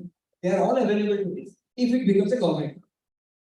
So government should do the campaign. Let me take the question to Dr. Bhatia. Dr. Bhatia, there's if we consider that there is a country which has probably not given so much respect to IP rights and has found its way to be a global leader in EVs. Do we need to go the same way, or do we need to find another ways of getting that quickly, getting to lead in the EV scenario? Because I hear India is being looked upon by the entire world as a micro mobility, the world's biggest micro mobility market. So are we going there? Is that going to be our USP to be taken to the global stage, where probably we could sell far more in Latin America or Africa, the emerging markets, than look at the advanced market where the needs would be far different? They won't drive the Teslas, but the Americans and the other Latin American people who want to use our technology that is very, very relevant to them. मैं आप दोनों के question का एक ही face में answer दूंगा। आप लोगों ने देखा होगा हमारे भारत में इलेक्ट्रिक व्हीकल का कोर्स तकरीबन 15 साल पहले शुरू हुआ था, लेकिन जो जोर की लहर शुरू हुई पिछले 5-6 साल से हुई, अभी तक हमारी इंडस्ट्री के स्टार्टअप को और मैन्युफैक्चरर को ये नहीं पता था कि गवर्नमेंट जो बोल रही है मेक इन इंडिया और गवर्नमेंट जो सब्सिडी दे रही है स्टैंडर्डाइजेशन नहीं था। इसमें ना तो iCreate की गलती थी ना AI की गलती थी। मैं मैडम पामिला टिप्पू से भी मिला था उस समय पहले iCreate में, तब भी ये डिस्कशन हुई थी। उनको वो क्लियर कट गाइडलाइंस ना होने की वजह से 90% two wheeler electric vehicle import and name plate रखकर बिक रहे थे और वो लोग गवर्नमेंट से सब्सिडी क्लेम कर रहे थे और उनको सब्सिडी मिल रही थी। कुछ मैन्युफैक्चरर ए इंपोर्ट करता था, बी उससे बिल कटवाता था, सी बनाता था। उनको लगा ठीक है इंडियन कंपनी का बिल आ गया है, हम ओके हो गए, गाइडलाइंस ओके है, सब्सिडी। अब क्या हुआ, अब एकदम हंगामा हो गया, गवर्नमेंट को पता लगा, गवर्नमेंट ने स्क्रूटनाइज किया, कुछ फिगर्स ऑन द रोड भी लेकर गवर्नमेंट ने रिवर्स इंजीनियरिंग की है। कुछ ऐसी चीजें बता रहा हूं जो प्रैक्टिकल मेरी नॉलेज में आई, मुझे पता चला है, क्योंकि उनको क्लियर कट नहीं बताया गया था।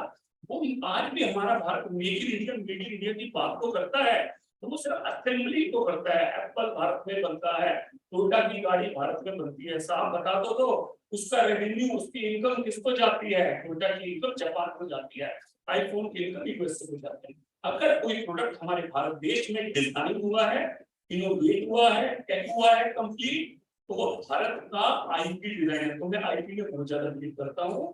तो हम लोगों ने जैसे ही आपको लगेगा कि निवेश दोबारा एलिमेंट की बात करें, मुझे कोई भी बात करें उसका एक रेजिमेंट एग्जांपल देना बहुत जरूरी है। जैसे ही हम लोगों ने एलिमेंट को अक्वायर किया, हमारे पास मीडिया से क्वेश्चन आए, मिस्टर भाटी आपको बहुत जल्दी कर देंगे, क्योंकि लोगों का माइंडसेट ऐसा बना हुआ था कि इंपोर्ट करो, असेंबल करो, जिसे गवर्नमेंट समझती है कि ये मेक इन इंडिया और ये मेड इन इंडिया।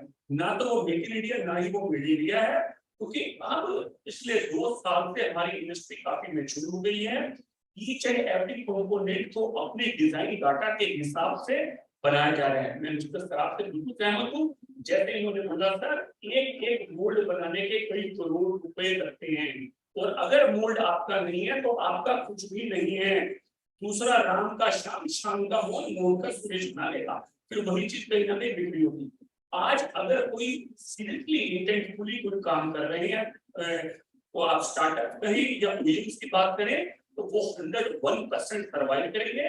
और मैं आपको दावे से बोल सकता हूँ, भारत वर्ल्ड में लीड करेगा, क्योंकि वो सीरियस इंटेंट हमारे मैन्युफैक्चरर्स में, ओडीएम में आ चुकी है। रिस्पांसिबिलिटी की तरह वो काम कर रहे हैं कि हम एक कोई साबुन की टिक्कियां या मोबाइल नहीं बना रहे हैं, हम रोड पर चलने वाला 2 व्हीलर बना रहे हैं, जो हमारे 2 व्हीलर राइडर की सेफ्टी के सवाल के ऊपर है।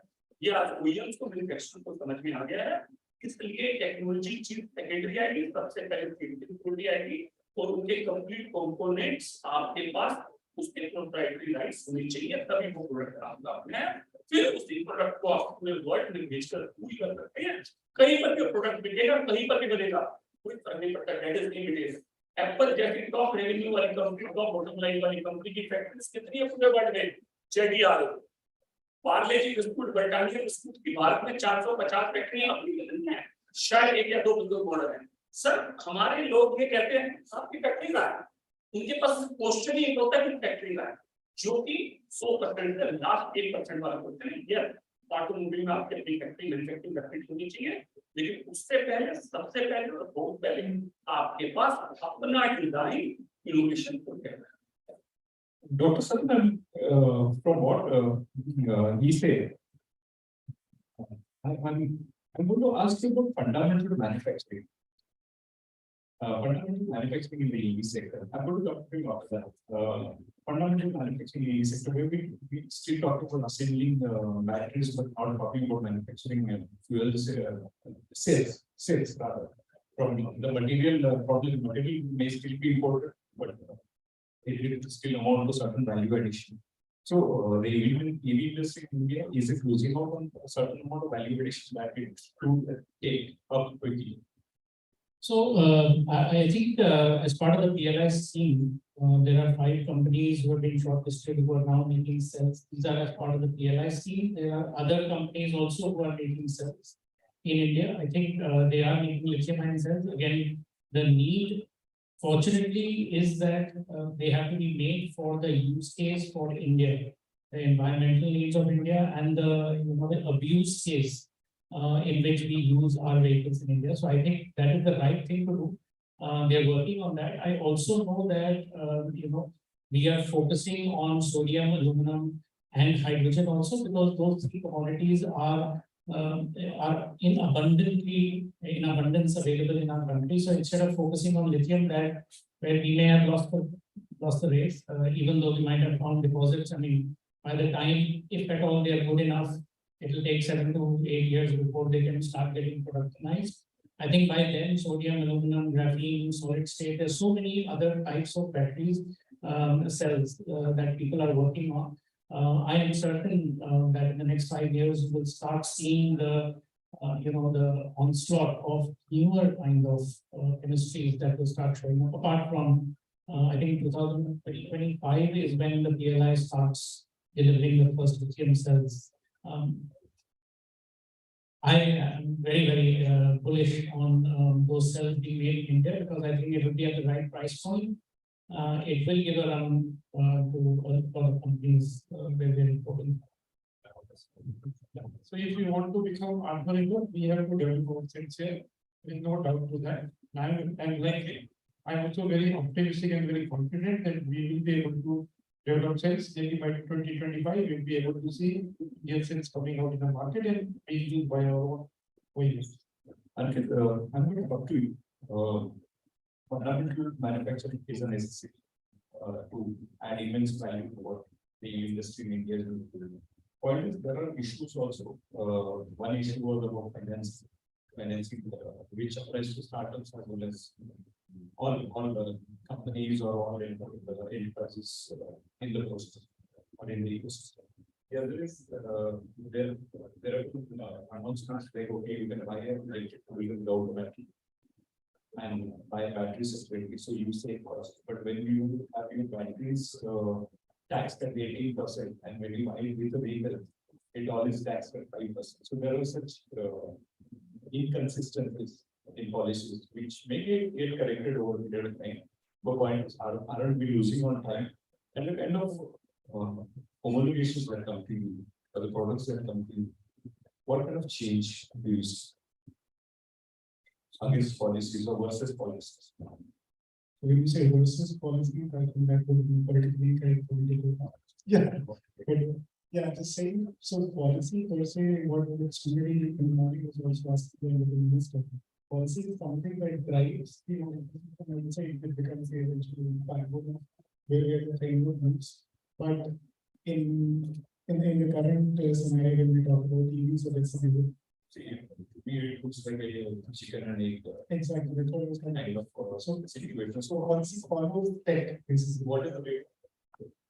What would be your view? So when you say way forward, I think it has evolved in the past 5-10 years earlier when you saw the policy rollout in the process that it took for the entire the drafts to come out and then having to follow the stakeholder discussion. That has been expedited in a manner which I think is conducive to what you say, inviting what is the need of the hour. That is one. Second thing is the challenges that are presenting in the current scenario.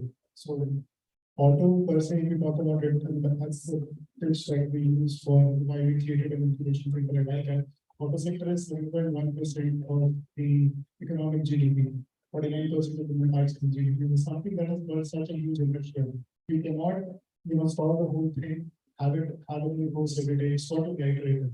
So then you have to understand that the policy cannot be overnight, it becomes a change there. But there definitely needs to be change, and when I say stakeholders, so you have to have multiple engagements, multiple open houses, like I suggested in the morning. And then there has to be a collaborative approach in terms of the agency development. So homologation is not just one part, when you say financing. So the financial institutions do have to hold that kind of faith that yes, this tech, if it is being backed by the government, if it is being backed by the industry, it would have it. So they need to make financing, I would say, much more supportive at different levels. Both for manufacturing, product development, and even for homologation. That's one thing we're doing at ICANN. We are for product validation, we're giving a subsidy, and we cannot provide funds. But we are giving a subsidy to the startups in terms of what they are paying for product development. Basically, what the industry was paying. So that kind of a small physical incentive we are giving. But you need to understand that with what you mentioned, checking in. So here it is that the policy has to have some money for the people to come to the product. And eventually, if they don't have the money, for me to invest money, I would need a product to see the different point. The homologation process for EV is more different, and how does it compare with the kind of homologation processes that happen across the world? I would say maybe Europe, maybe US or Japan. No, I don't say that it works differently where in India we are able to travel to that. But yes, there are some standards which are just right. So there are some standards which we have to develop very India specific. But what Ramita was just saying, in India, the use case scenarios they vary from east to west. We are not just talking about standard operating conditions or the standard utilization environments.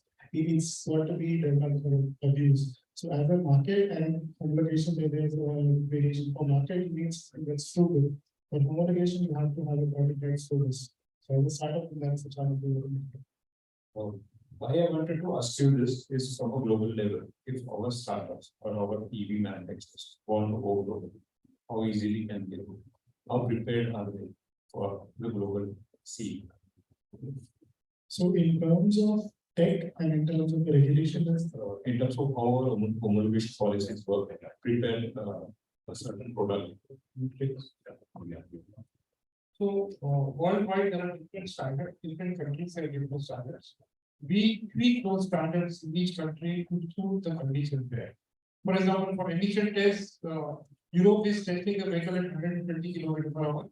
We have truncated to 90 km because our speeds are comparatively low. Similarly, in electric vehicle also, most of the what is important in homologation is harmonization. So in United Nations, there are teams from different companies who come together and try to make standards which are very common, which is known as harmonization of norms. So around 75% of the norms have been harmonized. Eventually, electric vehicle norms also will get harmonized. But we have very peculiar situation, like for example, two-wheeler. China and India only has two-wheelers, but they don't use electric two-wheeler. So up till now, we were using AS38 for battery testing, but for two-wheelers specifically, which has the risk of getting fire. Now they have used AI 156. So depending on requirement of that particular country, that makes the vehicle more stronger, and then it can be exported. But in case it has to be exported, then it has to be tested as per their requirement. So every startup will have to test as per that country requirement. I have just add one thing. So when you say startups trying to go global, I think that is one way for them to find a foot India. That's the component side. So even they can be very basic, but the idea is that when you're developing, so you go into development, you have to have ideation to the product. Say you can invite those things in the part of your design. I mean, you don't see the Tesla and the Volvos being designed specifically for India. They're just created. So as a product, the platform which I developed, you can invite those certification patterns. That is where probably an AI and ICANN. And we can handle through the standards, not just training, you can go. And when you have that invite with a domain that specific component which you need to do for a global model, you can do that. And the testing and homologation, but facilities in India, you can get them homologated right there. I would like to add just one word, one sentence. What I noticed recently is the SDG compliance, sustainability development goal compliance is becoming B2C barrier for Indian products sold in European market. So you are part of the homologation, technical standards, safety, and so on. In addition to that, we have to teach our industry and everybody to become SDG compliant for those 17 goals SDG. हमें तो लगता था ये कोई top level fad है, but it is hard level. I noticed that recently having an argument with my nephew, who said that Mama ऐसा नहीं है, ये बहुत important. I said अरे ये तो तुम का मामला है. नहीं, I will not buy Indian product. European will not buy Indian product if it is going to hurt some human rights somewhere. That is part of it. If the fictions are not going to be sustained, then it will not be like that. I think ESG is also becoming, it's becoming a big part of every organization today from the perspective of climate change and responsible operations. I'm going to have a last question going to Mr. Mehdi. It was, I think, 2 years at the budget which happened 2 years back when the finance minister said that you can buy a vehicle without a battery. And I think in ET, I have after that voted suggestionary kind of drive where you would any citizen of India or individual could go and fill a form and express his opinion or observation about how a battery-less vehicle or a battery bought separately or a swapping system can operate. There's much awaited yet. So such delays are somewhere curbing innovation and technology build. I think the disassociation of the batteries from the vehicle was made with the intent so that the vehicle becomes a little bit more affordable. The front cost of the vehicle become a lot more affordable. Now, having done that, whether that I mean, there are a lot of startups who are looking at digital batteries as the mainstay for certain segments itself. So in which sense, I think it's definitely I think the way the Indian government has been looking at it is that they haven't kept boundaries on technology because they want to see what comes of it. Because we're talking about a lot of innovation. If we standardize innovation, if we standardize a lot of things right from the get-go, and this is my understanding of it, if we standardize a lot of things from the get-go, I don't think they wanted to. I think they wanted to see what is going to come up in a year's time, 2 years' time, and then keep on revising the policies based on that. I think that's the strategy that the government has been following in this case.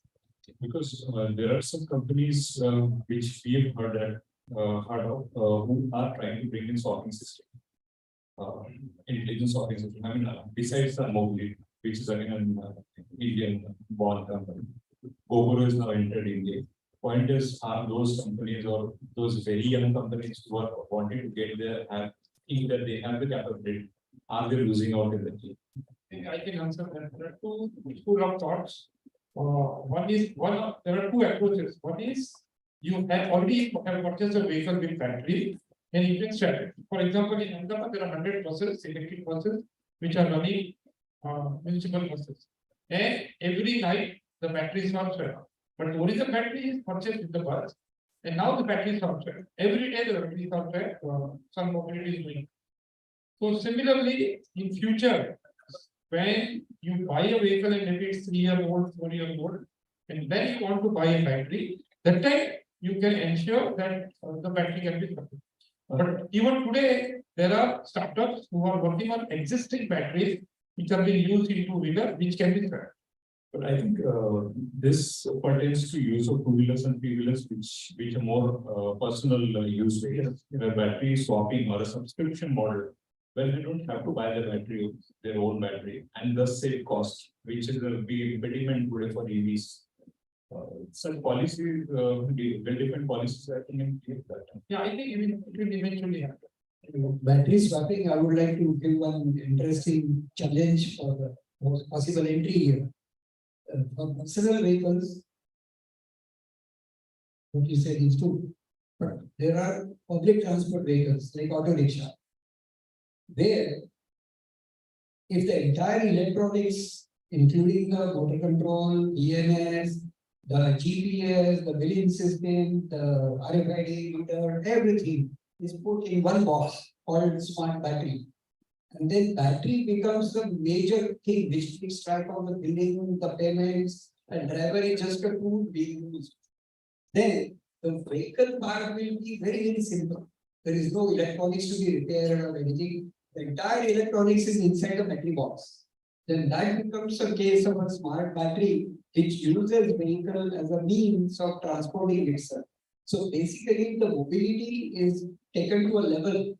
Mobility is nothing but mobile stored energy going around, and the entire country can say we got so many gigawatt hours on the road at any time. So that becomes, the mobility is a byproduct, the battery is the main product. This can happen. Dr. Last of the last question. How do you think EVs of the future are going to look like? They're going to be self-driven, driverless, they're going to be levitating, or how, today there's a talk about robo-shuttles and so many of them. Volkswagen, the China Volkswagen power vehicle you would have seen. So where do you see EVs as a future mobility options? So, vehicles will be all kinds. I think we have to go aerial. I think there's very little space available on the ground now, at least in our country. I think aerial is the way to go, whether it will be through drone taxi, whether it will be through shuttles, it will be through hanging pods. I think that is also something that India is working on. It's clear. So the drivetrain, the powertrain will be electric, and there will be all kinds of mobility options available to people. Cars, autonomy in various shapes and sizes will start appearing in every car going forward, just like every car will become some sort of electrified, whether it is hybridized or whether it's fully electric or whatever. But I think that change everyone has accepted.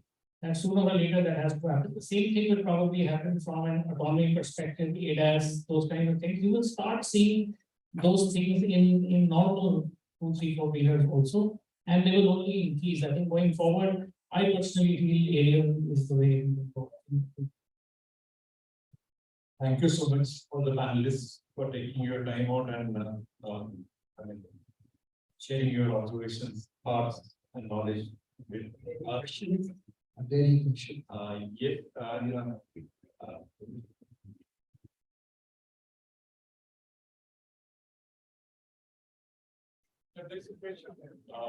we are running a little short of time because,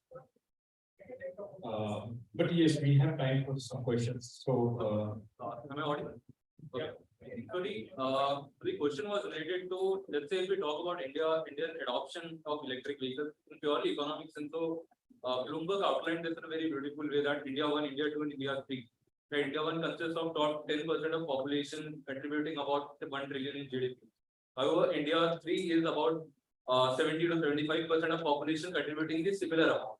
The adoption occurs mostly in India 1 and India 2. What do you think is a possible way to increase the adoption in the other vertical as well, which is a major segment? The follow-on question would be that if we want indigenization of technology, we need to support local manufacturing, local MSMEs in a manner that they can manufacture at par the cost, right? If we look at the current scenario, it's purely based on adoption is based on PM subsidies mostly, which is I don't think a very sustainable way for a long-term way. The better option would be something like a PLI schemes, but again that is limited to only the large OEMs. That is not something which smaller OEMs or smaller manufacturers can take benefit of. So what do you think can be done in these two cases to improve this adoption? Can I answer that question? I think the mass manufacturing of standardized components which are designed in India, documented in India, and traceability is there so that we can guarantee the safety of all those products. Mass manufacturing, so creating a vendor base for parks which are going in electric vehicle.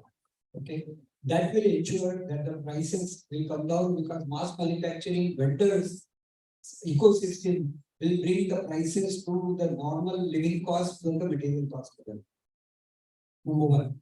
Number two, the vehicle design based on the standard parts, the way the grey market is now doing with China. But the difference will be that here it will be based on Indian parts, which are traceable, and we can hold the responsible person for the safety. Then vehicle manufacturers will flourish because unlike the IC engine vehicles, the vehicles made with electrical parts requires less investment in terms of assembly plant, and therefore there will be more competition, and the safety people like area and all will ensure that the vehicle designs by themselves are safe. So therefore we will have large number of mobility options rather than only imported design to cover all the terrains, we have very vast variety of terrains and the customer requirement from bullock cart speed to super highway speed. So multiple speeds, multiple torques, multiple terrains, we will have compatible vehicles because a lot many solutions will evolve using the Indian made standard parts in different power range. And that I think is the way to, if somebody can finance the development cost. Any other question, please?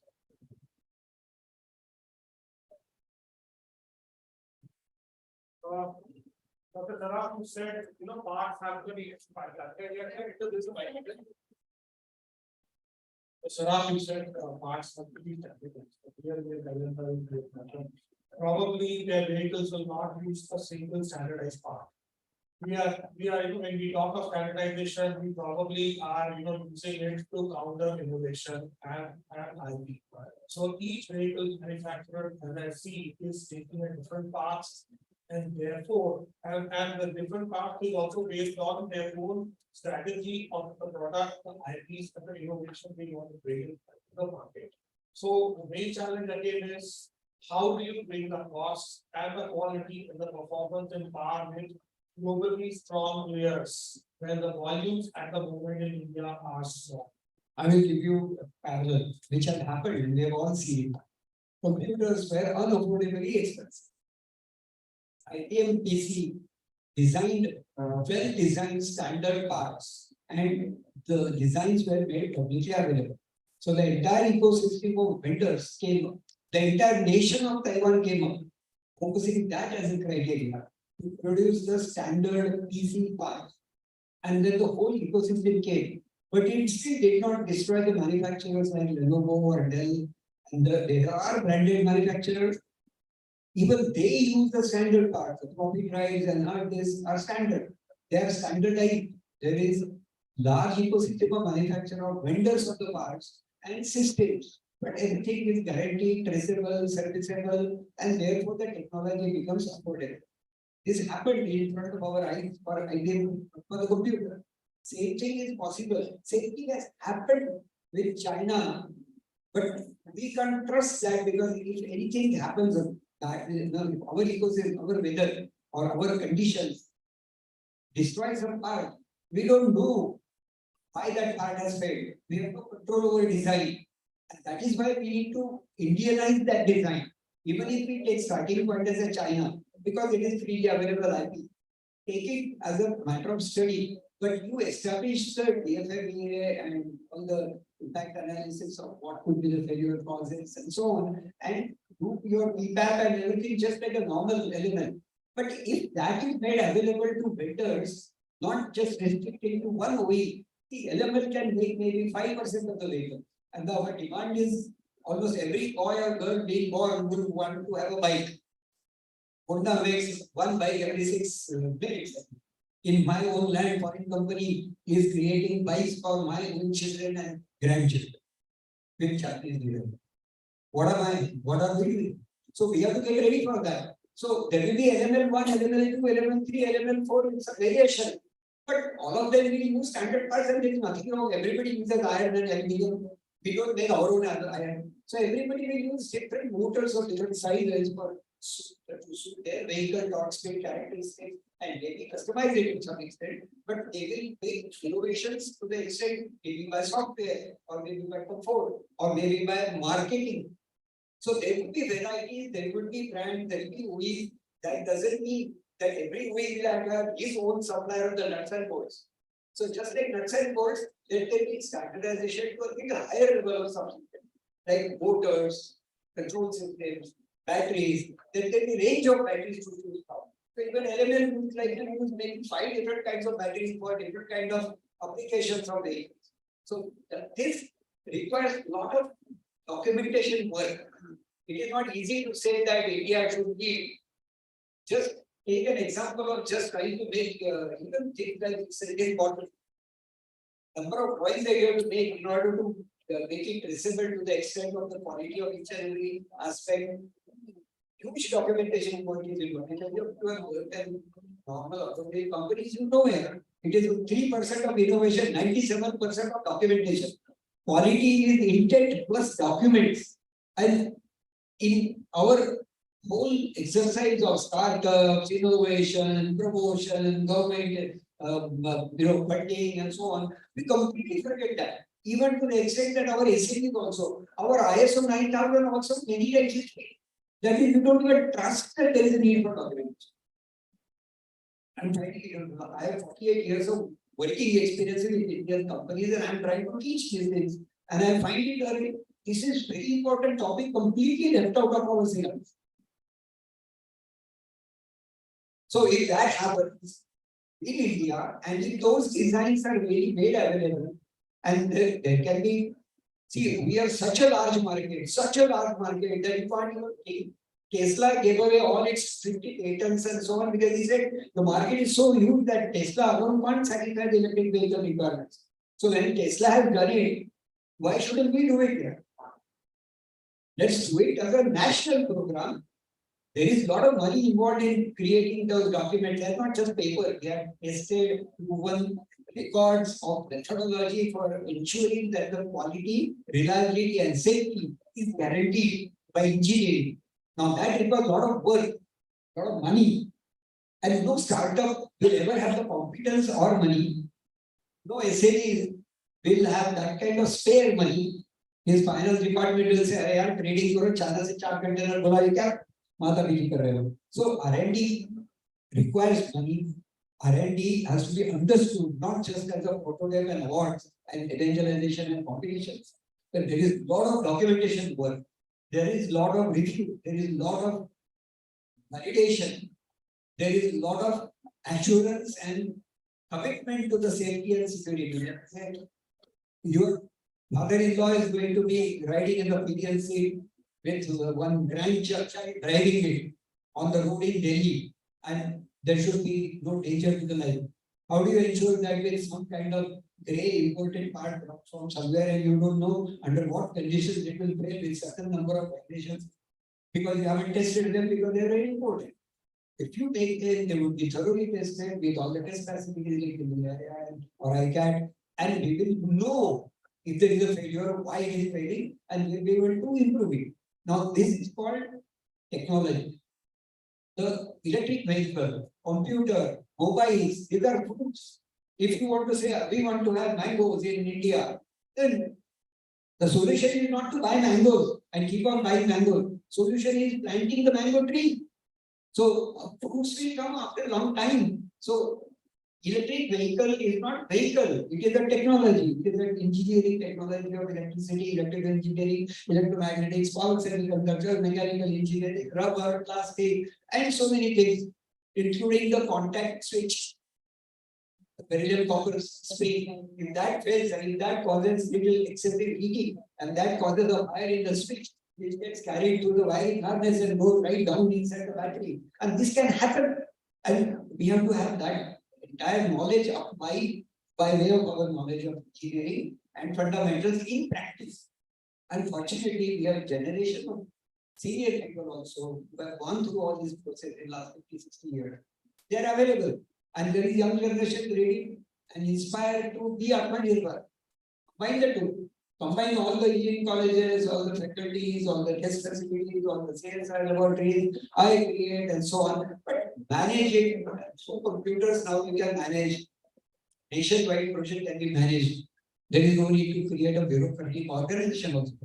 So let's get, that's what I meant by cooperation.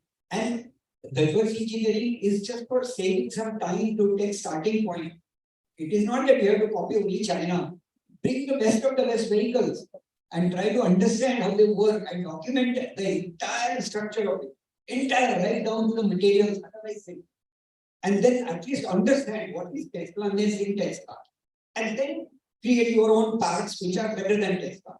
Otherwise, you will never be able to compete with them in crux of the technology.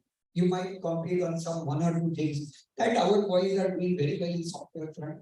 Nobody can beat our software capability on developing the ADAS and DMS and so on. And trust me, that has to continue. We have to give the free mobility.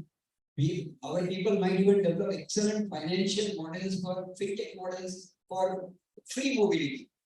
I would be surprised. Already 50% of the population in Delhi is free. Ladies don't have tickets for the transport. Free mobility. So free mobility is also free. Financing model is completely different. It's through demography and so on. So there are many things that we can innovate on. But core engineering, physics, that can't be, there is no shortcut. We have to take that shortcut for our life. Thank you. Sorry, sir. Dr. Sir, we are running out. I'm not doctor, sir. I'm just pure engineer. So please. So, thank you, gentlemen, coming here. And sorry, we can't take more questions because we are running out of time. And we'll have to pay notes.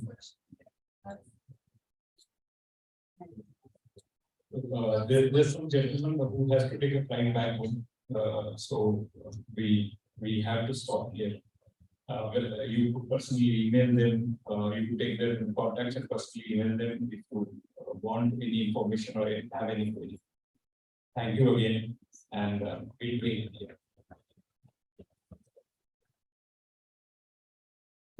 I'm being iCreate from today evening onwards, so I'm available. Yeah.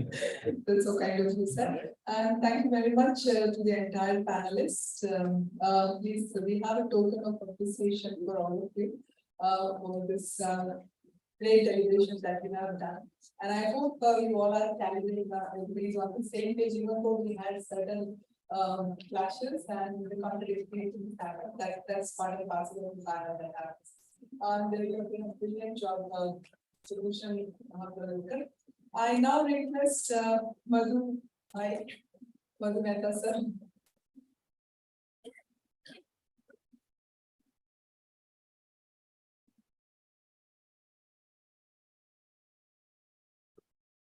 Madhu, sir.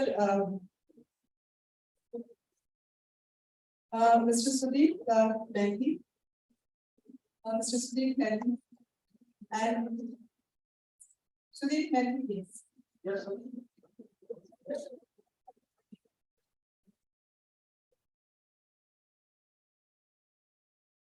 Dr. Yogesh, Dr.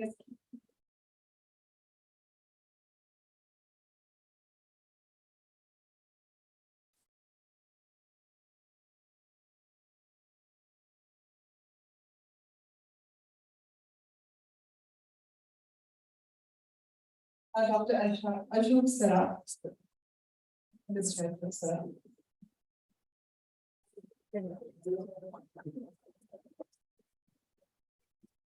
I will also request Professor MC Gupta, sir, to please come on the stage, please.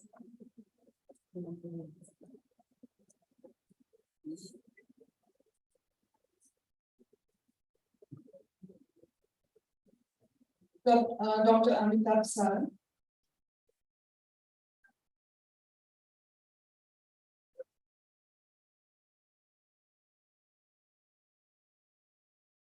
Dr. K.C. Bol.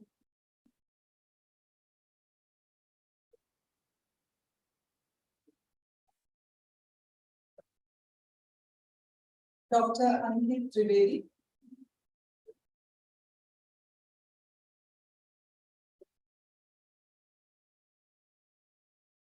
Mohan Lal Bhai.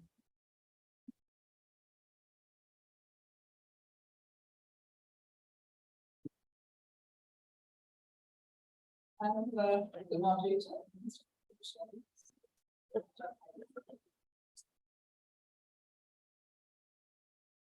Let's give a very big hand to the right.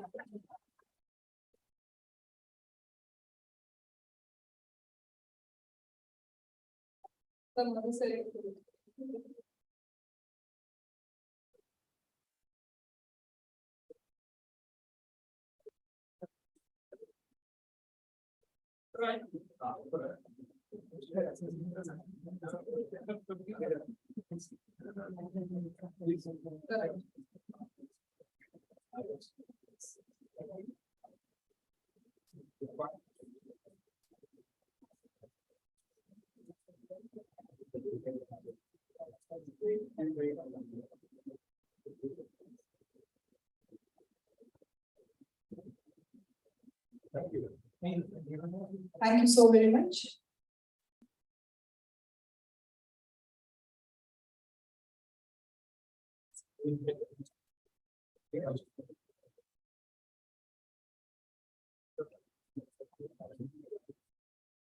I also request iCreate team to please come onto the stage. जो हमारे guests यहाँ बैठे हैं, आप लोग भी आइए please. We'll have a quick one.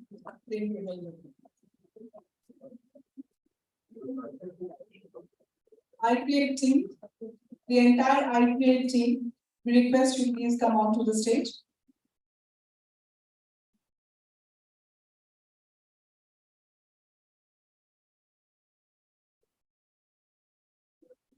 Hello.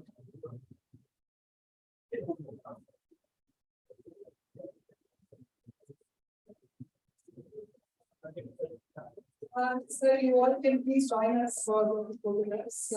That's why I want to say, because we can please we have a quick one.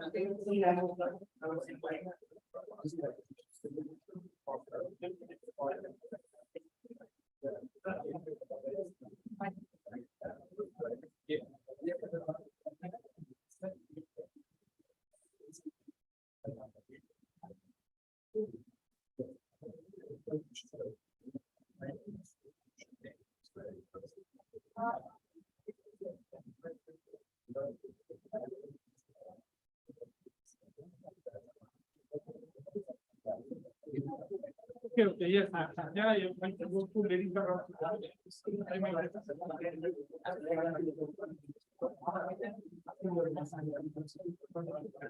Yes.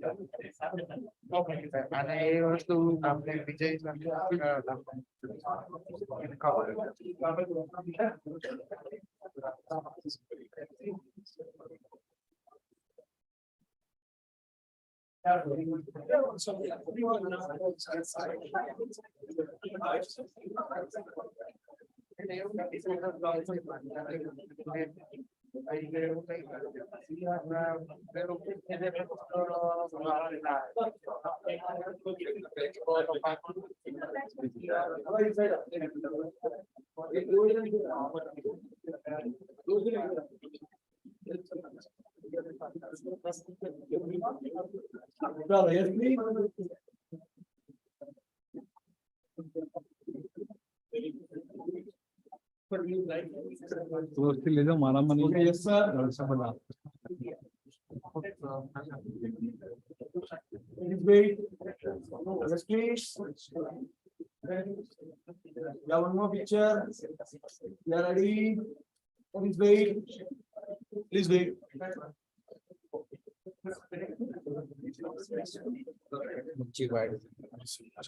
आओ थोड़ा पछड़ा जाओ मोटा आई के तो पछड़ा जाओ सर प्लीज सर पी जाओ Excuse me.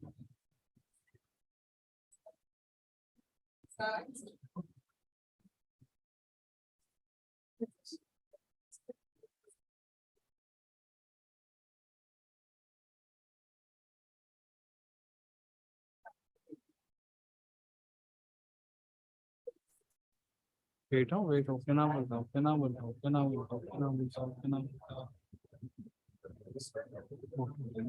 Done. Thank you, sir. Thank you.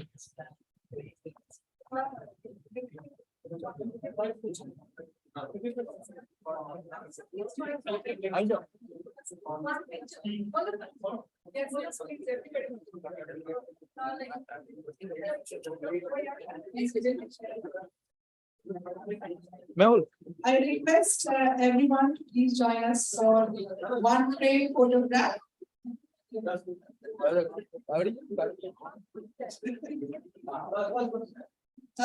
My dear sir, ma'am, आइए please. Ma'am, please, photo अच्छी नहीं आएगी आपके लगे. Please आइए. This photo की frame की पूरी बनाइए. Yes, please.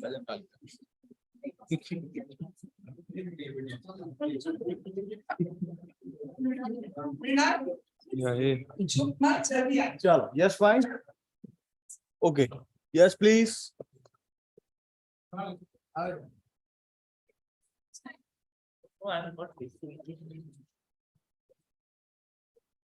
फोटो बने नहीं पड़ी लो फोटो हाँ तुम मैंने दिखाओ Okay. Yes, fine. Yes, please. Yeah, ready, sir. One more. Please wait, sir. Yes, smile, all of you. Yes, look here. Please wait. Please wait. Please wait, sir. Wait. Please wait. Wait. Thank you, sir. Thank you. Ah, yes, all of you. Yeah, good. Please. Yes. Yes. Yeah, fine. Yes. Make some voice, please. Yeah, good.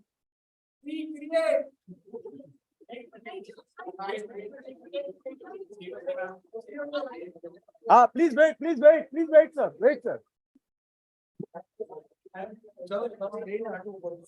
Ah, chalo. हमारा मन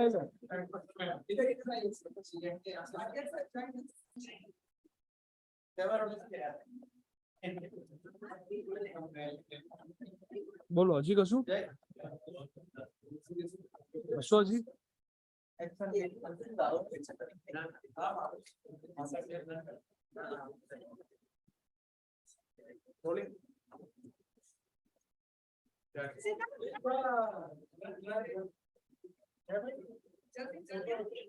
photo तो बड़ा आया बीजा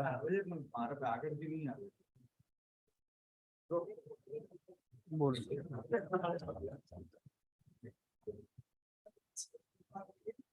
Okay, ready? Please wait. हाँ, ले लो. Rolling and action. चलिए फिर से ये वाला करना है. आधे ने नहीं किया. अब एक्शन पे सबको एक साथ ये करना है, ठीक है? Relax now, relax. Camera rolling and action. Please wait. Please wait.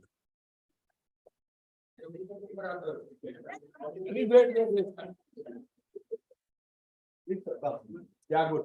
Perfect. Yes, sir. Please wait. Yeah, look here, smile. Yes. Thank you. Camera card, sir.